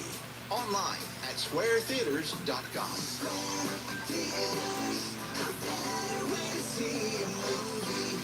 MD Anderson Cancer Center at Cooper. Award-winning care, close to home. Groundbreaking clinical trials, cell therapy, immunotherapy, advanced surgeries for complex cases. At MD Anderson at Cooper, no one fights cancer alone. We love what we do in the shows. Hi, I'm Craig. And I'm Tyler. We're your general managers of Davis Painting in New Jersey and Jersey Shore. We serve Cherry Hill to Cape May, up and down the shoreline and throughout the entire Garden State. We're your customer service company that happens to paint in the process. DavisPainting.com, where you can schedule your free consultation with us and watch our team knock your project out of the park. At Davis Painting, we bring new life to home and business. Davis Painting, we put the color back in your life. 100.7 WZXL, South Jersey's rock station. Bottom of the fifth inning, Max Kepler steps in to face Walker Buehler. Phillies lead it 2-1. Kepler singled in his first at-bat. He swings at that first pitch. Line drive and a catch by Meyer at second base. Wow, what a play. If that was, had eyes for right field, but Meyer goes up and gets it on the backhand. It's 1 out. It's a base hit away from Max Kepler.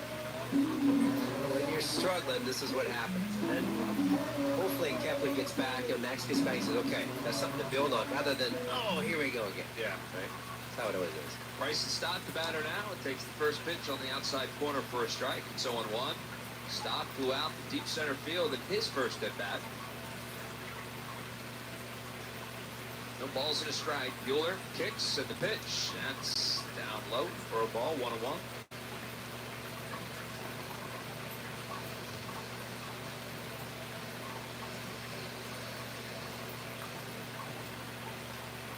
Stott digs back in from the left side, facing the right-handed Buehler. And the 1-1 pitch, and that one's in the dirt as well. Stott had to move his feet on that one.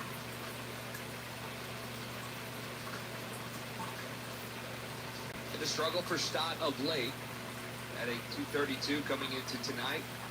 0-for-3 on the homestand so far. And a 2-1 pitch, and that one is hit on the ground to second base. Meyer has that. Much easier play. 4-3 goes to put out, 2 outs. Stream every out-of-market game live or on demand. Plus stream MLB Network 24/7 for the entire season. Blackout and other restrictions do apply, so visit MLB.tv for details. Well, Trey Turner now steps to the plate with 2 outs here in the fifth. And first pitch to Turner, outside and low for a ball, 1-0. Turner 0 for 2, a couple of ground outs to shortstop, one of them a double play. 1-0 pitch. Called a strike. It was low and outside. Not a strike. Count is even, 1 ball and 1 strike. Mueller kicks the pitch. That one's in the dirt, 2-1. Mueller works exceptionally fast. He catches it and he throws it. 2 balls and a strike to Turner. The windup and pitch. That one's outside for a ball, 3-1 now to Turner. Kyle Schwarber waits on deck. 2 outs here in the 5th. 3-1 pitch. That's inside for a ball. He walks him. So he walks him on 5 pitches. Take it. And as Kyle Schwarber comes to the plate, let's pause 10 seconds for stations to identify themselves here on the Phillies Radio Network. WCXL Wildwood.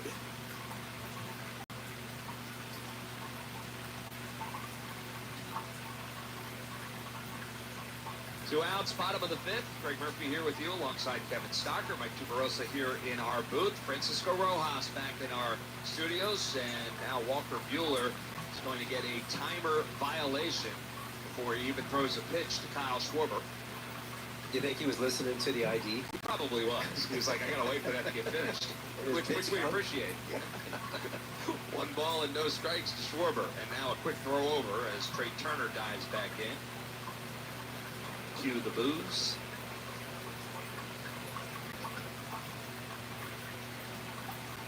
Schwarber 0 for 2. Struck out, flew out. First at bat back in the 1st. 1-0 pitch, and that's called strike. 1-1 now to Kyle Schwarber. Baez behind the plate, and I think you were telling me in between the break here that he leads baseball right in caught steal. He does. Throwing everybody out. Very good back there. Turner with a big lead, not going anywhere though, and that's way outside for a ball, 2-1. Yeah, he leads all of Major League Baseball with 22 runners caught stealing. And also with defensive run saved for catchers. That is a rookie. 2 balls and a strike to Schwarber. Turner, a lead, not going anywhere. Big swing and a miss. It's 2-2. Now, one of the reasons that he's so good at throwing guys out, though, is he's a cheater. Now, what I mean by that is he comes out of his crouch really early. I'm surprised that he hasn't got caught with some of the backswings more, because he comes up and out. I mean, it's ridiculous early. 2-2 pitch.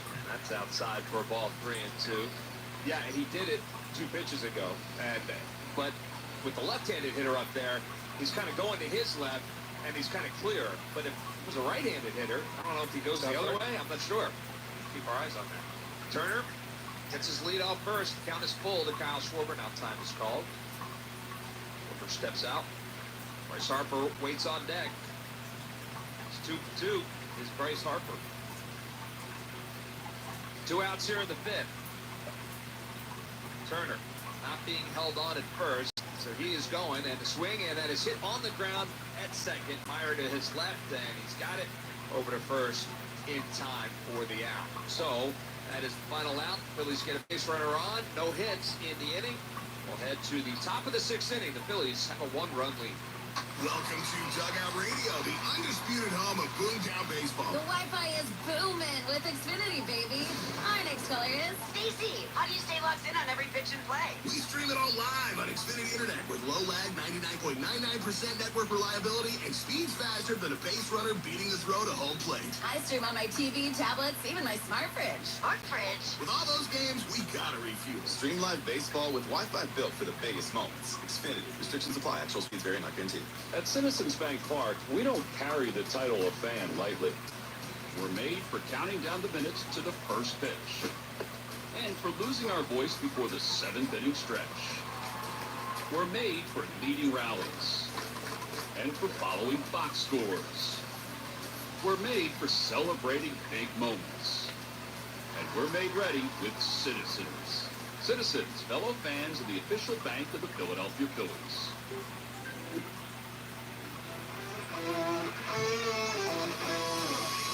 The in-ring traditional lager, a beer that, like true legends, stands the test of time.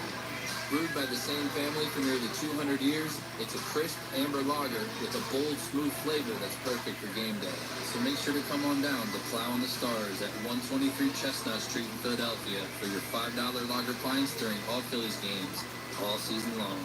Yingling, legends stand the test of time. Join us for Toyota Phillies Wall of Fame night as we honor legends Jimmy Rollins and Ed Wade on Friday, August 1st when the Phils host the Tigers at 6:45. Secure your seats today at Phillies.com. 100.7 WCXL. For your Citizen Stats leader, how about the Phil's defense? The infield defense, I should say. They ranked 4th in baseball this year with 15 outs above average. That would be the group's best single season since Statcast began tracking that stat in 2016. Citizens, the official bank of the Phillies. Zach Wheeler back on the mound for the Phils, facing the leadoff hitter Jared Duran, who fouls that one straight back. First pitch 0-1. Duran, a home run in his first at bat and hit by a pitch in at bat number 2. The 0-1 pitch, swing and a miss. Quickly 0-2 now to Jared Duran. Did you notice just as that inning was, beginning to start, Fanatic was doing his dance in front of the third base dugout, and he finished up, gets on his four-wheeler. Miller looks in, gets his sign, the 0-2 pitch, swing and a miss, and he gets Duran. A foul tip held onto by JT Realmuto, and it's another strikeout for Zach Wheeler. This is his 8th of the night. What did I miss? So, yeah, Duran was in the on-deck circle, and he starts walking towards home plate, and then flies, but the Philly Fanatic flies by in between home plate and Duran. He stopped, and home plate umpire got a chuckle out of it because I think he scared him a little bit. Alex Bregman, the batter, and the first pitch from Wheeler is over for a strike. It's 0-1. Bregman 0-2 tonight. Can't tell you how many times I told my kids, look both ways before you leave the on-deck circle. How many times do I have to tell you? Very dangerous. The 0-1 pitch. Swung on and turned on and fouled up the third base line. Not fouled by much. Screaming line drive past the third base bag. But quickly 0-2 to Alex Bregman. Wheeler has retired the last 4 batters he's faced. The 0-2 pitch. It's upstairs for a ball, 1-2. In fact, he's allowed just 1 base runner since the final out in the 3rd inning, and that base runner was caught stealing. It was Rafaela, so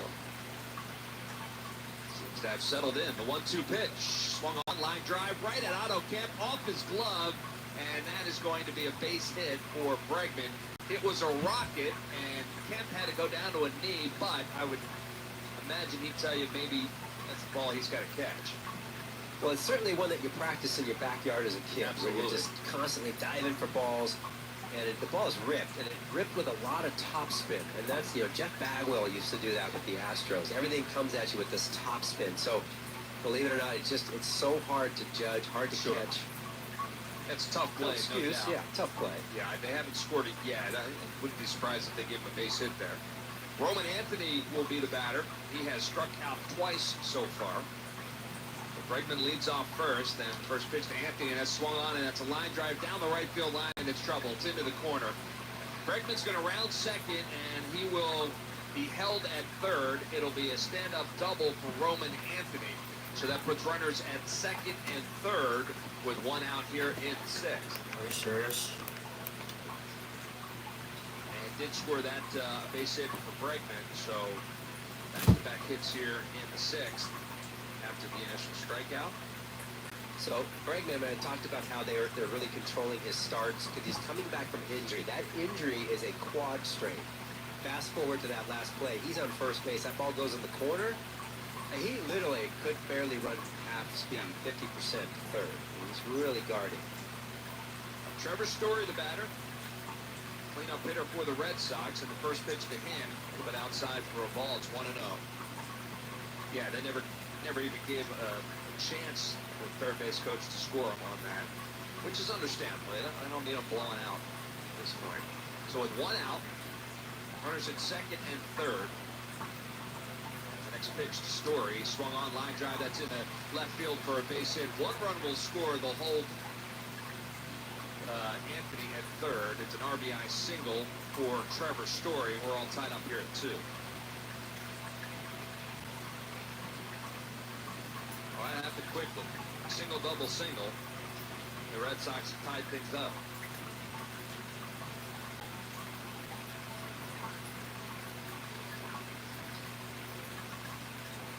Now that'll bring Wilyer Abreu to the plate. He's 0-2 tonight. He's got runners on the corners with 1 out. Phillies will play the middle infield at double play depth. Kemp is off the line at third and even with the bag. And the first pitch is popped up foul. And out of play into the seats. 0-1 to Abreu. He has struck out and blown out in this game, 0-2.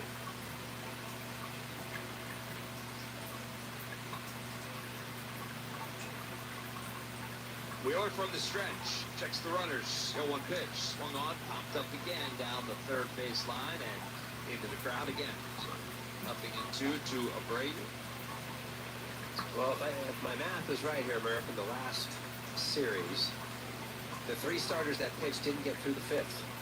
All those games. That was the first time the Phillies that has happened to. Now, Wheels here is already at 99 pitches. The 0-2 pitch here and down low for a ball, 1-2. Yeah, that was pitch 100 on the night. That gets the bullpen going for the Phillies. I believe that is Tanner Banks that is going to get up and start throwing. Red Sox have runners on the corners here in the 6th. We're tied up at 2. And a 1-2 pitch. Swing and a miss. He got it. Another foul tip held on to by JT Realmuto. And another strikeout for Zach Wheeler. 2 outs. We'll bring Cedar Rafaela to the plate. I would think this would be the last hitter. With Meyer coming out on deck, I would think that's what Banks is up for the lefty. Rafaela is 2-2 tonight. The singles, 1 in the 2nd, 1 in the 4th. 2 outs, runners at 1st and 3rd. Wheeler looks in, gets the sign, first pitch, and it's a swing and a miss. An awkward swing by Rafaela there. It's 0-1. JT is going to come out and give signs to his infielders because Trevor Story decided to do a little fake break from first. And I hope he goes. I mean, that to me, he's slow as molasses. I mean, if he goes, that helps the Phillies out. If anything, it would tell me as an infielder that there's some sort of a weird play on. No balls and a strike. And the pitch, he does not go, and it's swung on and hit down the right field line, slicing foul into the seats. 0-2.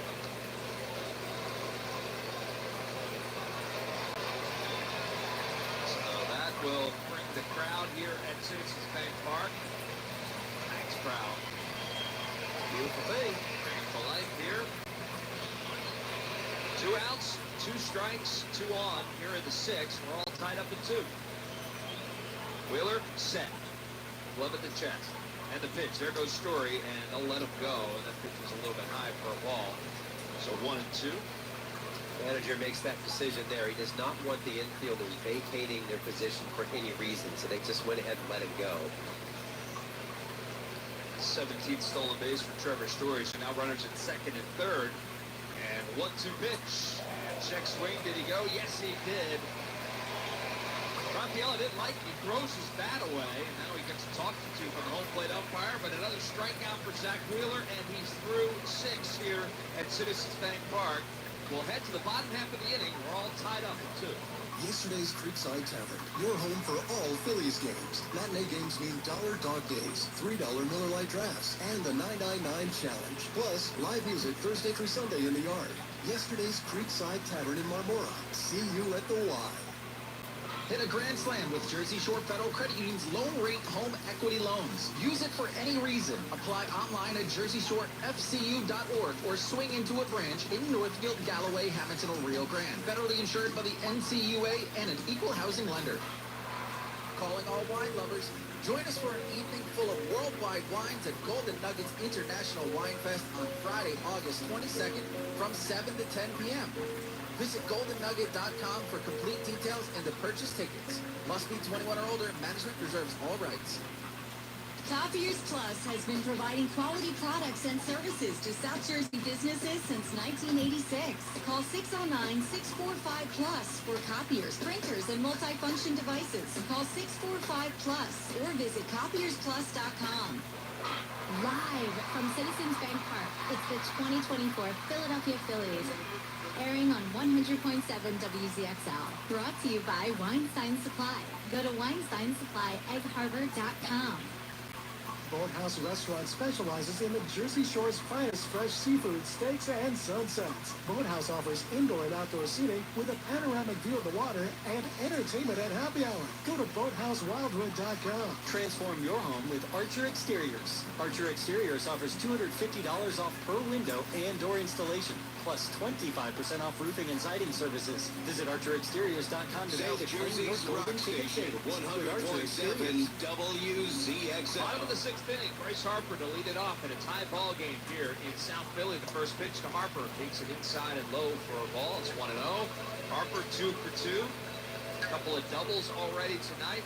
Run scored back in the fourth. Next pitch swung on and fouled. That's the first base bag. And 1-1 to Harper. Phillies scored 2 runs in the fourth. The Red Sox 1 in the first and 1 in the sixth. Next pitch to Harper. Inside and low again. It's 2-1.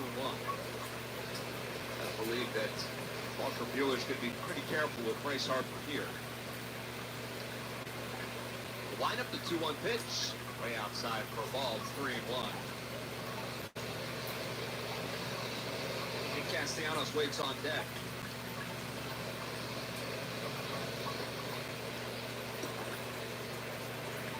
Three balls and 1 strike to Harper.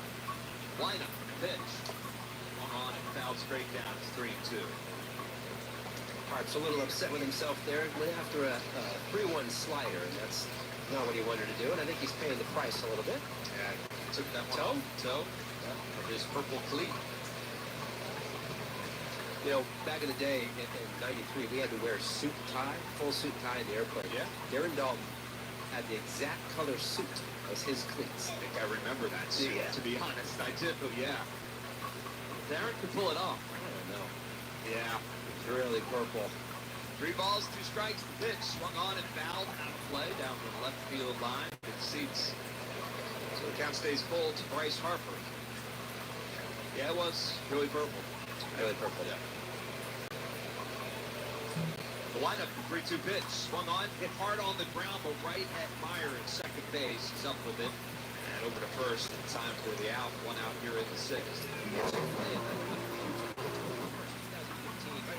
Aaron Nola makes his major league debut, giving up just 1 run with 6 strikeouts over 6 innings in a 1-0 loss to Tampa Bay at Citizens Bank Park. He is the first player drafted by the Phillies to make his debut the following season since left-handed pitcher Pat Combs in 1989. Nick Castellanos, the batter, first pitch swinging, and he lifts that one into right field. Going to his left is Abreu, and all the way into foul territory, but has room to make the catch. Castellanos is out on 1 pitch. 2 outs here in the inning, and we bring JT Realmuto to the plate. Yeah, and this is huge for the Red Sox and Walker Buehler because you and I had spent some time here talking about his struggles. And here he is into the 6th inning, and it had been a struggle for most of the year to get him through 5 innings, or 2 this fifth inning. Well, he is here now, and he's got 2 outs. JT Realmuto takes the first pitch on the outside corner for a strike. It's 0-1. Up there in New York, the Mets are hosting the Angels. Just took 2 of 3 from the Phillies, and right now in the top of the 4th inning, the Angels with a 4-0 lead over the Mets.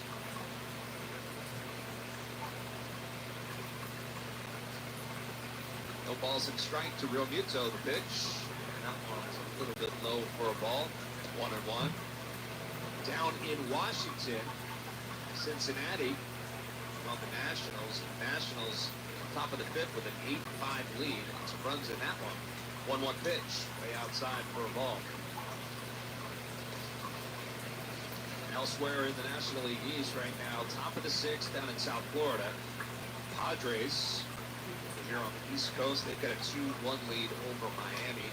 Next pitch, fouled out of play by Real Muto. So the count is 2-2 to JT Real Muto. Scoreboard update brought to you by Oliver Heating, Cooling, Plumbing, and Electrical. You'll feel the difference. It's 2-2 here. 2 outs in the bottom of the 6th. Next pitch to JT Real Muto, and he swings through that. He's saying he got a piece of it. Now the home plate umpire, Quinn Walcott, is going to look to see if it hit the dirt. And then he says, no, he caught it. It's a strikeout. JT is asking him to get some help, but that's not going to happen, as Rob Thompson's going to come out and argue that as well. I think he thinks it hit the ground. Yeah, I think he does too. To the ground. Walcott actually looked at the ball to see if it had a scuff on it, and well, it's going to be to no avail. We're going to head to break. We're all tied up, too. Hi, this is JT Real Muto from the Philadelphia Phillies. Like every championship-driven team, Chevrolet has star talent at every position. Leading off, the powerful Silverado, crushing big league challenges with legendary strength and advanced capability. There's the Chevy Equinox, loaded with smart features and practical dependability. And the sharp style and affordability of Chevy Trax. For great offers and to find your closest dealer, visit Chevrolet.com today. Baseball season is in full swing, and you can find all the action at ESPN Bet Sportsbook. Go from checking out stats to placing bets in just a few taps. And as an official sports betting partner of your Philadelphia Phillies, you'll always find special team promos in the app. Right now, new customers get $100 in bonus bets when you make your first $10 wager. Download the ESPN Bet Sportsbook app to get started today. Must be 21 plus. Gambling problem? Call 1-800-GAMBLER. Terms and conditions apply. See app for details. From Westchester to Doylestown, from Drexel Hill to Lansdale to Philly, we all look out for each other, stepping up to keep our communities going strong. And at Independence Blue Cross, we're here to keep you going strong. We've been deeply rooted in our communities for more than 85 years. And that connection to members has earned us our spot as the #1 health insurer in the region. So while you look out for your neighbors, know IBX is always looking out for you. Learn more at IBX.com. The Orioles will head north to take on the Phillies for a midweek matchup on Monday, August 4th and Tuesday, August 5th, both at 6:45, and Wednesday, August 6th at 12:35. Snag your tickets now at Phillies.com. 100.7 WZXL, South Jersey's rock station. Well, it's the top of the 7th inning. Your PGW game summary. Well, the score is 2-2. Boston has 7 hits. Philly with 6 hits. Zach Wheeler is okay. 6 innings, had 10 strikeouts, but he did give up 7 hits. One of those was a leadoff home run to Jared Durant. Got the Red Sox on the board early. They got another run to the 6th. Bryce Harper, he has 2 hits. Both of those are doubles. Phil's got both of their runs in the 4th inning. Right now, the score is 2-2. Zach Wheeler is done and will be Tanner Banks. PGW fueling the future. That's right. New pitcher for the Phillies is Tanner Banks, left-hander. Pitching change brought to you by Pennington Grass Seed, official partner of the Phillies ground crew.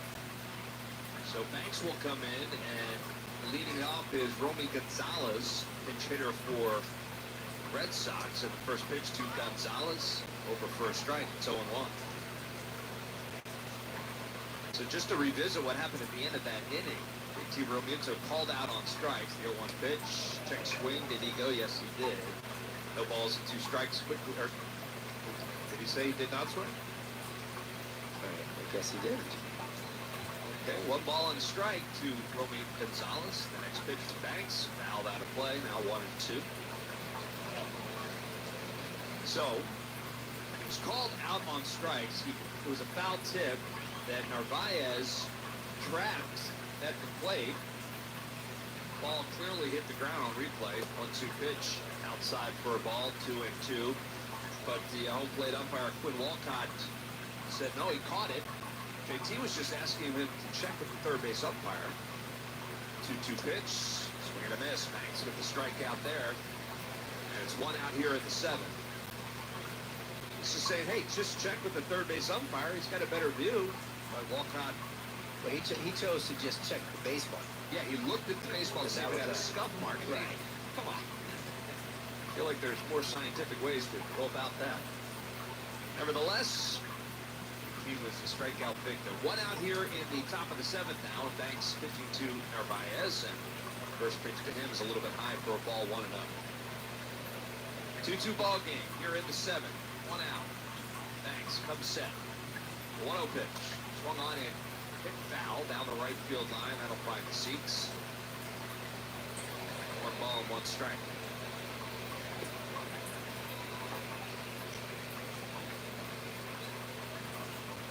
Narvaez takes a timeout.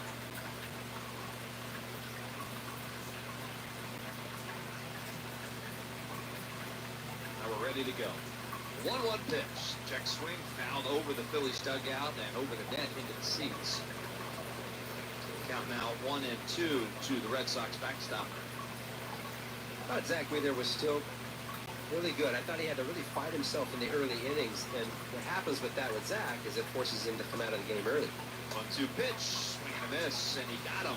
Another strikeout for Tanner Banks. 2 straight here to start the 7th, and 2 quick outs. And normally you get used to with Zach Wheeler when he's rolling and going, oh, he's going to go to the 8th inning or 7th inning. But, I mean, that's a pretty good game plan if you're opposing team. Try to get, a bunch of foul balls early, run the pitch count up. Toro the batter now. He takes the first pitch outside for a ball, 1-0. Yeah, because sooner or later a guy like Zach Wheeler is going to lock back in. For the most part, that's going to happen. And if you can get to him when he's struggling a bit, that pitch sails inside for a ball. It's 2-0. Got that leadoff home run from Duran to start the game. And after that, he was able to kind of settle in. Next pitch to Toro. That is a little bit high for a ball. So 3 balls and no strikes now. Toro, the 9-hole hitter, here for the Red Sox. Duran waits on deck. Banks comes set. Glove at chin, the pitch. That's way outside for a ball. So after 2 strikeouts, he walks Toro on 4 pitches. And that will bring Jaron Duran back up to the plate. 42,843 here tonight. Monday night. It's awesome. It's just, the crowd is amazing. The field looks unbelievable this time of year. First pitch to Duran. That's a strike right down the middle. It's 0-1. Catch these nights, these midweek. I think they're supposed to be this temperature for the whole series. Terrific. All 3 days. No balls and a strike to Duran. Kick the pitch. That one's at the knees for a strike. 0-2. Good pitch. Duran thought it was low. It was not. Right there at the knees. So it's 0-2. Yeah, you can't, if you can bottle up this weather in the summer in Philadelphia, I mean, the humidity is low, just a gentle breeze blowing right now. Yeah. Sorry, Larry. They're all yours. They're all yours. I want these. He got the last one. And a little wet as well. No balls and 2 strikes to Duran. The pitch. Swung on. Line drive in the left field. Kepler to his left. Couple of steps. Goes down to a knee and he catches it. Basket catch up there in left field. He got the job done. Might not look pretty, but he makes the play for the final out. So nice job by Tanner Banks here in the 7th to keep the Red Sox right where they are. We'll head to the bottom half of the inning. It's the Phillies 2 and Boston 2. In your community or in your home, Nemours Children's nationally recognized pediatric specialists are here to help your child achieve their best health. Throughout Southeast Pennsylvania, we're working hand in hand with families to make every child's world a place where they can thrive. Now open in Malvern. Find your child's neighborhood specialist at nemours.org/PA. Nemours Children's Health. Well beyond medicine. Tony Luke's prides itself on our farm to family promise by serving 100% ribeye steak paired with locally sourced South Jersey vegetables on fresh baked bread. Our food is always fresh and cooked to order. Tony Luke's is more than just cheesesteaks with our specialty fries and award-winning chicken cutlet and pork sandwiches. Find a Tony Luke's near you. From the Pentagon to New York City all the way to the shore and back. We also ship our steaks nationwide. Visit TonyLukes.com. On your next visit to Citizens Bank Park, make sure to visit our stand at Ashburn Alley. At Citizens Bank Park, we don't carry the title of fan lightly. We're made for counting down the minutes to the first pitch. And for losing our voice before the 7th inning stretch. We're made for leading rallies. And for following box scores. We're made for celebrating big moments. And We're made ready with Citizens. Citizens, fellow fans, and the official bank of the Philadelphia Phillies. Don't miss out on a hot ticket. The Nelly post-game concert presented by Jim Beam is on Tuesday, July 22nd after the Phillies host the Red Sox at 6:45. Secure your seats today at Phillies.com. 100.7 WZXL. Brandon Marsh to lead it off in the bottom of the seventh, and he takes the first pitch from Walker Buehler, still out there for the Red Sox, over for a strike. It's 0-1 to Marsh, who singled and struck out. 1-2 tonight. 0-1 pitch. It's over for a strike as well. Walker Buehler with all kinds of troubles coming into this game over the last month. He's been really good for the Red Sox tonight. The windup, the 0-2 pitch, and that one swung on and missed in the dirt. The tag applied by Narvaez, and that's the first out here in the seventh. Player Independence Blue Cross Player Spotlight. I'm going to go back to an old teammate. How about Derek Dahl? July 21st, which is today, 1997, after 17 years with the organization, he was traded to the Florida Marlins. And guess who was the GM there? It was Dave Dombrowski who wanted him, and they won the World Series that year. Independence Blue Cross. Learn more at IDX.com. Otto Kemp, the batter, takes the first pitch outside for a ball, 1-0. Should talk to Dave, find out why he took my teammate. Yeah. Well, we know why. We know why. 1 ball on the strike to Otto Kemp. That one sails way outside as well. It's 2-0. And another one of your buddies, one of our buddies on that team as well. Jim Eisenreich was on that team. That's right. Easy. Yep, got his World Series ring there. 2 balls, no strikes to Otto Kemp, who's 0-2 tonight. And the pitch swung on, foul out of play. It's 2-1. Jim Eisenreich tells a great story about that Marlins team, about how when Darren came in, and Jim had been there the whole year, and when Darren came in, things were a little bit of a mess in the clubhouse. 2-1 pitch, and that one is hit on the ground, foul past the third base bag. And within 2 or 3 days of being there at the trade deadline, so you're talking about late July, August, Darren arrives in Florida, and within 2 or 3 days calls the team meeting. Darren did? Darren did. And he kind of says, hey, this is what we got to do if we want to win. And laid it out there. Jim said you could hear a pin drop in the room. And from that moment on, boom, boom, boom. Is that right?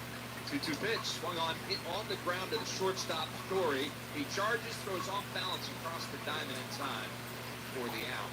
6-3. 2 outs. They're in the 7th. Over Max Kepler to the plate. Yeah, Darren had that kind of presence. You know, it was hard to see him go. Yeah. I mean, after all those years, and certainly a teammate of mine seeing him go. So it was hard to see him go, but we were happy for him as well at the same time. Yeah. And when they end up winning, sure. Kepler steps in from the left side. 1-2 tonight. Swings at the first pitch. Grounds it on the ground to the first baseman, Toro, who flips it over to Walker Buehler, covering at first. And that's the final out. Easy inning for Walker Buehler. His night is done. He was good tonight. 1-2-3 go the Phillies in the 7th. We'll head to the 8th. We're all tied up at 2. Let's face it, everyone needs a new look sometimes, and at Summers Point Lumber, they have a new look on the outside and new offerings on the inside. Summers Point Lumber has everything you need, and I mean everything. Don't drive 40 minutes out of your way to purchase power tools, Thermit True fiberglass and steel doors, AZAC exterior trim decking and railing materials are in stock. Get windows and doors with delivery right to your door. Call Summers Point Lumber today at 609-927-1166. Hi, I'm Dan Tracy. I'm a workers' compensation attorney. At Goldenberg Mackler, we've handled thousands of workers' compensation claims over the years. Our experienced attorneys understand the law and will fight to get you the benefits that you deserve. When injured at work, make the right call to Goldenberg Mackler.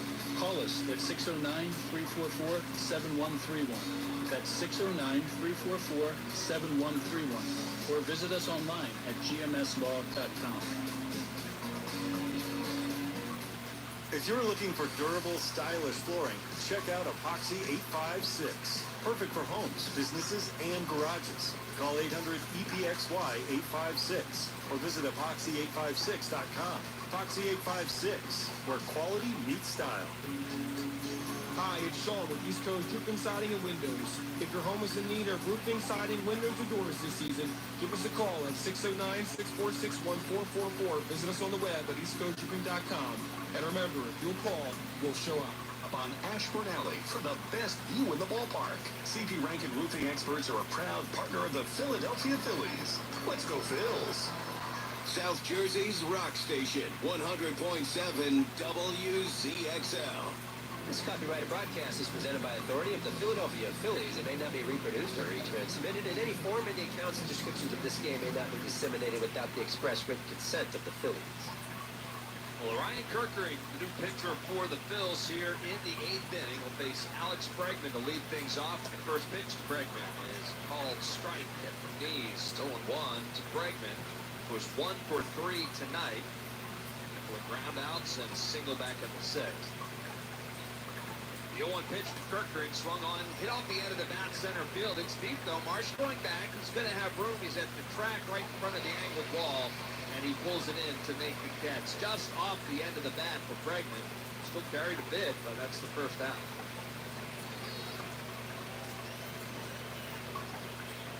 It'll bring Roman Anthony to the plate. And he doubled his last at bat.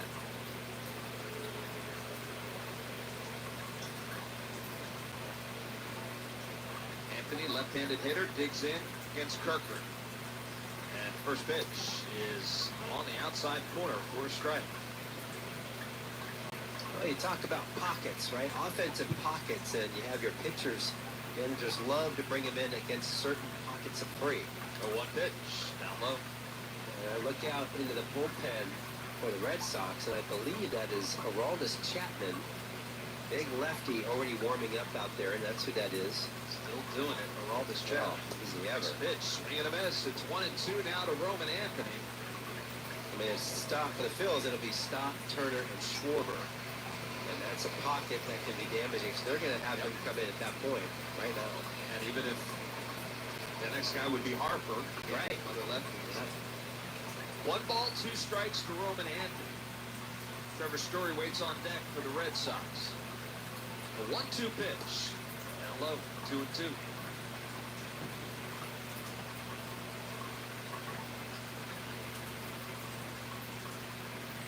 Mercury looks in, gets his sign from JT. Comes set. 2-2 pitch. On the outside corner, a call, 3rd strike. Good pitch there by Ryan Kerkering, and that's the 2nd out here in the 8th. A backdoor slider. Good pitch. Left-handed, it's so far out there, you give up on it so early. As a hitter. Well, that'll bring Trevor Story to the plate. He's 1 for 3 tonight. The first pitch to Story is down low for a ball. It's 1-0. He singled in his last at bat. He had been 0 for his last 13 before that hit. He's 1 for his last 14 now. Mercury ends at the waist, comes straight, and the pitch. That one's a little bit inside for a ball. 2-0. That didn't miss by much.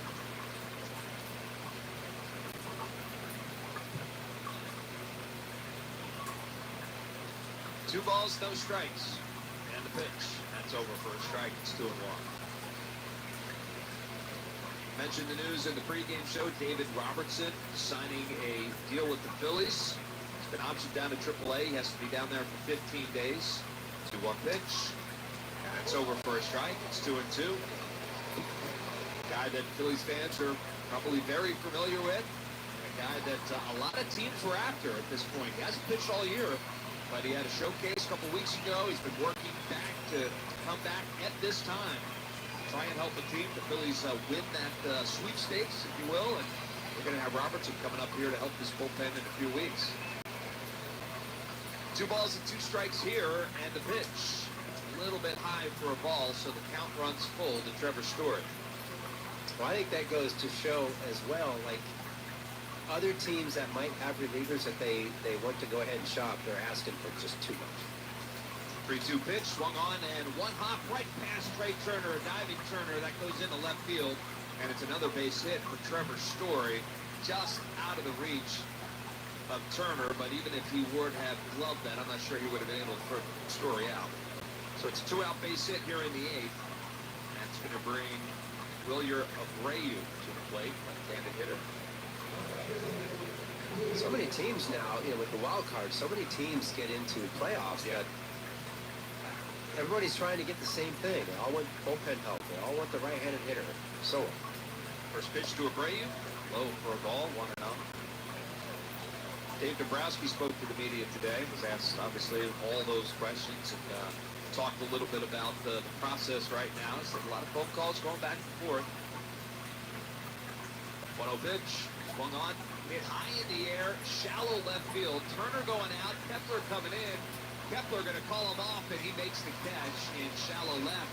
Good communication there by those two, and Ryan Kirkering gets through the 8th inning unscathed. We'll head to the bottom half of the 8th. We're still tied up here at 2. You gotta dip your chicken strips.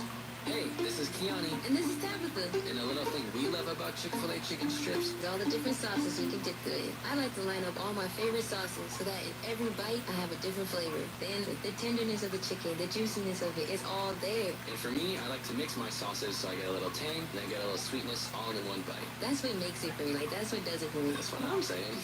It's the summer of Chick-fil-A chicken strips and sauces. Order now on the Chick-fil-A app. Real guests paid for their testimonials. Hey, Titan Phillies fans, every time the Phillies strike out 10 or more batters in a home game, you score with BetMGM. That's right, you'll get a $5 casino bonus every week to play Philadelphia Phillies Slingo, exclusively on BetMGM, proud partner of the Philadelphia Phillies, and an official gaming partner of Major League Baseball. BetMGM.com for T's and C's, 21 plus to wager, PA only, all promotions subject to qualification and eligibility requirements. Rewards issued with non-withdrawable site credit bonus bets unless otherwise provided that. Terms, rewards subject to expiry. If you or someone you know has a gambling problem, help's available. Call 1-800-GAMBLER. As a proud partner of the Philadelphia Phillies, King Swings has created the first ever Phillies branded swing sets and playhouses for fans at home. Hi, this is Tom McCarthy. When I'm not calling the play-by-play for the Phils, you'll find me at home enjoying quality time with my family. Meg and I are always looking to promote outdoor play. And what better way to do that than with a Phillies branded play set? I know King Swings will be a beloved part of our family memories for years to come. Visit KingSwingsSets.com to bring the ballpark home. King Swings, get out and play. At BGW, delivering clean, reliable natural gas to Philadelphia homes and businesses safely is our top priority. If you smell gas, call 215-235-1212. BGW, fueling the future. 100.7 WZXL, South Jersey's rock station. Hey, look, don't miss a midweek matchup when the Mariners head east to take on the Phils Monday, August 18th, and Tuesday, August 19th. Both of those at 6:45 p.m. and Wednesday, August 20th at 1:05 p.m. Visit Phillies.com to secure tickets today.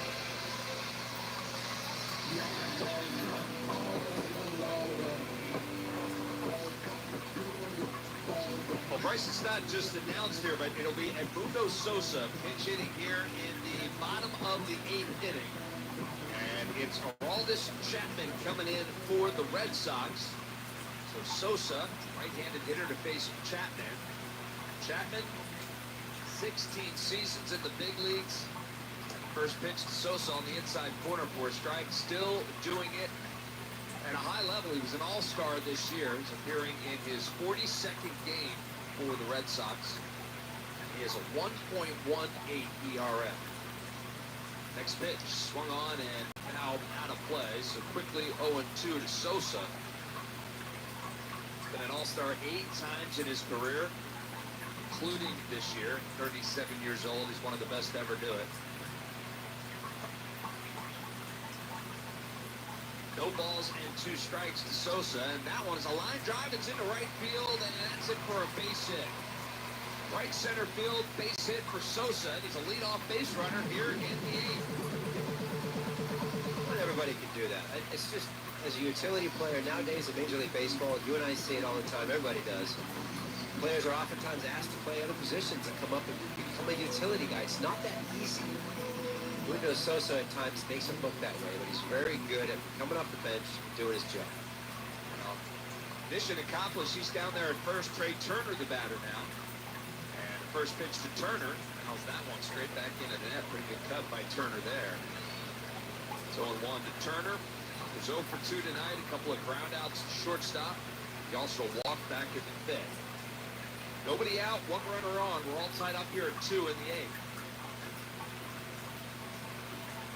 from the stretch. Chapman, the 0-1 pitch. Swung on it, now out of play again. Quickly 0-2 to Turner. Pitch at 99. Now, earlier this year, Chapman threw a pitch at 105. Still just throwing gas. His age. No balls, 2 strikes to Turner. The pitch. It's in the dirt. For a ball, 1-2 now to Turner. Yeah, it's remarkable when you think about it. You know, he's been doing it at such a high level for so long. Obviously debuted very young, 21 years old when he debuted. 1 ball, 2 strikes to Turner. Checks the runner at first. And the pitch. Swung on, line drive down the left field line. Hooking foul. Foul balls. It hits off the short wall down the left field line. Sosa will have to head on back to first. Turner, who broke his bat on that, will get some new lumber. Just a little in front of that. Can you believe Chapman in spring training this year had a rough outing, his first outing? And they kind of asked him what was going on, and he said, well, my catcher, who the backup catcher here is Wong, he was asking for a fastball with location. And he said, I've never had a catcher in my career ask for location. Can you believe that? No, I cannot. Don't tell Larry that. 1 ball and 2 strikes to Trey Turner. Sosa leads off first. The pitch. It's inside for a ball, 2-2. Well, his first pitch strike rate this year is well over 70%. It's never been like that.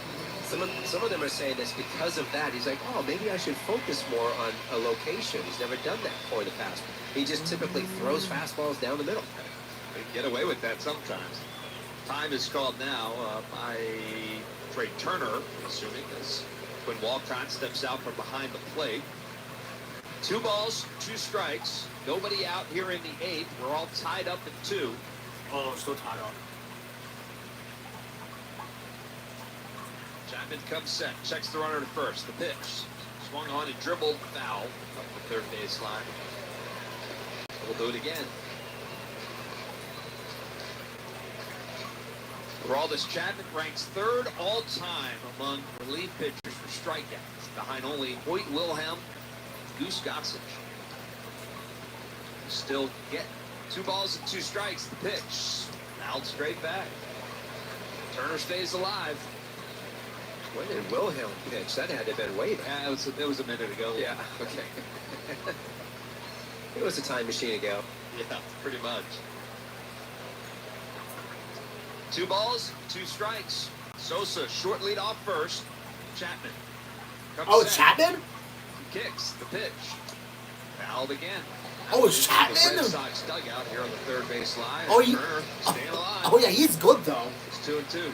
He's like, because here's the thing, because, like, he, like, you know, he's able to foul those off. He was like, when he, you know, like, strikes out, like, he just, like, stay on the fastball. he, like, stands there. Off the fastball. You'll Like, never stare catch down, up to it. you know, like a death stare. The 2-2 pitch. Swung on. Hit in the air. Left field. Duran to his left. It's not deep. He'll make the catch. And Sosa will retreat to first. He got that in off the handle just a bit. 1 out here in the 8th.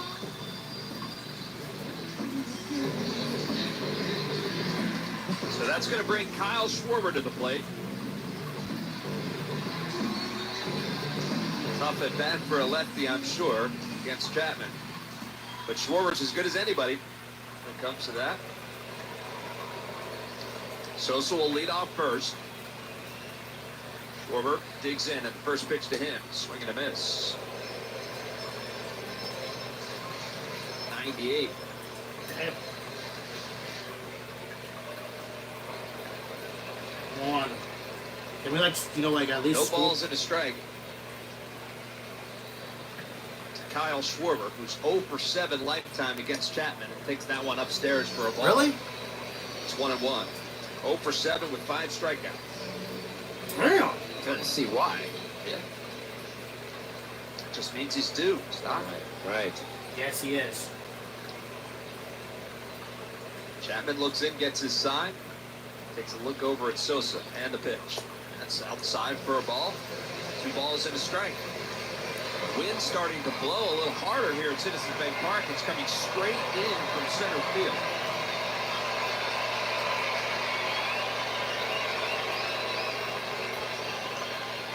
The 2-1 pitch. That's way upstairs. Kind of a check swing, no swing, says the third base umpire, Malachi Moore. And so now, Kyle Schwarber in a hitter's count. It's 3-1. He did hold up, barely. He did. 3 balls and a strike to Schwarber. Sosa down there at first. The kick and the pitch. Swing and a miss.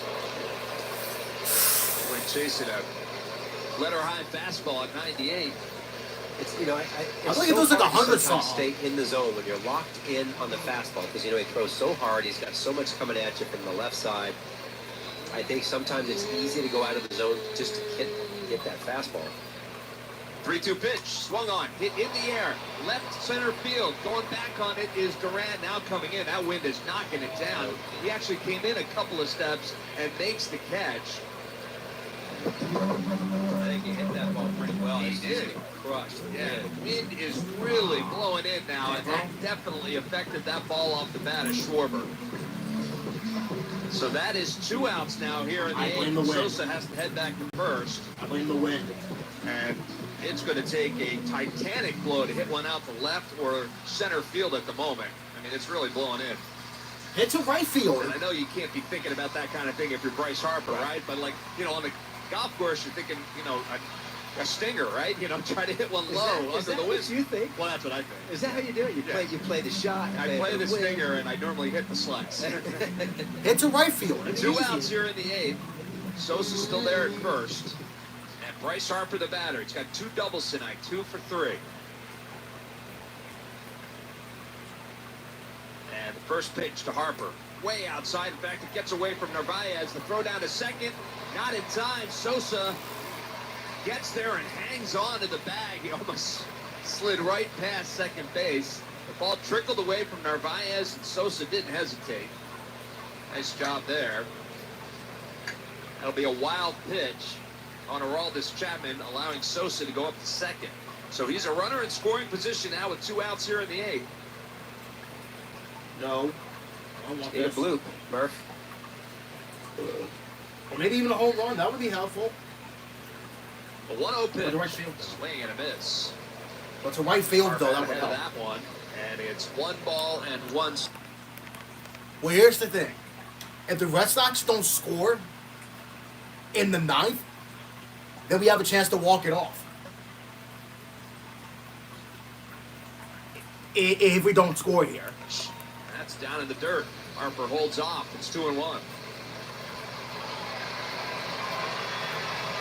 Nick Castellanos waits on deck, the right-hander. With a base hit, will probably score a run here. Maybe. 2 balls, 1 strike. Who knows? The pitch. And that's at the knees for a strike, 99. Good pitch there from Chapman. On the inside corner as well. So now the count 2-2 to Harper. Damn it, Sosa Chapman. takes his lead off second. Damn it, Chapman. Shortstop Story in behind the bag. Chapman, the 2-2 pitch. Swing and a miss, and he got it. Wow.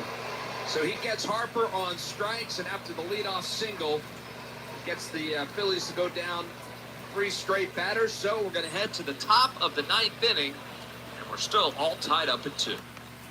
Well, I got to hope the Red Sox don't score because, you know, it's the wrong time for them to score.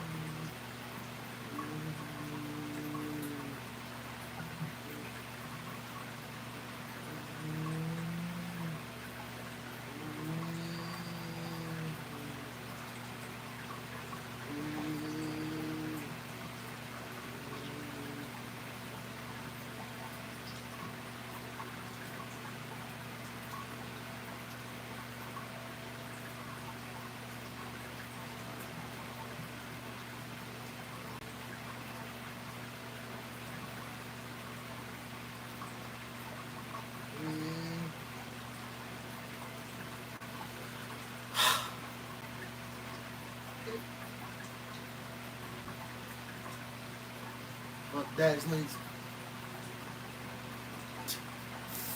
gotta hope we win. Kidnappers. No, I passed.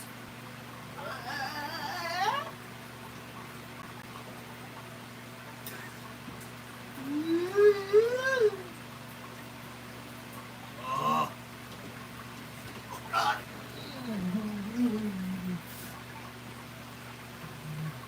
Wrong.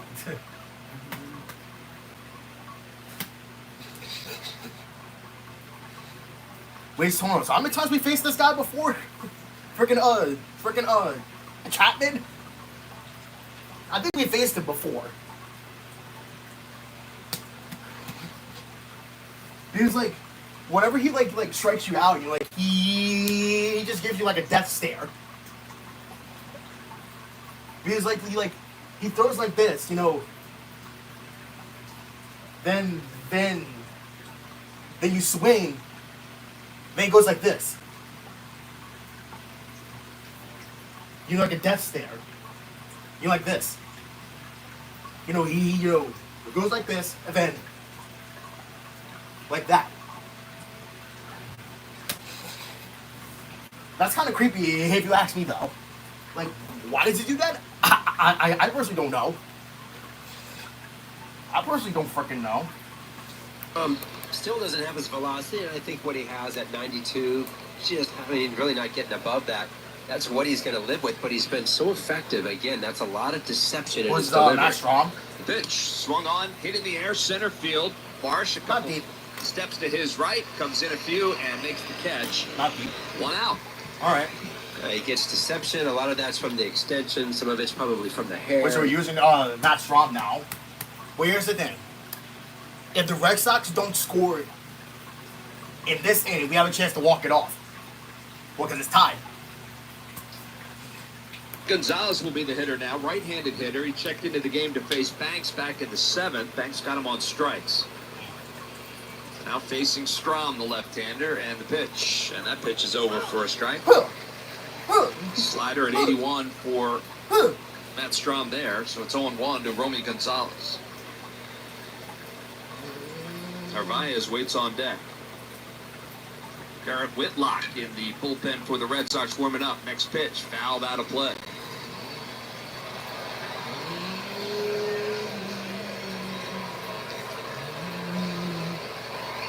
And a tough night for that 7-hole hitter for the Red Sox. Between Meyer and Gonzalez, 3 strikeouts. Counts 0-2 now to Gonzalez. Swung on and hit high in the air in left field, a mile high. Incoming at Kepler, and he's fighting the wind. He keeps on coming. He finally makes the catch. Yay, 2 outs. 2 outs. You were waving him in, knowing that wind was going to play a factor. Yeah, that wind It's funny how some of the feelings I have back in the day are still pretty visceral. Like, the ball goes up, and I'm at shortstop, and I see Trey peel off. And I'm like, Trey, where are you going? The ball's coming back to you. And so then I'm like, come on. I mean, with the wind, you just cannot give up. Nobody can give up on the pop-up. Yeah, it's hard to explain. The wind blowing right now, straight in from center field, and it's whipping. Looks like 2 outs now. Narvaez is the batter, takes the first pitch a little bit low from Strom. 0 to Narvaez, who's 0 for 3 tonight, a couple of strikeouts. All right. Phillies play Narvaez to pull on the infield, slightly opposite in the outfield. Next pitch down low, 2-0. All right. That's 2 outs now. I mean, if 9-hole hitter Toro waits on deck for the Red Sox. Our papers are blowing all over the place in here. Because they don't score here, then we have a chance to walk it off.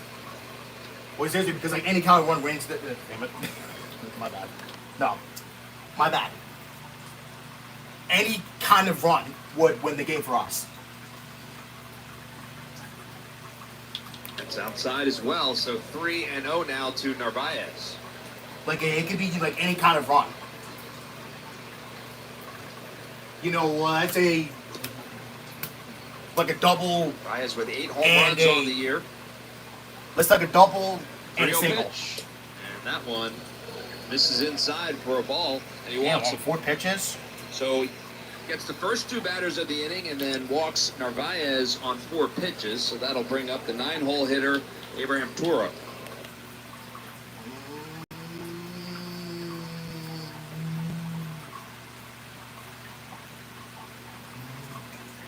Snyder? I believe it is. Yeah, it is. Yep. So Ref Snyder will be introduced as a pinch hitter here. Ref Snyder? Right-handed hitter to face Strom. Who's he?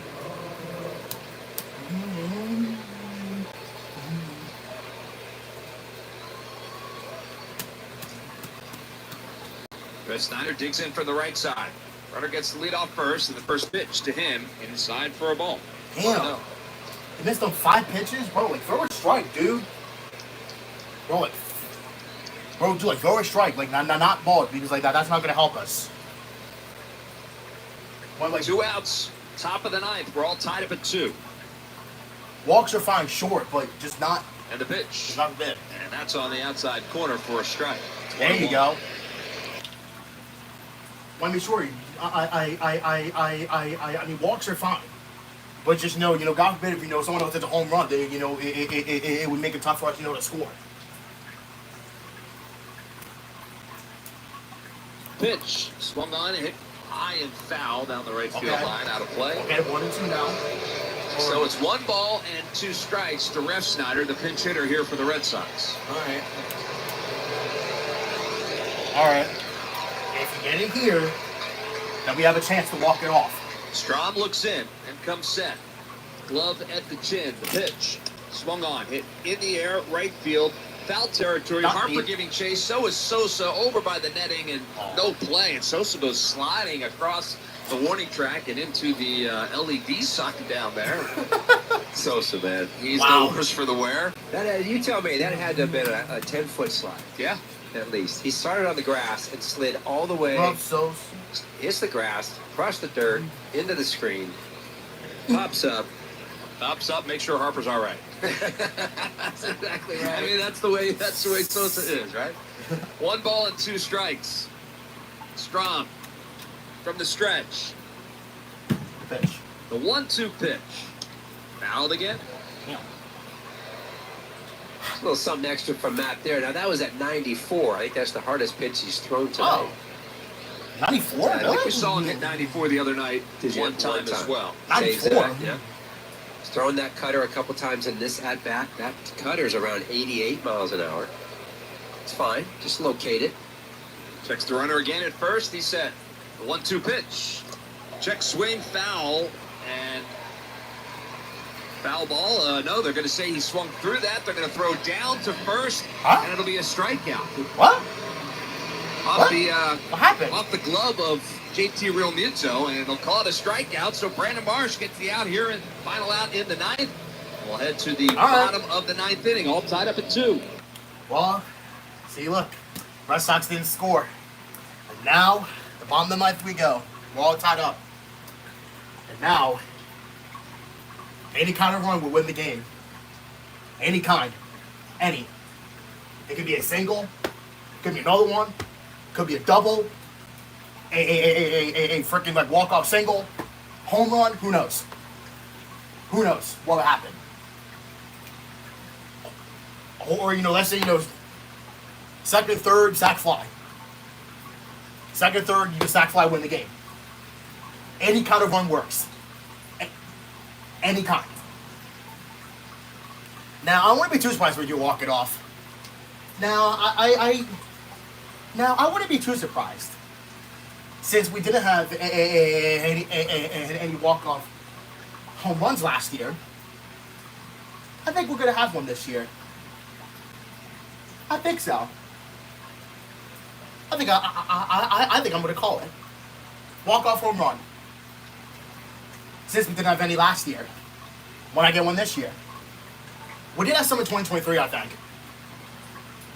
Because I remember that walk-off home run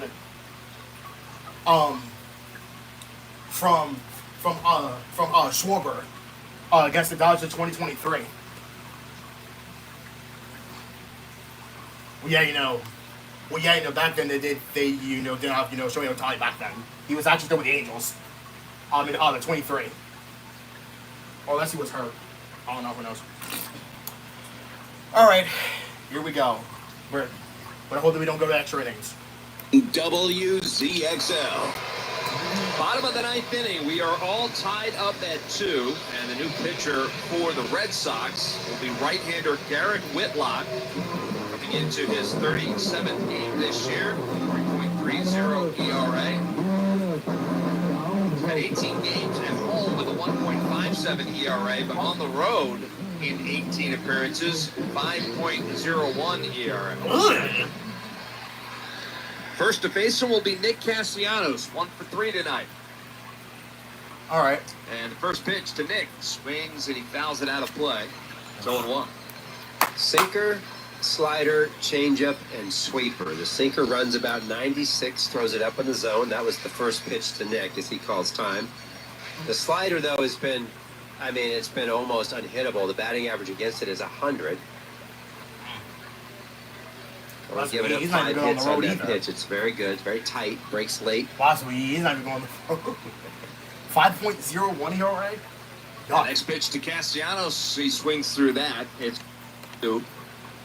5.01 ERA on the road? Yuck.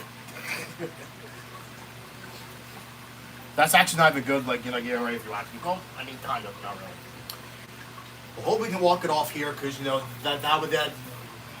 game can be done, and watch, last time we were the Mets are losing against the Angels. And that'll bring JT Realmuto to the plate. Realmuto, 1 for 3 tonight. Single and RBI back in the 4th.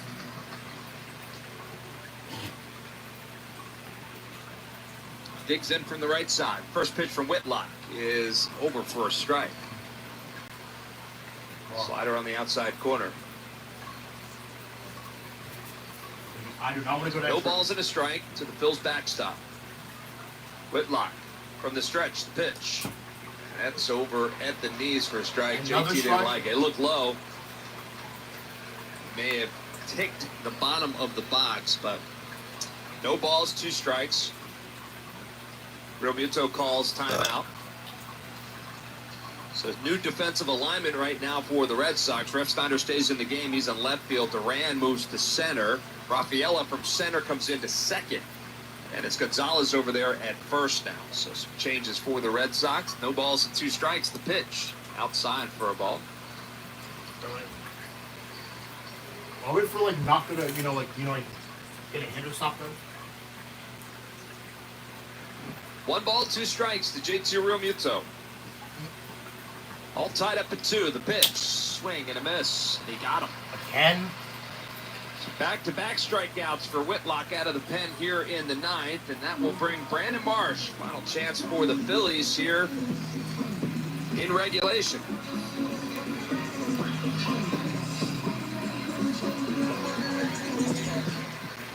It's kind of bad that we're not even going to walk it off. Brandon Marsh, base hit, back into second, couple of strikeouts since. And the first pitch swings and fouls it down the third base line out of play. Let's pause 10 seconds for stations to identify themselves here on the Phillies Radio Network. WZXL Wildwood. Looks like we're going to go to extras and hope the Red Sox don't score. Well, actually, but here's the thing. Even if they score a run, that's not really that tough to do. Because even if they score a run, even if they do. 2 strikes now to Brandon Marsh. It's like that's Max Lazar. So if the Phils can't get that 1 run across here, it will be Lazar to come in. 0-2 pitch. And it is fouled at the plate. He just got a piece of that. Count stays 0-2. And Phil's trying to avoid extra innings. Red Sox fighting to get there at this point. No balls, 2 strikes, 2 outs. And a pitch. It's in the dirt. 1-2.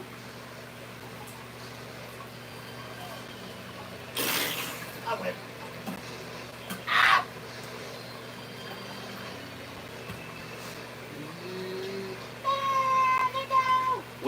Whitlock looks in and gets his sign.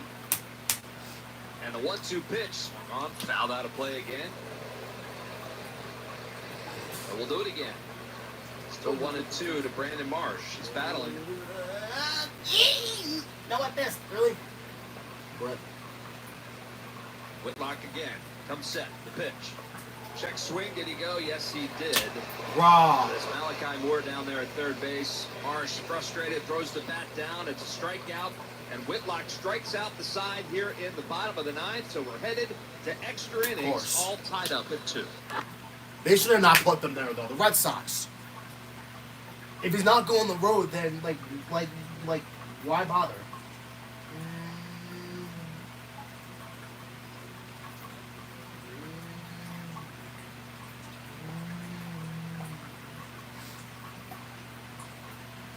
However, gotta pray that the Red Sox don't score. I gotta pray for that.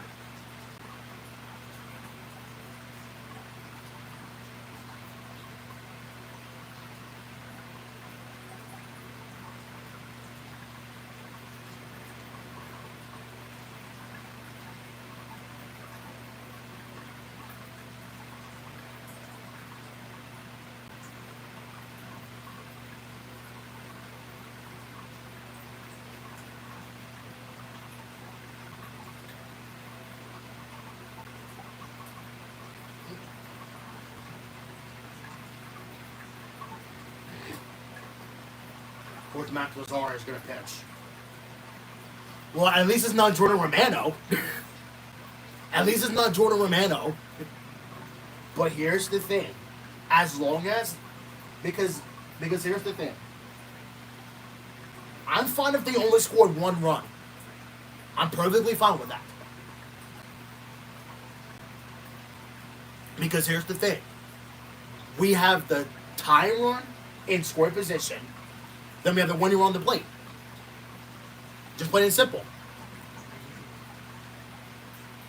7 WZXL, South Jersey's rock station. Top of the 10th inning here in South Philadelphia, Red Sox and Phillies, and Max Lazar will be the pitcher for the Phils, making his 18th appearance of the season. He worked a scoreless 9th inning yesterday versus the Angels. He's allowed just the 1 run over his last 5 appearances. That was a home run to Manny Machado back in San Diego. Faced Jaron Duran at the top of the order. The runner at second, the ghost runner, Rob Refsnyder. And he starts and stops and turns around and looks at Refsnyder, trying to keep him close. Phillies 5-4 in extra innings. Red Sox 5-9 so far this year. Pitch to Duran is a little bit high for a ball 1-0. Red Sox are not a big bunt team, nor are the Phillies, for that matter, in regards to sacrifice bunts. I don't suspect he'll lay one down. 1-0 pitch, and that one sails outside for a ball. So 2-0 now to Jaron Duran, who started the game off with a home run, his 9th of the year.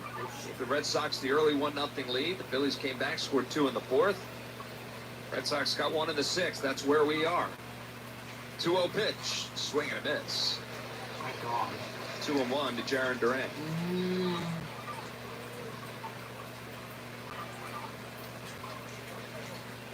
Refsnyder takes his lead off second. Lazar comes set. The 2-1 pitch. That's at the knees for a strike. 2-2. There is no way Duran is trying to move that runner in any way. He is purely trying to jack this ball out of the ballpark. Okay. Which is ridiculous. That's why he's hitting 238. And I think he's a solid player, but you can still pull a ball hard on the ground. Hit him hard. I'm not saying just give yourself up necessarily that much, but come on. 2 balls and 2 strikes to Duran. Lazar from the stretch. And time is called in the middle of his windup. JT calls timeout. I'm guessing the pitch clock was winding down. I didn't see whether it was or not, but JT jumped out from behind the plate as Lazar was lifting his leg to deliver the pitch. There's no doubt that was a pitch timer. Yeah, trying to save that clock. Yeah. Yep. Well, headsy play from JT Real Muto as usual. It's a good thing that Lazar didn't throw it, because by the time he would have released, JT was what? Yeah.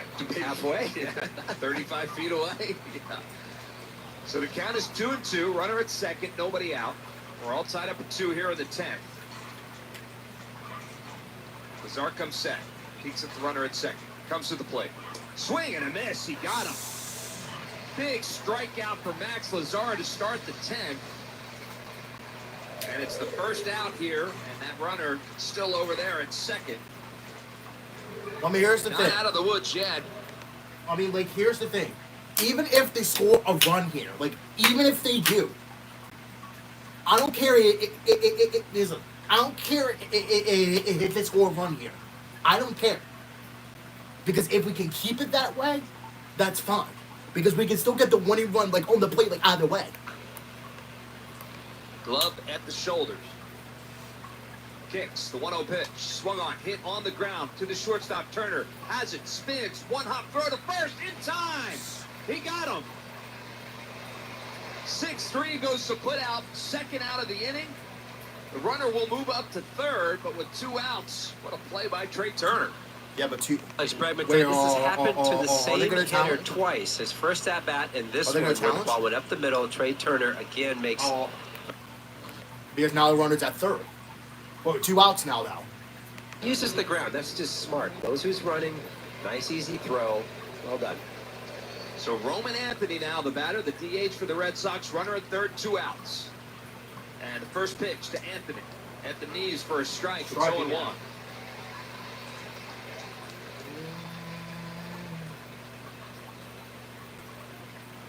Brett Snyder leads off third. Lazar takes a peek. Comes set. The 0-1 pitch. Swing and a miss. 0-2. Or listen, like I said, even if they score, even if they do, it doesn't matter. Philadelphia. Because it'll be 3-2. Hoping Lazar can finish off. It'll be 3-2 right here. Because we get the tie run at second. 2 strikes. And the winner on the plate. Boom. Win the game. The kick. Boom. The pitch. Swing and a miss. He got Okay, him. I guess that Ball works. comes loose. JT picks it up, throws it down to first, finishes it off. Max Lazar puts out the fire and keeps the ghost runner right where they are. Well, it wasn't, and the the fire, Phillies will but... have a chance to win it here in the bottom of the 10th. We'll head to the bottom of the 10th, all tied up in 2. All right, well, then, I guess they didn't score. Well, it's like I said, even if they do score, even if I almost said Mets. Red Sox. Even if the Red Sox score 1 run, that's fine. 2 runs, and I'm slightly worried. 3 or more, I worry. But like I said, no runs or just 1 run, it's fine. Because as long as we have a chance to win the game either way, even if we give up that 1 run, even if we did, because it'll be 3-2, Red Sox, right? Heading in, hits the bottom of the 10th. Because that is a setup. We have the tying run in scoring position, zombie runner. Then we have the winning run on the plate. Boom, win the game. Boom. So now, since they didn't score, we have the winning run in scoring position. Don't bother, I had the plate. Don't bother. Drexel Hill to Lansdale. Well, I'm still predicting a walk-off home run because people just listen. Because even if it's a hit, I wouldn't care if it's a walk-off hit, but it's fine. I would much rather have a home run now. You know what I mean? Because I would much rather have a walk-off home run than a base hit. I mean a walk-off single. I said single. I did. Presented by Terminix as the Phils take on the Orioles at 6:45. Grab tickets now at Phillies.com. There's Scott Fransky, but he does that. 100.7 WCXL. Well, here we go. Jordan Hicks will be the new pitcher for the Red Sox, appearing in his 19th game. He's got an ERA of 6.24. Brandon Marsh will start at second base. He's the ghost runner. Otto Kemp leads it off. First pitch to Kemp, squares to bunt, and pulls it back. The ball's outside for a ball, 1-0. Corners were crashing. Gonzalez. That is a try, though. That actually is a good try, though, for that actually is a good try for Otto Kemp too. That's a good try. 2-0. 2-0. Okay then. All right. That is a good try. Try to bunt. Get the winning one. 90 feet away. Boom. Says coming from first base, it would be best to get it down the third baseline. 2 balls and no strikes. Kemp the batter. Hicks comes set at the belt and squares again. That one's high. He pulls it back again. It's 3-0 to Otto Kemp. He's trying to bunt. Yeah, that makes sense. Like, try to bunt. But if it doesn't work, it's like, if it doesn't work, then just walk. I found it's a walk. In the lead, the 3-0 pitch. Squared again, and that's outside. He walks him on 4 pitches. Okay. Watch, that was like, wow, like that was like 4 times. 4 times that he squared the bunt. He was like, whoop. Well, like that was like a whoop. It was like a whoop. I would have bunted though too. Have a moment, Max Kepler, right? Max Kepler. Well, he could use a moment, as could the Phillies. Yeah. That's for sure.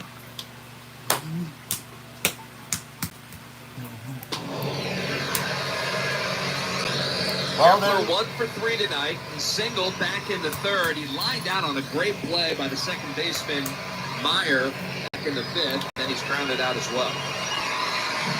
Jordan's does not really go away. Phillies have runners at first and second. Nobody out. What? All 6 tied point up here in something? the 10. Marsh is at second. That's not good Kemp right at now. first. Good speed on the base pass. It's only Marsh that matters. Yeah, that's all that matters is Brandon Marsh. All that matters is Brandon Marsh. Conversation on the mound is over. Already on the conversation. Kepler, ready to go. Y'all should have not freaking bought him up. It's the right-hander Hicks. Hicks comes set, checks the runner at second. First pitch, he spurs to bunt, and it goes behind him and all the way to the backstop, and the runners move up to second and third. Okay, that works. Well, now you have to bring the infield in. There you go. That works too. Look at that. So now, either a base hit, a sac fly, or a 3-run home run works. Put Kepler on, and Kepler's heartbeat right now is probably going 1,000 miles an hour. I mean, he squares to bunt, and it does. It goes behind him so crazy. So that'll bring Edmundo Sosa to the plate, who checked in. Wait, what happened? Wait, so I guess Kepler's on base? Wait, what just happened? Killed in. First pitch to Sosa on the outside corner for a strike. What happened? Dusty Watson coaching up Marsh down there at third. Infield is in. Nobody out. Bases loaded. The 0-1 pitch. That's over for a strike as well. A breaking ball, 0-2. So Hicks ahead I guess bases is loaded. Edmundo Sosa. No balls and 2 strikes. Turner waits on deck. Now Hicks steps off. Home plate umpire Quinn Walcott making sure that Hicks makes eye contact with the batter, slowing some things down. It was getting a little quick. So no balls, 2 strikes. The pitch. And that's a little bit high for a ball, 1-2. What a take by Sosa there. Hicks throwing 100. I mean, he's another hard thrower. Sinker, the 4-seamer, both. 98 to 100. 1 ball, 2 strikes. Marsh leads off third. The pitch.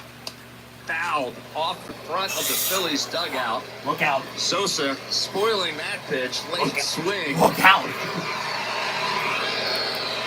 And the count stays 1-2. That one fired right at Ben Davis, by the way. Down there in the camera well. Ben Davis. 1 ball, 2 strikes. The pitch. Outside. Or 2-2. Or this would not surprise me. A walk-off walk. Glove of Narvaez. I wouldn't be too surprised with this one.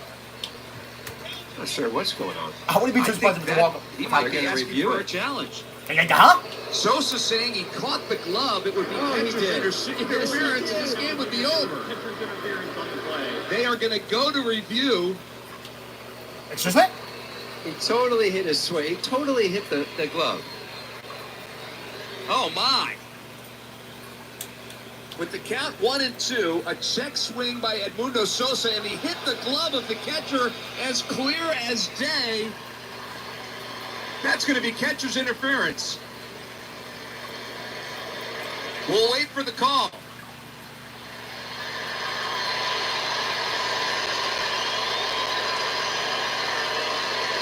The fans here have seen it on Fanavision. They know what's coming.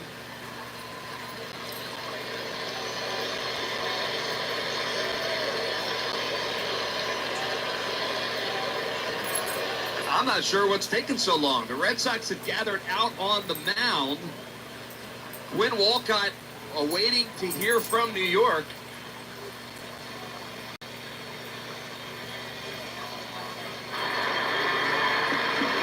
After review, the call in the field is overturned. There is catcher's interference. Batters awarded first base. Game over on catcher's interference. Marsh will score. Sosa trots down to first. Everybody touches the bag. The Phillies spill out of the dugout. They walk it off. What? The most unusual fashion that you're going to see. Phillies win it 3-2. How about that? It's just awful at the same time. It's amazing. It's great. I mean, when you walk guys and you let guys on like he did there, their pitcher Hicks, this is the kind of stuff that can come back and get you. Huge. Unbelievable way to finish this one. And the Phillies, well, a subdued celebration as everybody just a little bit confused as what was going on, but the Phillies will get the win on catcher's interference. The ghost runner, a walk, an intentional walk, and then that. And this one is over. Phillies win game one of this series 3-2. We'll take a quick break and be back right after this.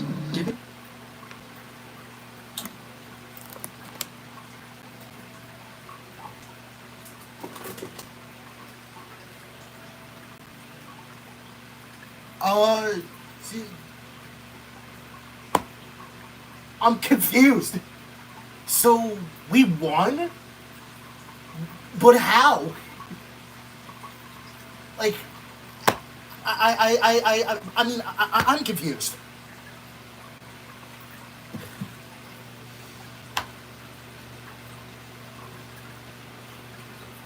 Wait, so what happened?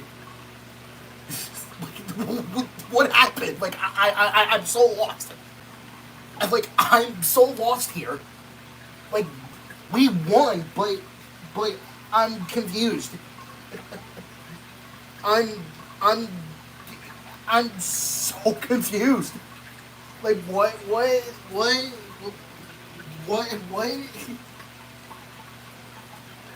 I'm confused. Like, I have so many questions right now. Like, how do we win the game?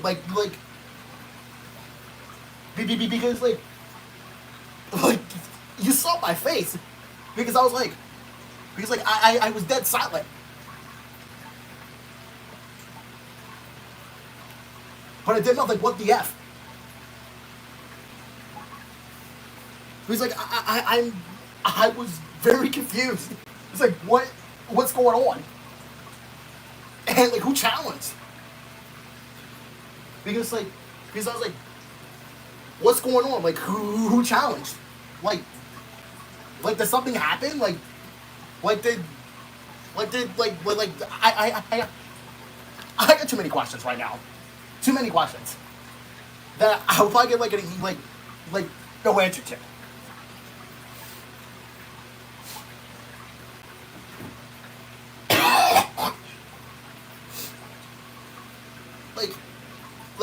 We won, but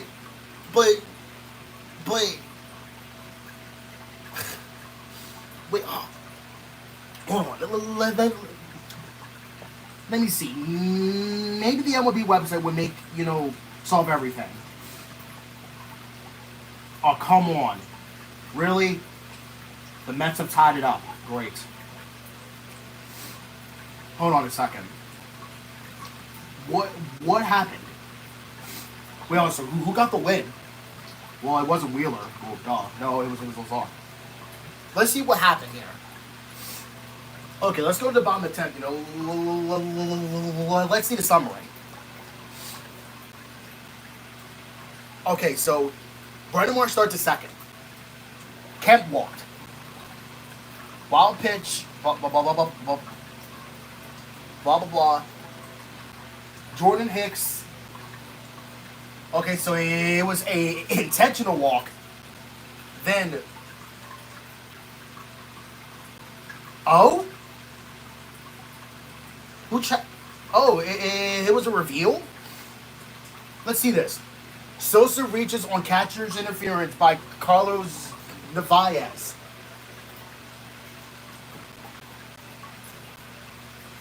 Wait. So, okay. Okay. Let me get this straight. So, oh, okay, so, hold on. Let me see.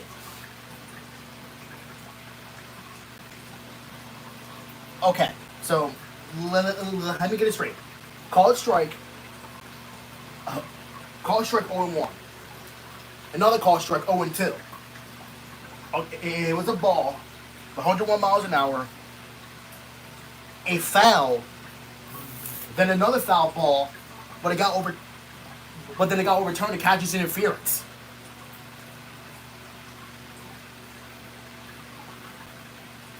So, okay, so my clue is that Sosa fouled the ball, but Narvaez hit the bat. So that's catcher's interference. Oh. I mean, I'm happy, yes. But I'm just confused. I'm just still confused. Like, that is like one of the rarest things that ever happened. Well, yeah, just like the Giants when they walked off. Well, yeah, it reminds me of that freaking like walk off his on that park home run by freaking Patrick Bailey.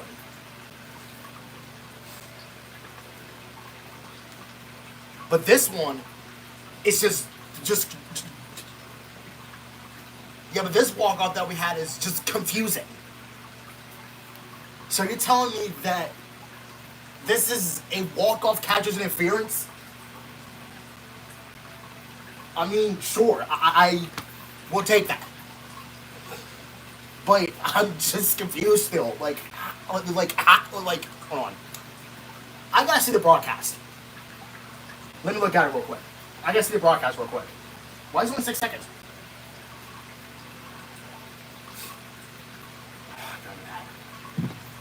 Ow, the balls. Let me get this straight. Hold on. I gotta look at this. Why is it only 6 seconds?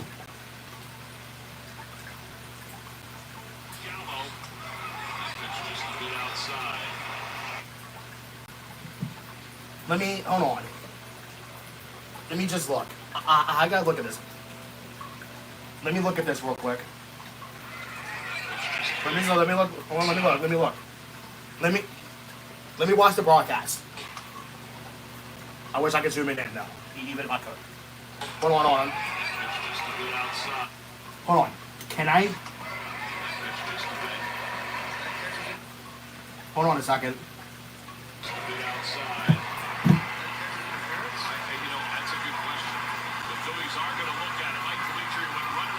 Let me look.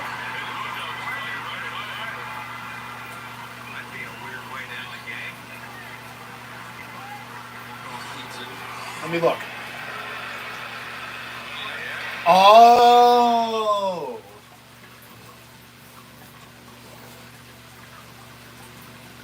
Oh, I see. Okay, so I just watched it. Let me see. Let me see it.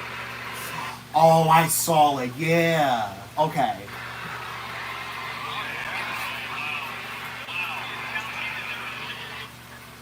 Oh, so we challenged. Oh, okay, so we challenged.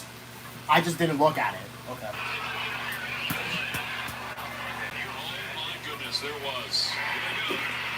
After the on the field is overturned, there is catcher's interference. Wow! The Phillies have wanted a catcher's interference. Baseball is amazing. And what a celebration.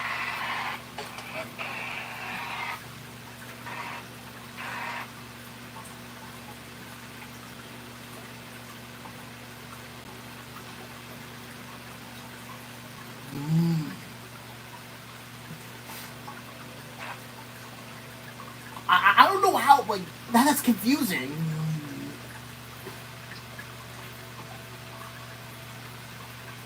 Wait, really? First walk-off catch interference since 1971. Wait, really? That's the last time it happened?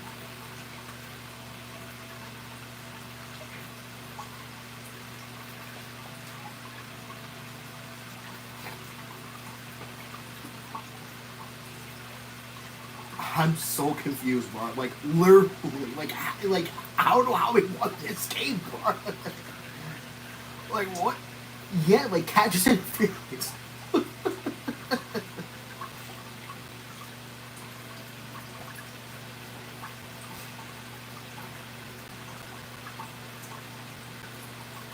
That's what I'm saying. That's what I'm saying. Like, question marks are filling, like, my brain right now. Not like I like I'm looking up like a lot of questions right now. How did it happen? like how in the world did that happen, bro? Hold on, how much do you know just gonna pose? I'm just gonna pose. No, I'm just gonna pose. I'm just gonna pose. Look, you know, like this.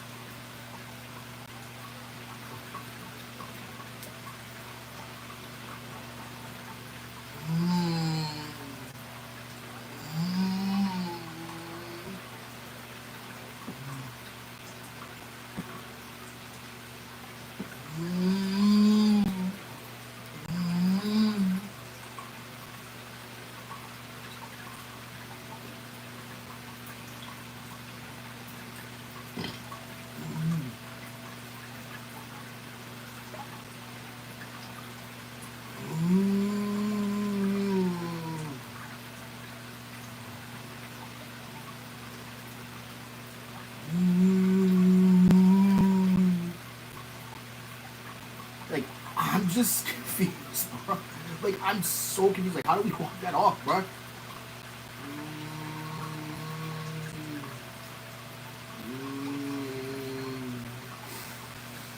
I, I, like, I, that's what I'm saying. Like, what happened? Like, I don't know how, but like that, like, I have like a lot of question marks. Like, it's not my mind. I mean, but I mean, I'll take it short, but I just still have a lot of questions. Like, my mind is filled with question marks.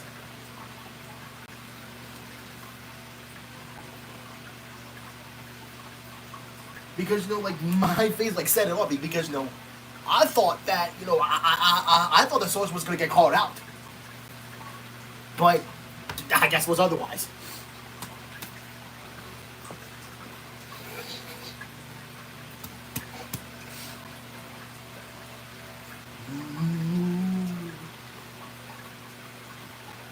That's going to be a highlight. Well, we'll be able to B-post it, because that'll be funny. Because, yeah, like, that is, like, that's, like, so rare to happen, too. Like, that's completely rare. Well, yeah, you know, just like that goddamn, you know, the walk-up inside the park and run by the Giants. That's why I looked away, because I don't want to talk about it. Yeah, this one's got to be, like, even rarer than, you know, that walk-up inside the park home run. Yeah, I don't want to talk about that one.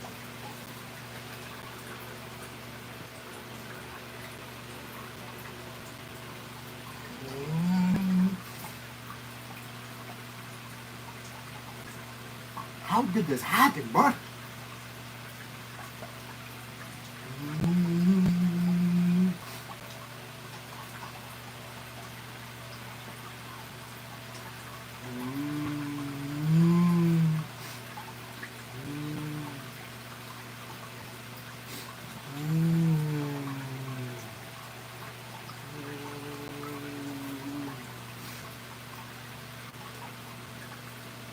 Look at this. Look at him. Yeah, like it's just like, yeah, like he like just like stares down. That's creepy.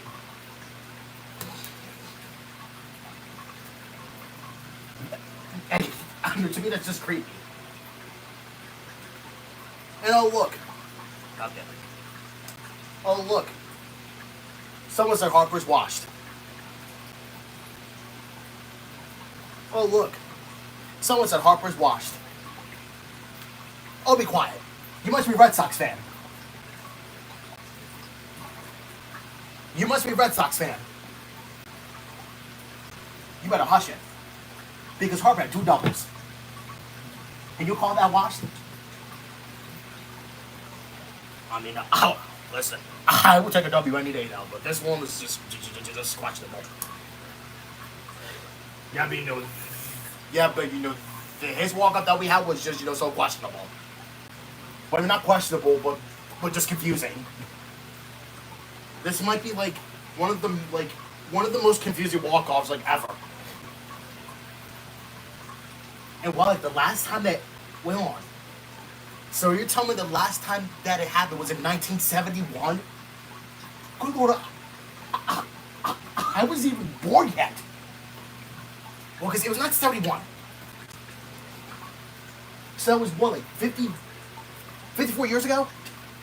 Yeah, I was nowhere even close to being born.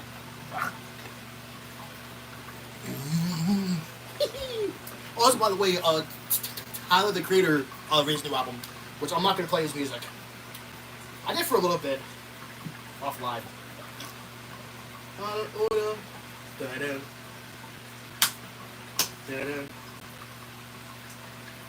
Rejection is Magic, 2020. 2020. 2020. Wait, hold on. She took $15 existed 2020, what? I said what, not one. Yay! Phillies win, life's good, I guess. Jack and Dash's film in front of a live studio Here we go. audience. Ding dong. Here we go. Here we go. Ding dong, honey. Yeah. Chill with the doorbell. I'm coming. You sure? Hello, darling. Is this Applejack's home? Wow, it's true what they say, you white ass smell. Oh. I beg your pardon. Rarity, there you are. Come on inside. Don't mess this up for me, Rainbow Dash. I want me and Rarity's date to be perfect tonight. Chill, Applejack. I'm not even gonna stay here. You're I've got a dead. date tonight. I With think. apple cider. Be for real. So I'm gonna need to borrow the car tonight. Are you crazy? You don't even know how to drive. Chill out. I'll read the manual. You sure about that? What? When that girl gets back, she's gonna be drunker than a spook trying to do country steps. Most likely.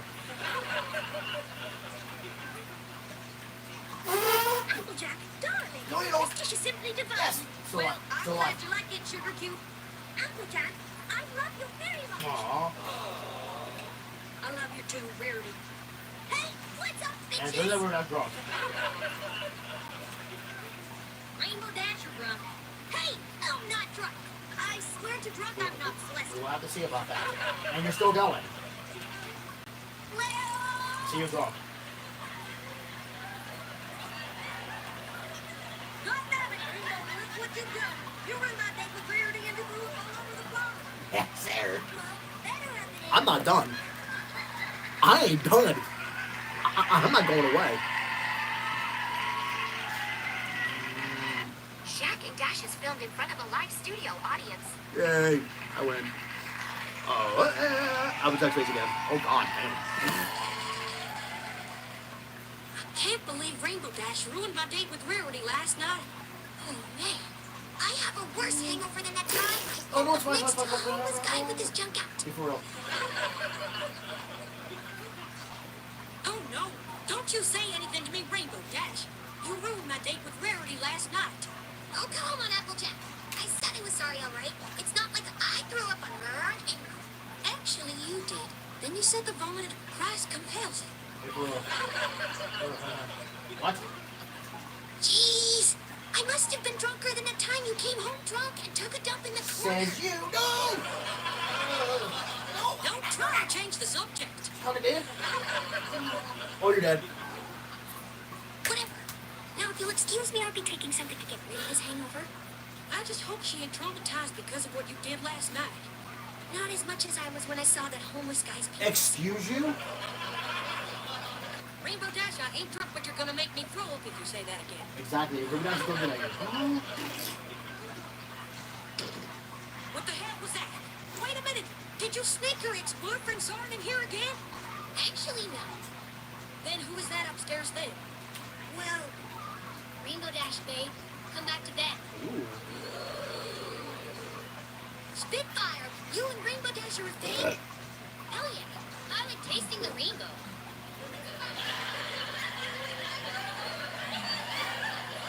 Really? You know what, babe? Just give me a few minutes to get rid of this hangover. So, is this gonna be serious? No! What Hell yeah. No one can taste the rainbow like she Too much can. information. You know. Really? Well, Good gravy, girl. Too much info. I just said Applejack. Too bad. Hey, I'm just saying. You asked after all. Yes, you did. You will know I'm starting to regret it more than the time I applied for a job at Hooters. Since when? Well, you do have some good knockers. If you weren't my best friend and I was a guy who loved to put my stick between those hot cakes. Huh? What the hell, Rainbow? Let's be honest, no one Applejack really well. Lots of guys wish he won on their money. Oh, damn! Hey, you said honesty is important, right? So I'm being honest. That's right. Good gravy. What am I gonna do with you? Oh no, Jack, tell me. Oh no, no. Give your best friend a hug and tell her how much you love her. Aw. All right. Come here and hug me, Rainbow Dash. Oh, by the way, you're out of Pop-Tarts. Doesn't that? I mean, River Dad. Wait a minute. I was You like, ate my Pop-Tarts. last Pop-Tart. My bad. What? You know I get hungry when I get drunk. Since when? No. God damn it, Rainbow. I don't know why I said that, but I don't know. Trust that I said that. Yay, I win. Jack and Dash is filmed in front of a live studio audience. Yes, sir. Uh-oh.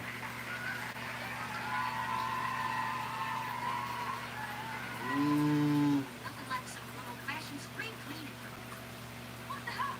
Is that Spitfire from? Maybe. Rainbow Dash, get down here. This better be important agent. What is it? Why the hell was Spitfire from the couch? Oh, so that's where the... Like that. Spitfire and I were too good to head upstairs, so we had someone on the couch. Why did you ask? What the hell, Rainbow? This is the couch we're sitting on. Really? Oh, relax, EJ. Mr. Juan. Just spray some deep freeze Okay. on it. It'll be fine. Remember, that's not the word. Again, listen to my Applejack solution. God damn it, Rainbow. I'll say the same thing. No. Not. Yay. Here we go. Well, I'm not going to do it anyway. I'll get into it. Yep.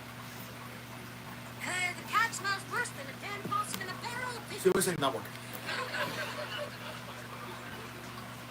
Whatever.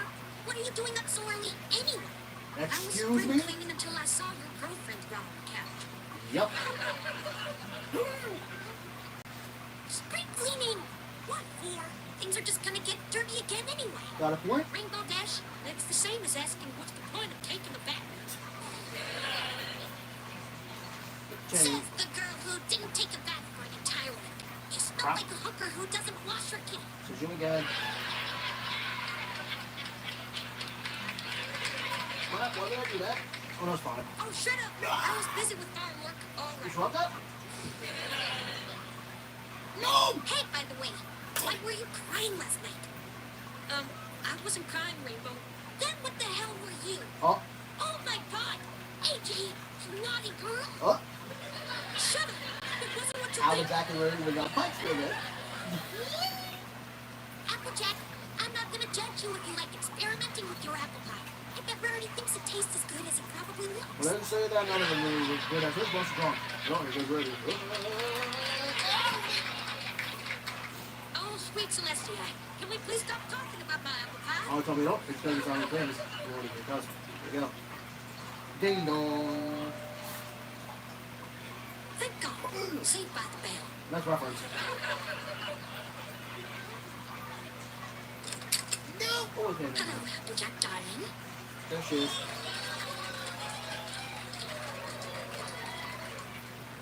Rarity, what are you doing here? Can I not visit my girlfriend? Who's that? Oh, wait, what? Of course. Come inside. That sounds wrong taken out of context.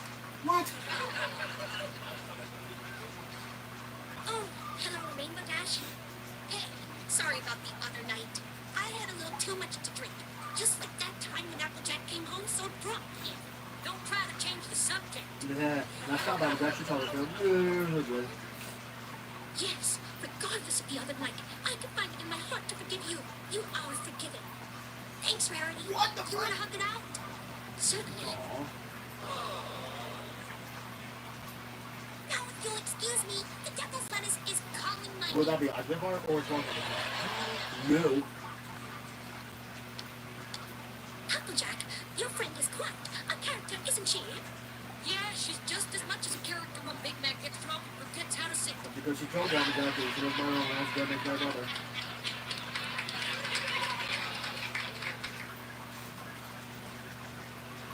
Applejack, darling, this wine is simply perfect. I have to say it's making me feel quite stimulated the more I look at you. Oh, we're gonna fight very soon. Rarity Sugar Cube, I think you may have had too much. Pretty nice. No, darling, I'm simply fine. Drunk up? Applejack, you're one sexy darling. Oh. Good with good. Hey, Applejack, you have an ex I'm not fine. Mine is out of... Oh. Oh, dear. I think I'm going to... Oh, remember that picture. Where? What the hell? Well. Karma's a bitch. Ain't it, Rainbow? Yep. Oh, Sorry, Jesus. darling. Please forgive me. This was my favorite shirt. Sure was. I'm gonna post this on Equestrian Horror. Here's where. God damn it, Applejack. Go.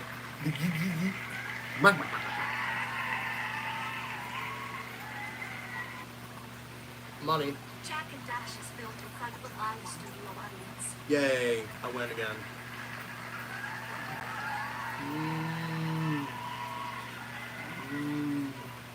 Oh man, what's wrong, Rainbow? You look worse than the time when the night actually walked out the house without any pants on. Tell me what. My stomach is aching like crazy. Did you eat something funny? I had a few burritos, but that was it. Burritos? Where'd you get some burritos from? That new restaurant down the street. Wait, that new place called El Burrito. Oh no, I should have warned you not to go there. Wait, what? What do you mean? I read reviews online about it. One guy got very gassy after eating there. Great, so my ass is gonna be filled with gas. Oh, Most likely we would ask because I was like much more gas. Oh, no. good gravy girl. I didn't need to hear that. You're the one who brought up gas. Exactly. Why would you do that?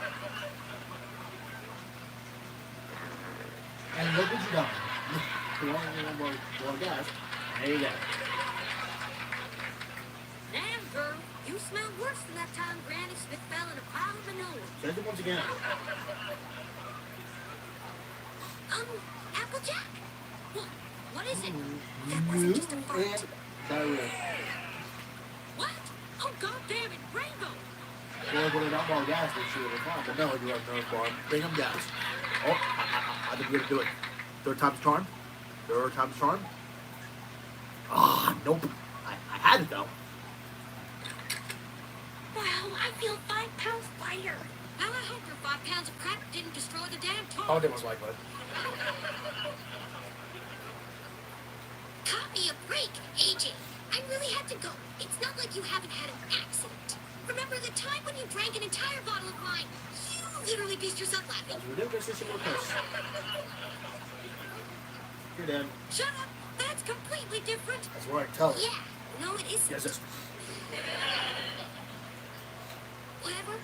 Knock, knock, knock. Who could that be? Flash bottle. Well. It looks like Rarity can't get enough of tasting your apple pie. Shut up, Dash. Rarity has not been tasting my apple pie. Oh, yeah. Nighttime And ten. why did I hear you tell Rarity? Eat my apple pie, you sexy bitch. Keep roll. Man!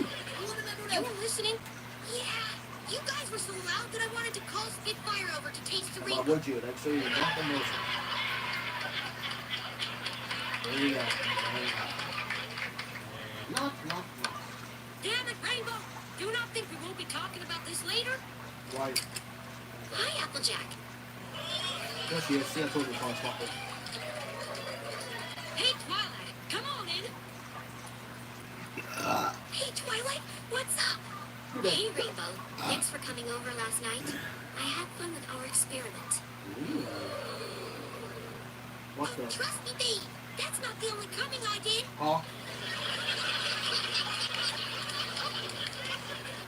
What the hell? Rainbow, it's you and Twilight now. Yeah, she called me over for some experimenting. It was fun. Sure, it's wrong over that. But I don't know whether to be shocked or happy for you. Doesn't matter to me. Now, if you'll excuse me, Twilight and I have some experiments to oh, do. fine. We'll go to the audience. I swear that girl is gonna let too many people near her Rainbow. You just never know, Applejack. You just never know. Money. Wow, Rainbow, you're very good with experimenting.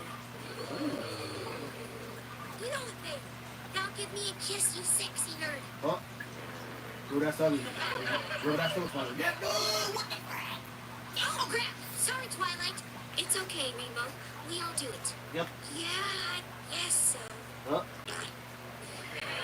There's my sport. Oh. Oh, no! My stomach is bothering me again! Yep.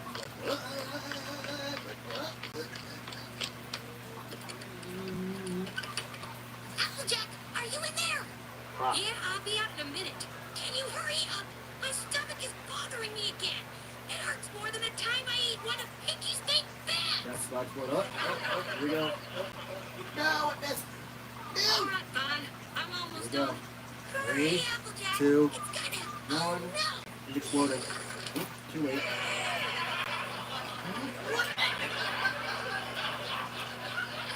Rainbow Dash, what the hell was that? Applejack, I did it again. Yep. Damn, girl, you're having a crash. Is this supposed to go up gas? Money. God damn it, Applejack!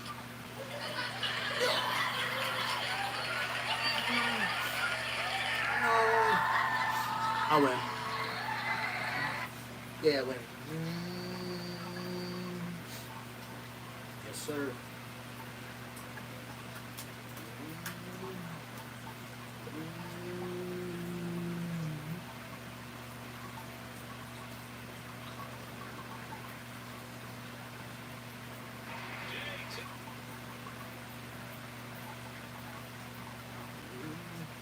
Hold on. Did they post it? Yes. Yes, they did.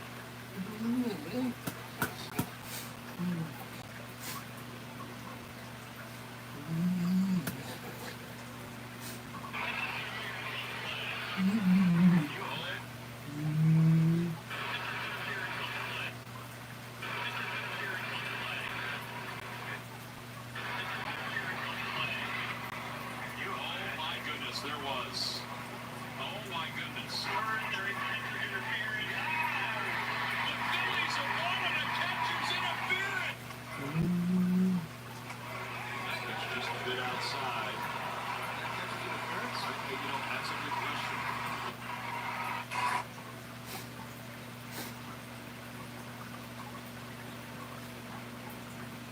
Definitely not the Flyers. Yeah, like most definitely not the Flyers. Well, of course you said Flyers. They are most definitely not going to win. Yeah, like most definitely not.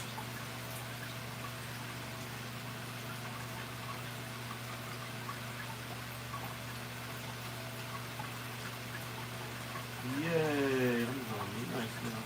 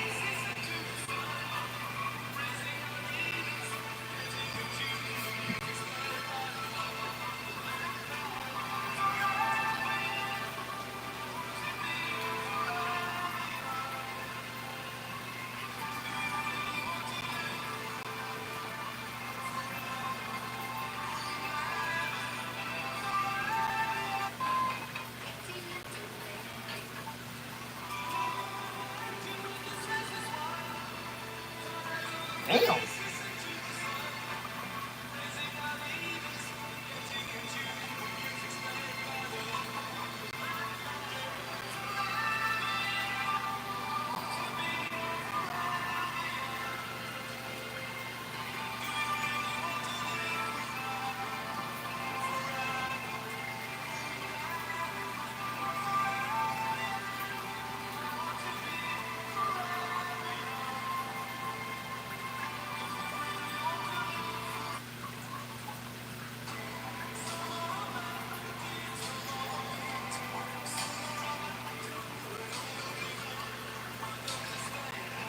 Guys in a car crash?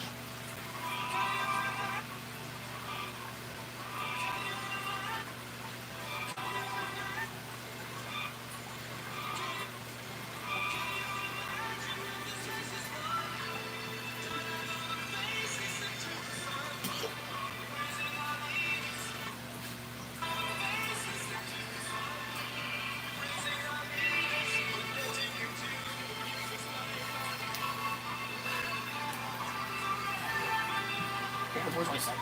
Damn, where's that one? Really?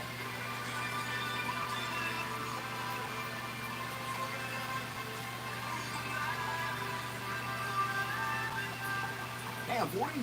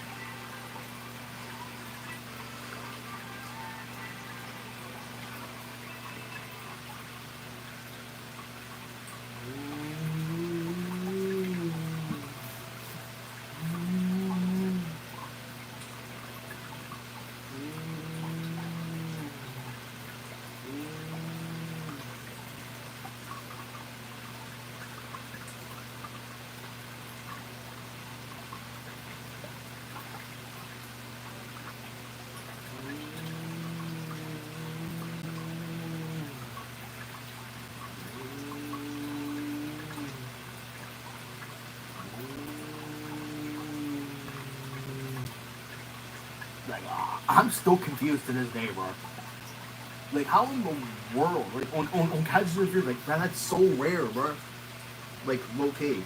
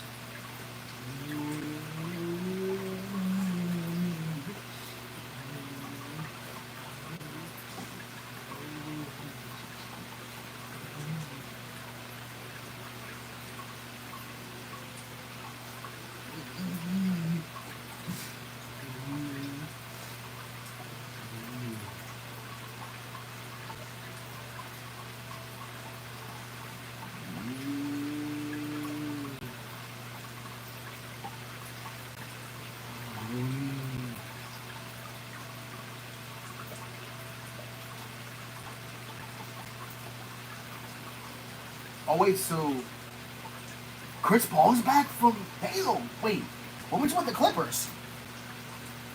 Oh, that was a long time ago, actually. Oh man.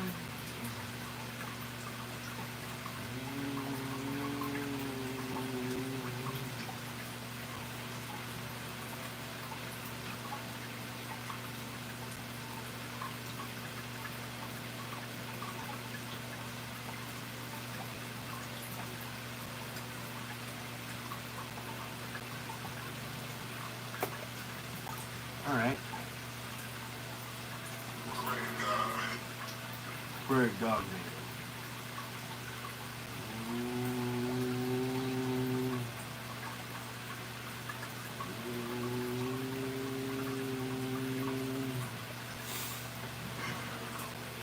Greg Dogman. Greg Dogman.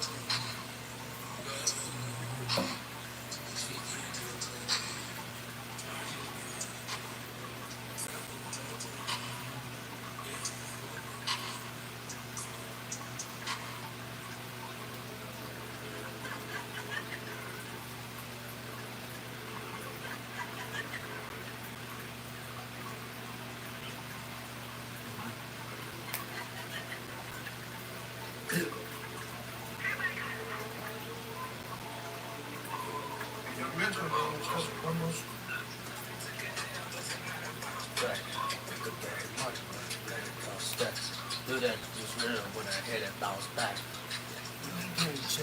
But this nigga get ill when it bounce back. Check, get the check and bounce back.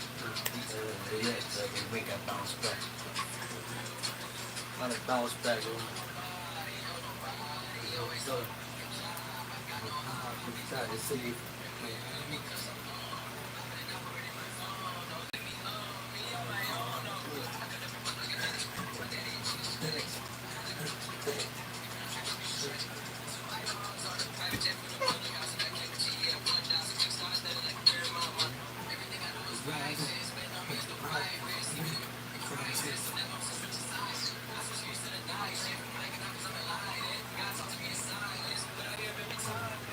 God bless you.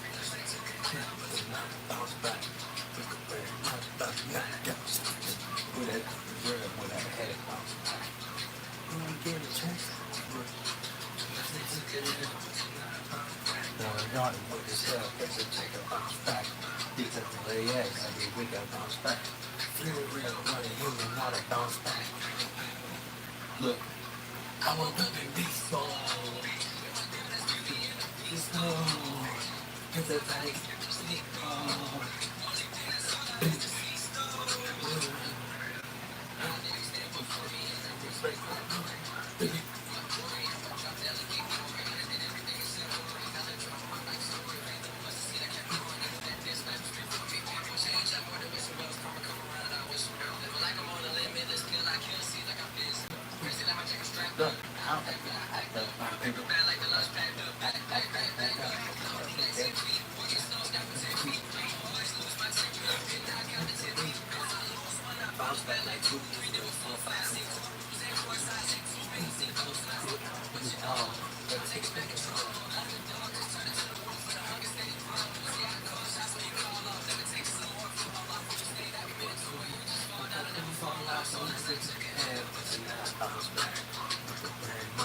not a count stats.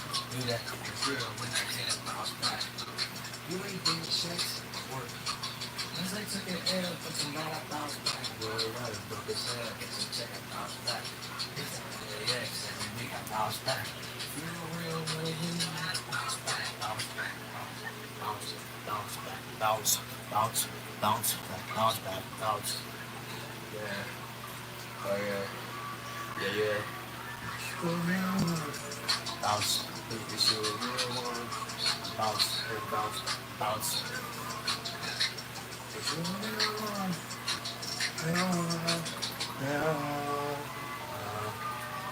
Hit it though. Done.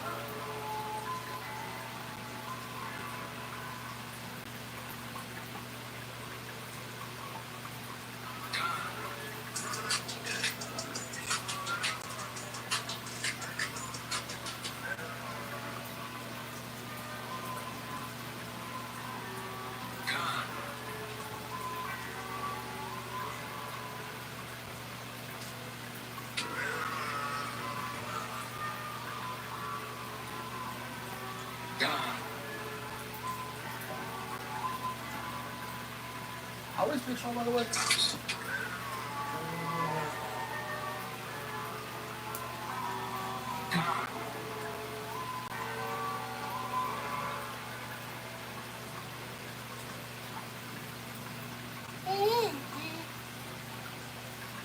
Really? Or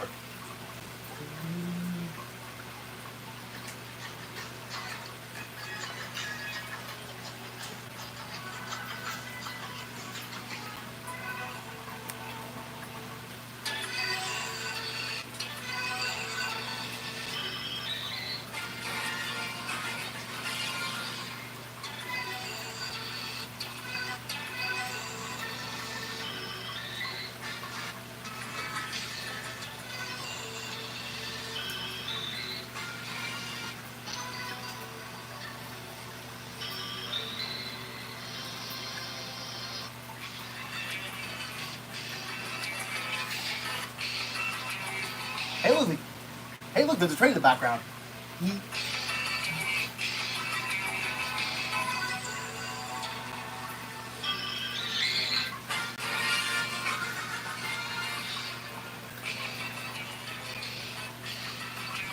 And that's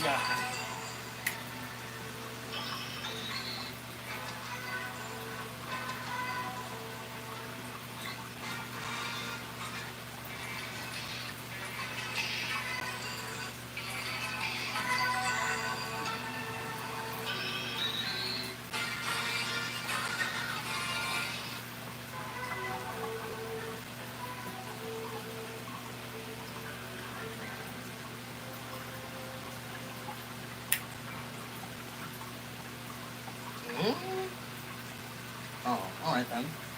Alright.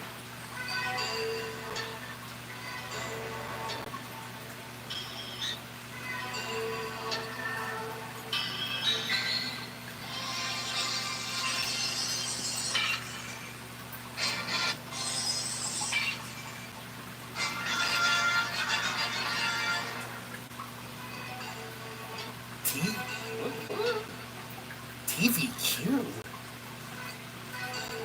What kind of a channel is that? What kind of a channel?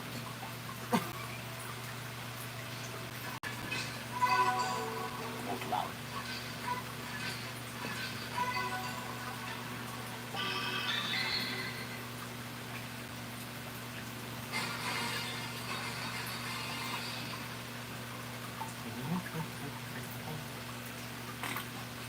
Alright.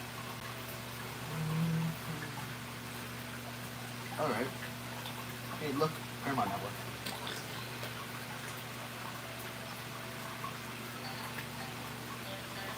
What's this?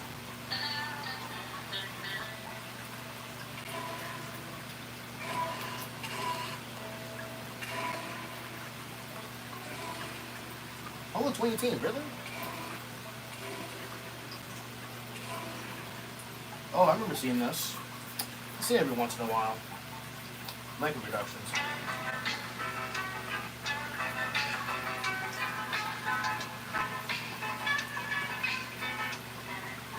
from XX. Wait. Are they still doing that?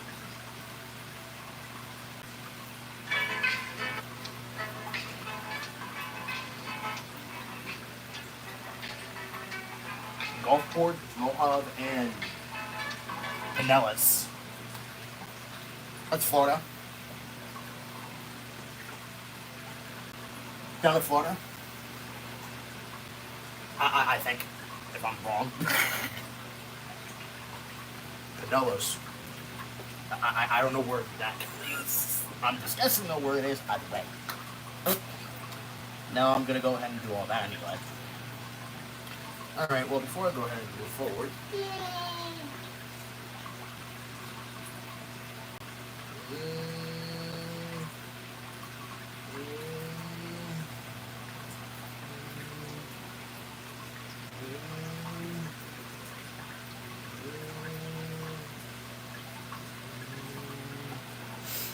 Makes you feel relaxed. Hobson on the jewels. Oh shoot, I didn't do that in time. Oh no. Uh-oh. From the jewels, these two are not. And these two are definitely not outcasts. I also like how Pinkie Pie and Sonata are just vlogging nuts. The small details like that really made me appreciate this movie more than I should, honestly. And that's... What? And this? No. Still left. No. Oh, I pressed you so left. At least we know one group who won't stand in the way of us getting to the finals. Let's get ready to rock! And roll, I just wanna rock and roll. And then they play a song. Moving on. Yo, whoever did this couldn't have done this if you didn't insist on dressing like this. We need to sound good. Is there some reason that concept seems to escape you? Oh, silly Applejack. Not to the underground rap scene it doesn't. Aesthetics over everything. Fuck the music if it sounds good. Just look cool and all black. So fuck it. No diversity. Just sound like the same fucking guy over and over again. And just have the production carry you all the way to the top because of money. Oh no, you don't. You still sounded much better than most of the other bands. I'm sure you'll make it to the next round, but it won't matter if you don't have that counterspell ready. What you mean? Bitch, what fucking song were you listening to? That shit was fucking straight dumpster juice. So the Rainbooms have hidden talent. Let's keep it hidden. So when Twilight bumps into I don't wait. You said something bass? So while the gang's trying to make a counterspell to defeat the Dazzlings, Sunset then meets the Dazzlings in a hallway, similar to that scene in the first movie where Sunset meets Twilight in the hallway. But this time the roles are reversed. Ooh. Then the Dazzlings are all like, Sunset, you a bitch. Yeah, you bitch made, bitch. Yeah, we know what you did, you fucking bitch. Now for real though, it's a good scene. I honestly. Now could it be a little bit more subtle? Yeah. But I'm not complaining. Anything is anything at this point. So after we skip an on-the-nose but catchy song, it's like, hey yo players, we got to be in the final round, for real. Applejack is all like, yeah, the Rain Booms is really booming this bitch up, if you get what I'm saying. Boomer. My dogs. We won't let you down, my nizzle grizzle twilight. Mr. Great Twice Sparkle. We played the bang I made a couple days ago. This shit was fire. I want to play that shit. The Rainbow Dash is all like, man, fuck off. I don't want to hear that wang ass shit. We gonna play my song, bitch. And after Trixie performs and then confronts the Rainbows, she's all like, top that, you fucking opium goons. Get the fuck up out of here. Get the fuck up out of here with that fucking rap trash. It's all about hyper pop. I'm a true 100 Gexer for real. Anyways, we then cut to another song. That's what she said. After Sunset Shimmer just fucking spears Rainbow Dash like Goldberg. Rainbow Dash is all like, hey, yo, homie, what the fuck was that shit all about, dog? Sunset's all like, dog, we need to save that shit for the big finale. What do you mean? And Verdi's all like, dog, that was not opium. Then Celestia and Luna come on and are like, surprise, surprise. Guess who's moving on and guess who's not? Could it be? It's Trixie's band. No, I'm just kidding. It's the Rainbows.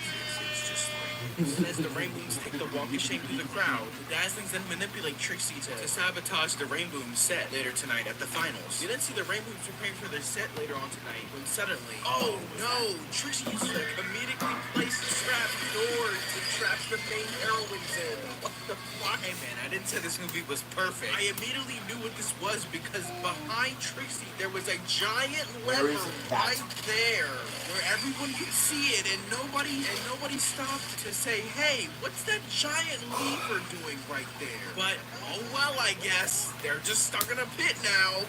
movie. The Dazzlings are all like, yes, all the simp fart smell will be all ours. After that dumbass scene, Trixie sings the same song again. Who cares? The main six try to escape from underneath the stage, but nothing happens. I wonder whose fault that is. Right. Then they start infighting because, you know, they're opium dick riders. Of course they start infighting. Applejack's all like, hey, yo, Rainbow Dash, why the fuck you download the Lucky Preset? I told you to download the Destroy Lonely Pack. This wouldn't have happened if you weren't on some dumbass shit like you always are. Dog, this wouldn't have been an issue if you would have stopped downloading those stupid ass can type stuff on YouTube. That guy Allegedly. beats women. Bitch, what the fuck you talking about? It's all about them yeet type stuff. I don't know what you're talking about, some stupid ass can type beats. That was probably rare. Excuse me, darling. I prefer, yes, this is Rarity's voice now. Fuck it. I prefer Isaiah to Gigi, whatever the fuck his name is. So you guys never want to wear matching fits. Black is the One perfect attire. It's all about the aesthetics, darling. Never the music. Also, these look own booster. I got everyone in the group. Touch me, Pretty Penny. You Double F. filthy heathens. I have to look good when I fuck up a beat in FL Studio. No one cares what we're wearing. Hey, yo, fuck that shit. Where all the weed at? The stinky opium smell. Yeah.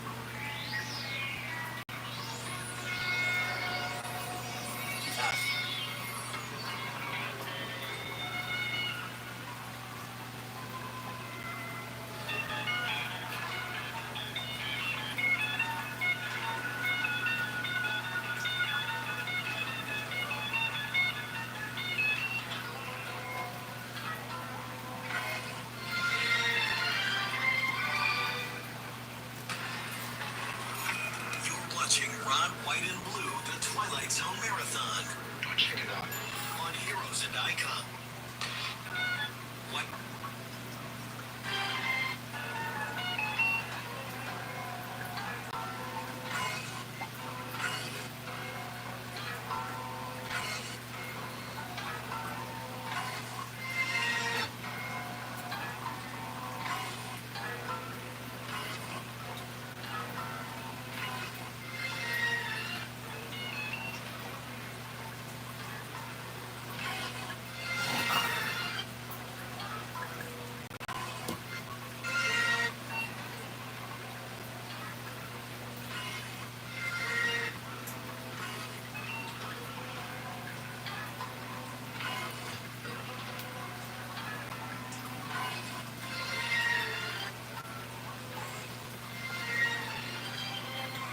Too fast.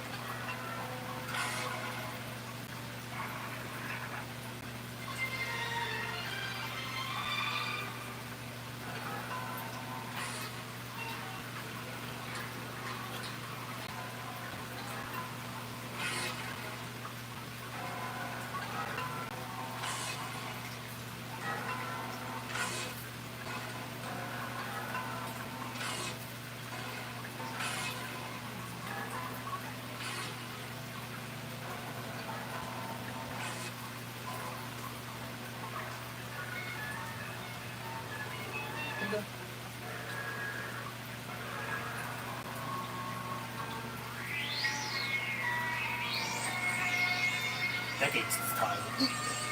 You know. I,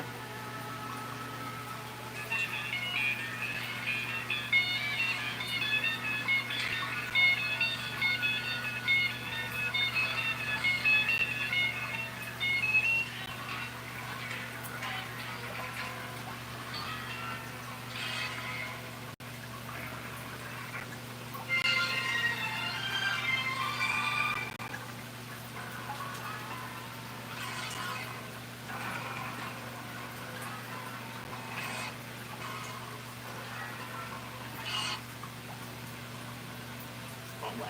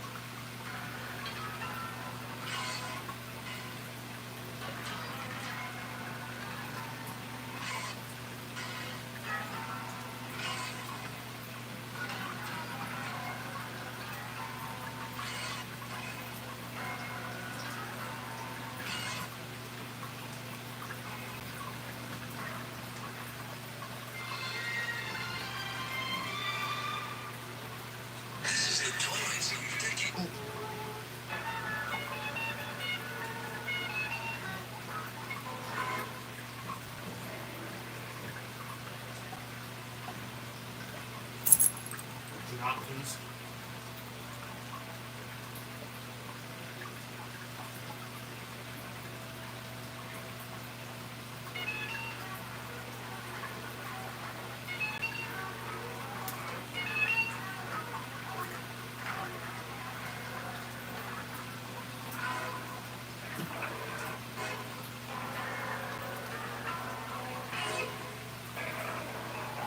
Too fast.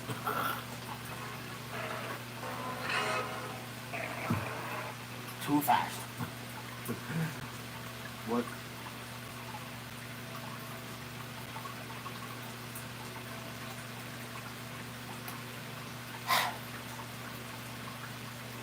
Alright then. Oh look. Oh look.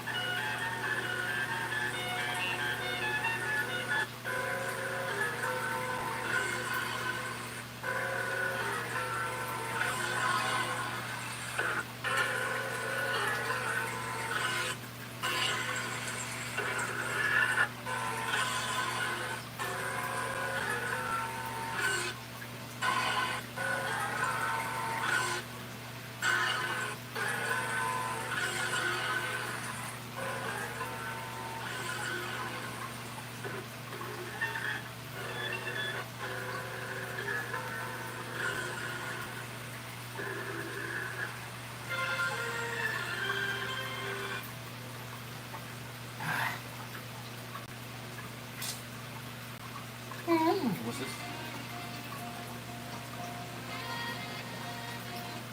What in the world kind of a channel is that? Colmos. No. Colmo. Skanava. Komoskavna. What kind of a channel is that? What kind of a channel is that? I cannot pronounce that, bro. Where's that channel from? That explains it. It's a channel from Finnish.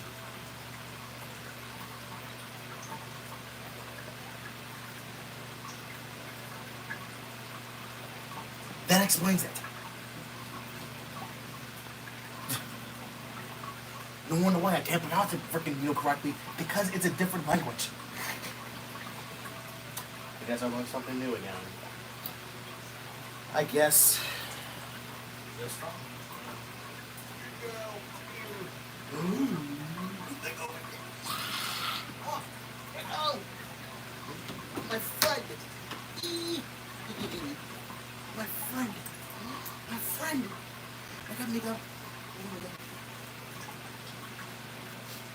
Nico.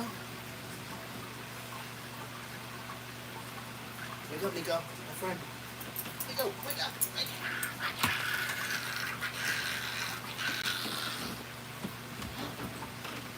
You want a treat? Look. Look, Nico.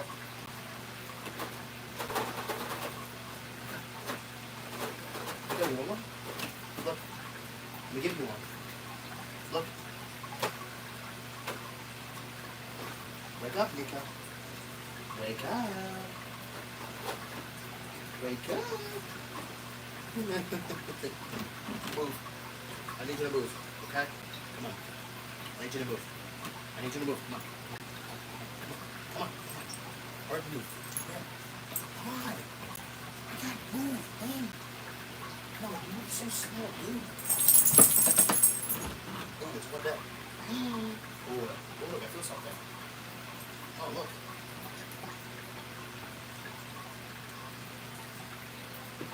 Oh, my goodness. I think it's where we go.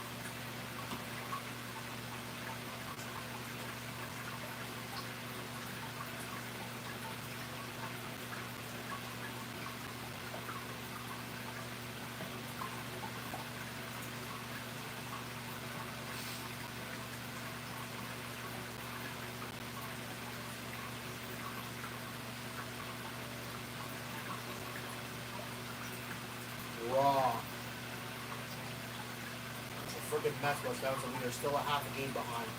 Ahead of that. Wrong.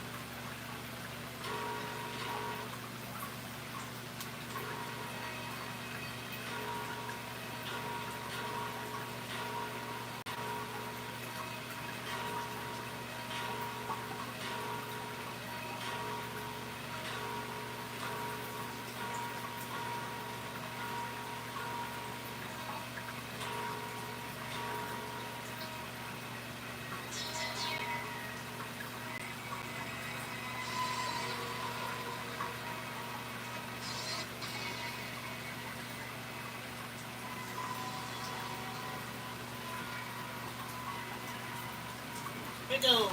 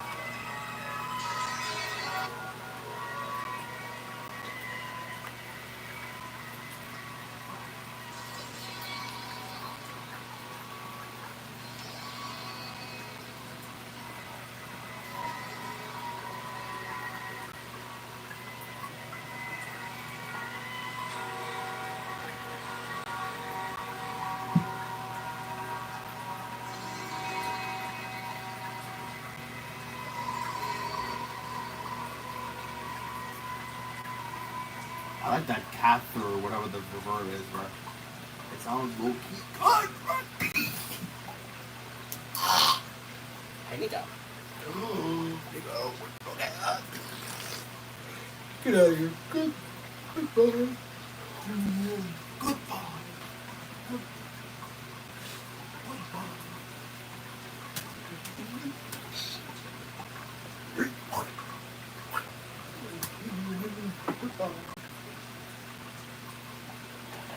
Sunrise tomorrow is at 5:56 a.m.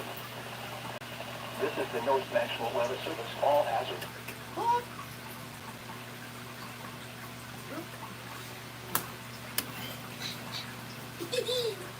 Oh.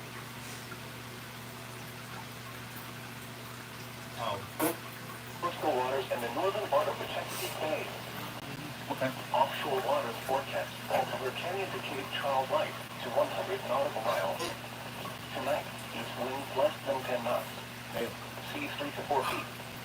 Tuesday, east to northeast winds 5 to 15 knots.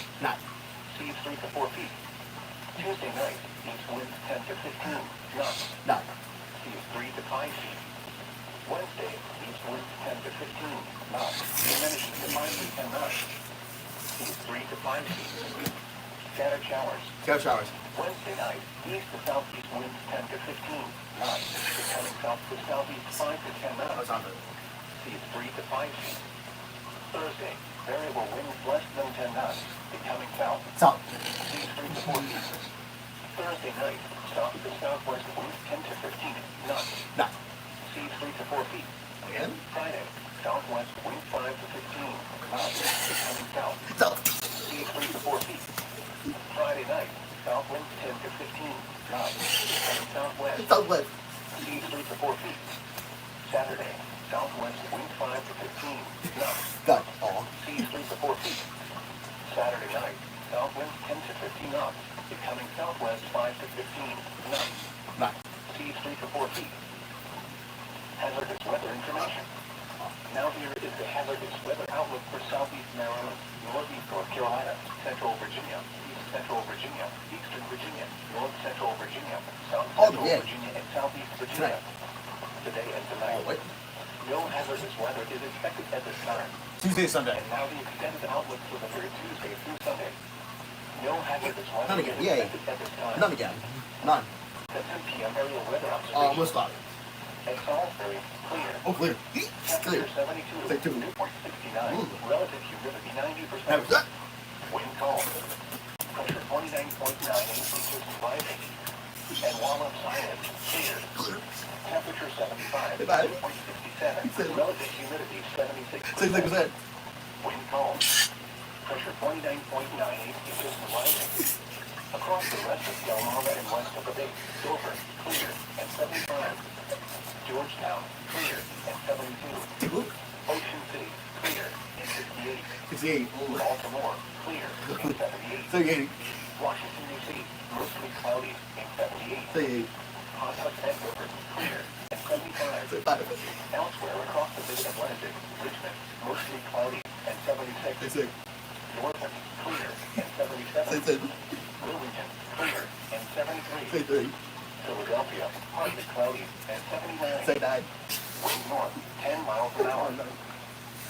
The weather synopsis.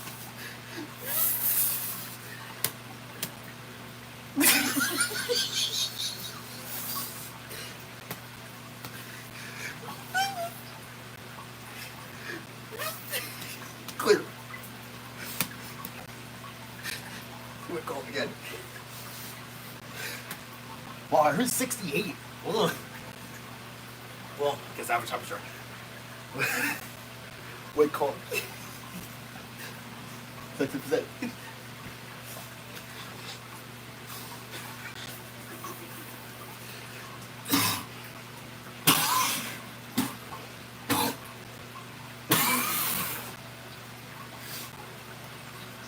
I'm fine.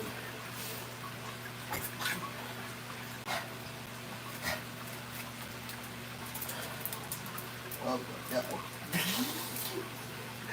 Wait, cold. Oh. Where? Man. Real moment. Real moment. Oh, wait, over here. Ooh.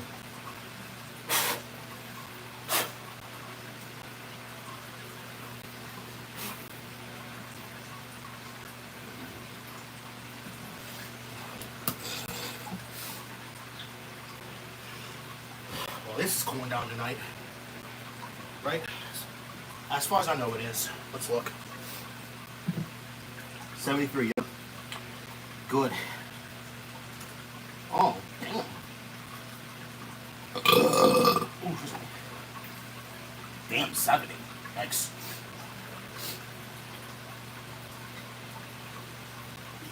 Damn, 70. Well, it's good. Keep it a little that way, though. Well, yeah, because that way that it can't be freaking hot again. Well, I mean, you look during the day, bro. I mean, what I could tell you, like, the high is not gonna be that bad tomorrow anyway. Well, as far as like the high tomorrow is like I think the high tomorrow is it's like we're like 81. Well, at least not as bad though anyway. Yeah. High tide at 11:09 a.m. Tuesday. Low tide at 5:44 p.m. Tuesday. High tide at 11:53 p.m. Tuesday. Low tide at 6:35 a.m. Wednesday. High tide at 12:04 p.m. Wednesday. Low tide at 6:17 p.m. Wednesday. For Christmas. The beach forecast. Tuesday. Tuesday, the current is low. Low. Surf height. Yeah. 1 to 2 feet. Water temperature around 80. Yeah. Weather. Sunny. Beach temperature in the lower 80s. Beach winds. Northeast winds around 10 miles per hour. Tides. Ocean City fishing pier. Low at 11:51 a.m. Wednesday, the current is low. Low again. Surf height. On feet. Around 2 feet. Yeah. Weather. Sunny. Beach temperatures in the lower 80s. Beach winds. East winds around 10 miles per hour. Tides. Ocean City fishing pier high at 6:42 a.m. Low at 12:48 p.m. Marine forecast. Coastal waters from Fenwick Island, Delaware to Chesapeake, Virginia out 20 nautical miles overnight. Southeast wind 5 knots and northeast lake. Seas around 2 feet. Wave detail. Northeast 1 foot at 5 seconds and south 1 foot at 6 seconds. Tuesday, northeast wind 5 to 10 knots. Gusts up to 15 knots in the afternoon. Seas around 2 feet. Wave detail. Northeast 2 feet at 5 seconds and south 1 foot at 5 seconds. Tuesday night, east wind 5 to 10 knots. Gusts up to 15 knots in the evening. Seas 2 to 3 feet. Wave detail. 2 feet at 6 seconds. 2 to 6 seconds. Wednesday, east wind 5 to 10 knots. Seas 2 to 3 feet. Wave detail. Southeast 3 feet at 6 seconds. 3 feet 6 seconds. Wednesday night, southeast wind 5 to 10 knots. Seas around 2 feet. Wave detail. 2 feet at 6 seconds. 2 to 6 seconds. Thursday, southeast wind 5 to 10 knots. Gusts up to 15 knots in the afternoon. Seas 2 to 3 feet. Wave detail. Southeast 3 feet at 7 seconds. 3 feet 7 seconds. Thursday night, south winds 10 to 15 knots. Done. Seas 2 to 3 feet. Friday, Southwest winds 10 to 15. Gusts with gusts up to 20 knots. 2 feet. Or, no, my bad. No, C's. Friday night, southwest winds 10 to 15. Gusts with gusts up to 20 knots. Seas 2 to 3 feet. Saturday, west wind 5 to 10 knots. Becoming south in the afternoon. Gusts up to 15. South. Seas around 3. Saturday night, south winds 5 to 10 knots. Up. Gusts up to 15 knots in the evening. Seas 2 to 3. Marine Blue rain again. South Snake River to the AMZ, RBG, Maryland, and Little Hold on, Snake River. West of tonight, northeast winds 5 to 10 knots. Waves 1 foot. Oh, never mind. Tuesday, northeast winds 5 to 10 knots. Waves 1 foot. Tuesday night, east winds 5 to 10 knots. Waves 1 foot. Wednesday, east winds 5 knots. 5 knots. Waves less than 1 foot. Wednesday night, south winds 5 to 10 knots. Waves 1 foot or less. Thursday, south winds 5 to 10 knots. Waves flat. Thursday night, south winds 5 to 10 knots. Waves 1 foot. Friday, southwest winds 5 to 10 knots. Waves 1 foot or That was less. weird though. No. Saturday, southwest winds 5 knots. 5 knots again. Waves less than 1 foot. A chance of showers and thunderstorms tonight. Oh, man. Winds and waves higher and visibility lower in and near thunderstorms. Marine forecast. Chesapeake Bay from Drum Point, Maryland to Smith Point, Virginia. West of tonight, northeast winds 5 to 10 knots. Waves 1 foot. Tuesday, northeast winds 5 to 10 knots. Waves 1 foot. Tuesday night, east winds 5 to 10 knots. Waves 1 foot. Wednesday, east winds 5 to 10 knots. Waves 1 foot or less. Wednesday night, southeast winds 5 to 10 knots. Waves 1 foot. Thursday, south winds 5 to 10 knots. Waves 1 foot. Thursday night, south winds 10 knots. 10. Waves 2 feet. Friday, southwest winds 5 to 10 knots. Waves 1 to 2 feet. Saturday, northwest winds 5 to 10 knots. Becoming south. South. Waves 1 foot. A chance of showers and thunderstorms tonight. Oh, man. And waves higher and visibility lower in and near thunderstorms. Marine forecast. Temperatures south and inland waters of Westwood Island. West of tonight, east winds 5 to 10 knots. Waves 1 foot or less. Tuesday, northeast winds 5 to 10 knots. Waves 1 foot. Tuesday night, east winds 5 to 10 knots. Waves 1 foot. Wednesday, east winds 5 to 10 knots. Waves 1 foot or less. Wednesday night, southeast winds 5 to 10 knots. Waves 1 foot. Thursday, south winds 5 to 10 knots. I'll wait for it though. Waves flat. Thursday night, south winds 10 knots. 10. Waves 1 foot. There you go. Friday, southwest winds 10 knots. 10 again. Damn. Waves 1 foot. Saturday, west wind 5 to 10 knots. Becoming south. South. Waves 1 foot. A chance of showers and thunderstorms for tonight. Winds and waves higher and visibility lower in and near thunderstorms. The current time is 11:08 p.m. Eastern Daylight Oh, I Time. forgot. The Salisbury National Climate Summary for this evening as of 5 p.m. July 21st, 2025. Today's high temperature was 85 degrees and the low 76 degrees. A trace of precipitation fell today, which brings the monthly total to 4.48 inches. The total precipitation for the year now stands at 26.73 inches. The record high for tomorrow is 104, which occurred in 1930, and the record low is 46, which occurred in 2001. Sunset tonight is at 8:21 p.m. Sunrise tomorrow is at 5:56 a.m. Offshore. That's it. Also, there's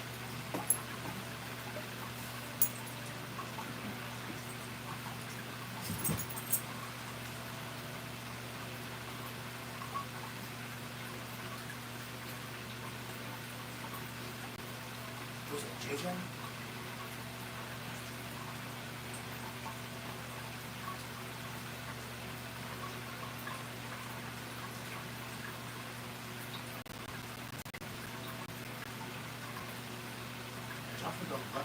His bike outside.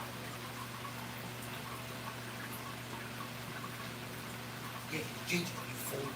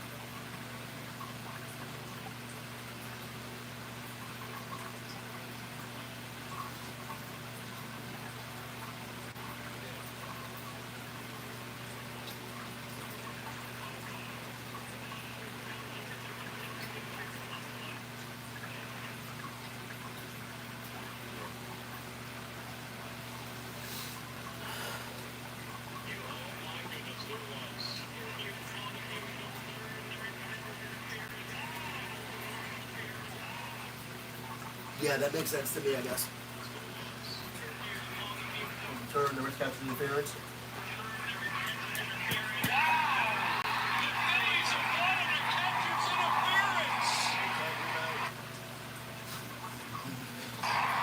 Baseball is amazing. And what a celebration.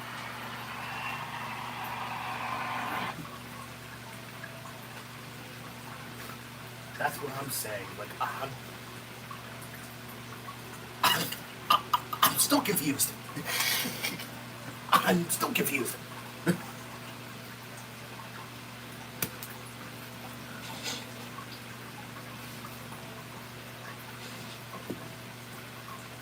Now imagine if, Scott Fransky was in the call. On the radio. Yeah, but I did like, Greg Murphy. Yeah, I did, but... Yeah, but I like Scott Fransky though too, bro.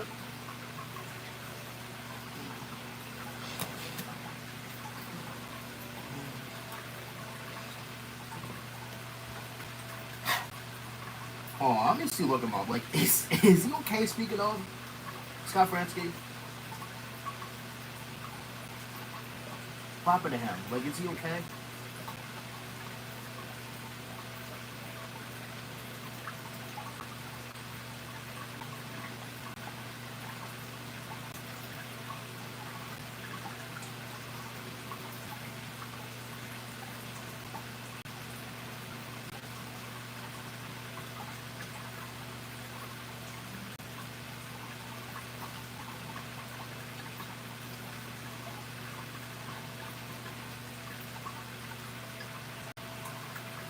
Oh, he's 55? Oh, he's 55?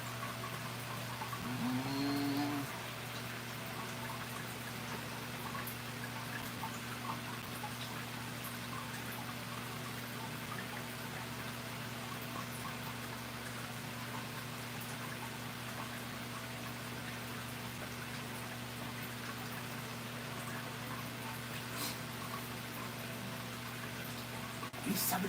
God damn.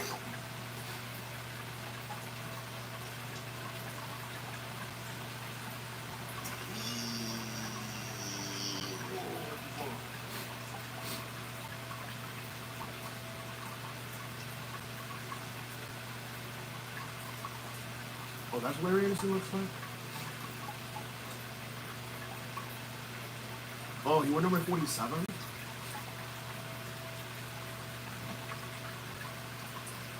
Oh, he's 54, damn.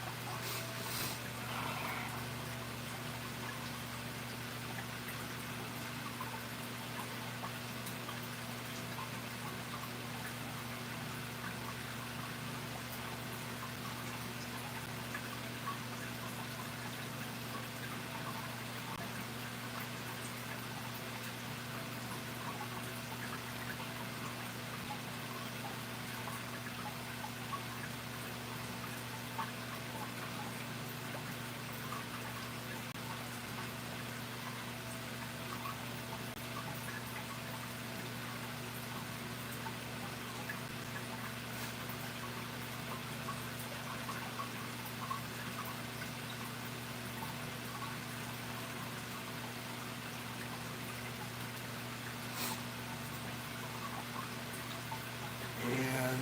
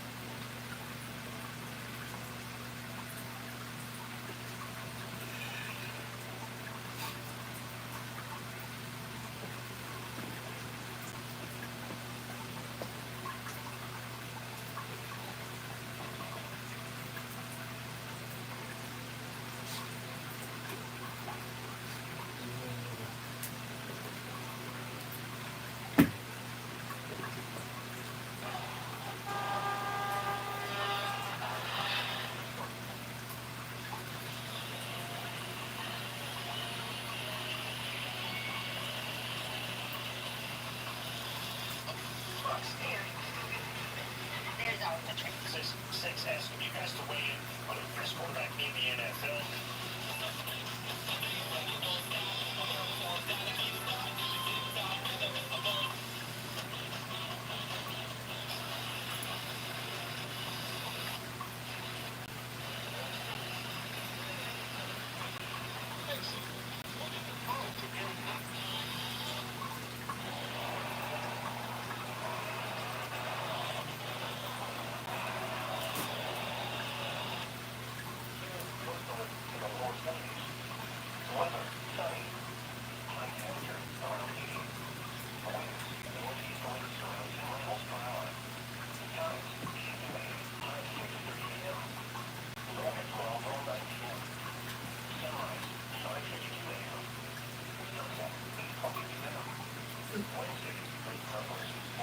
Low.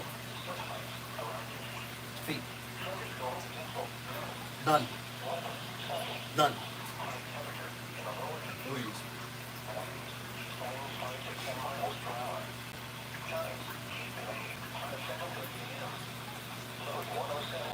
Done.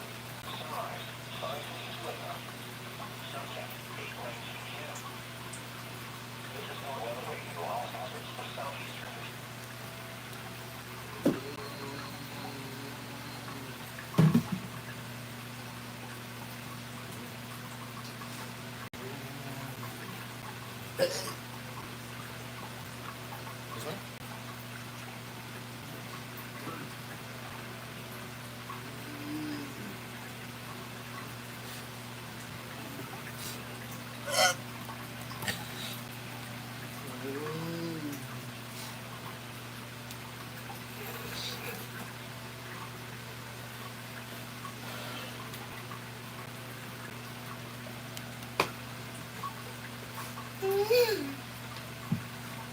Man, bro.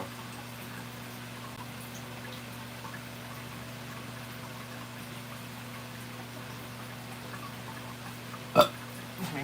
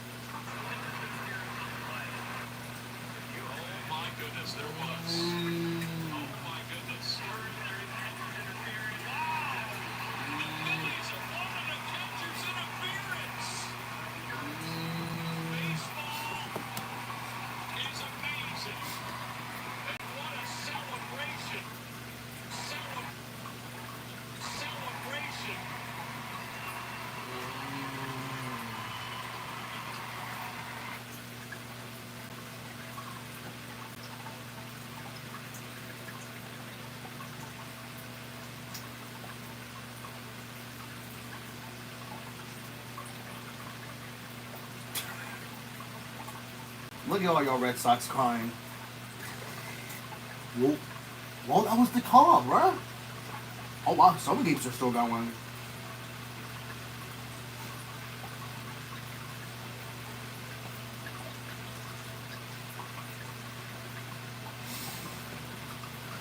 Wait on.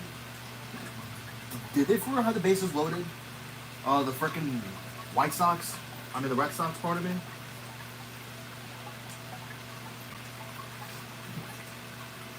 When did they have the bases loaded? The freaking Red Sox.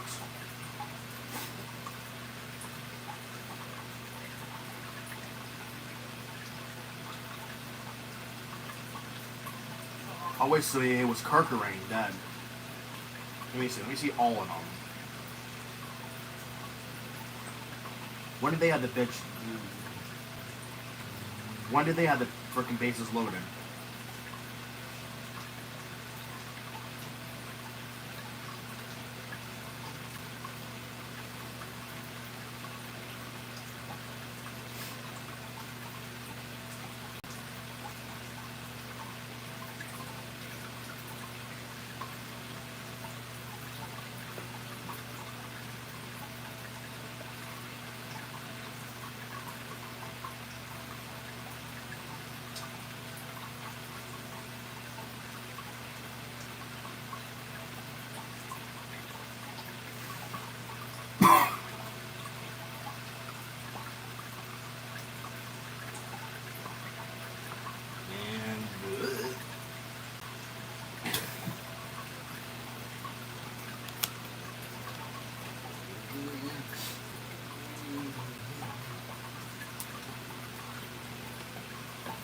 I mean, we tried it a Grand Slam though, but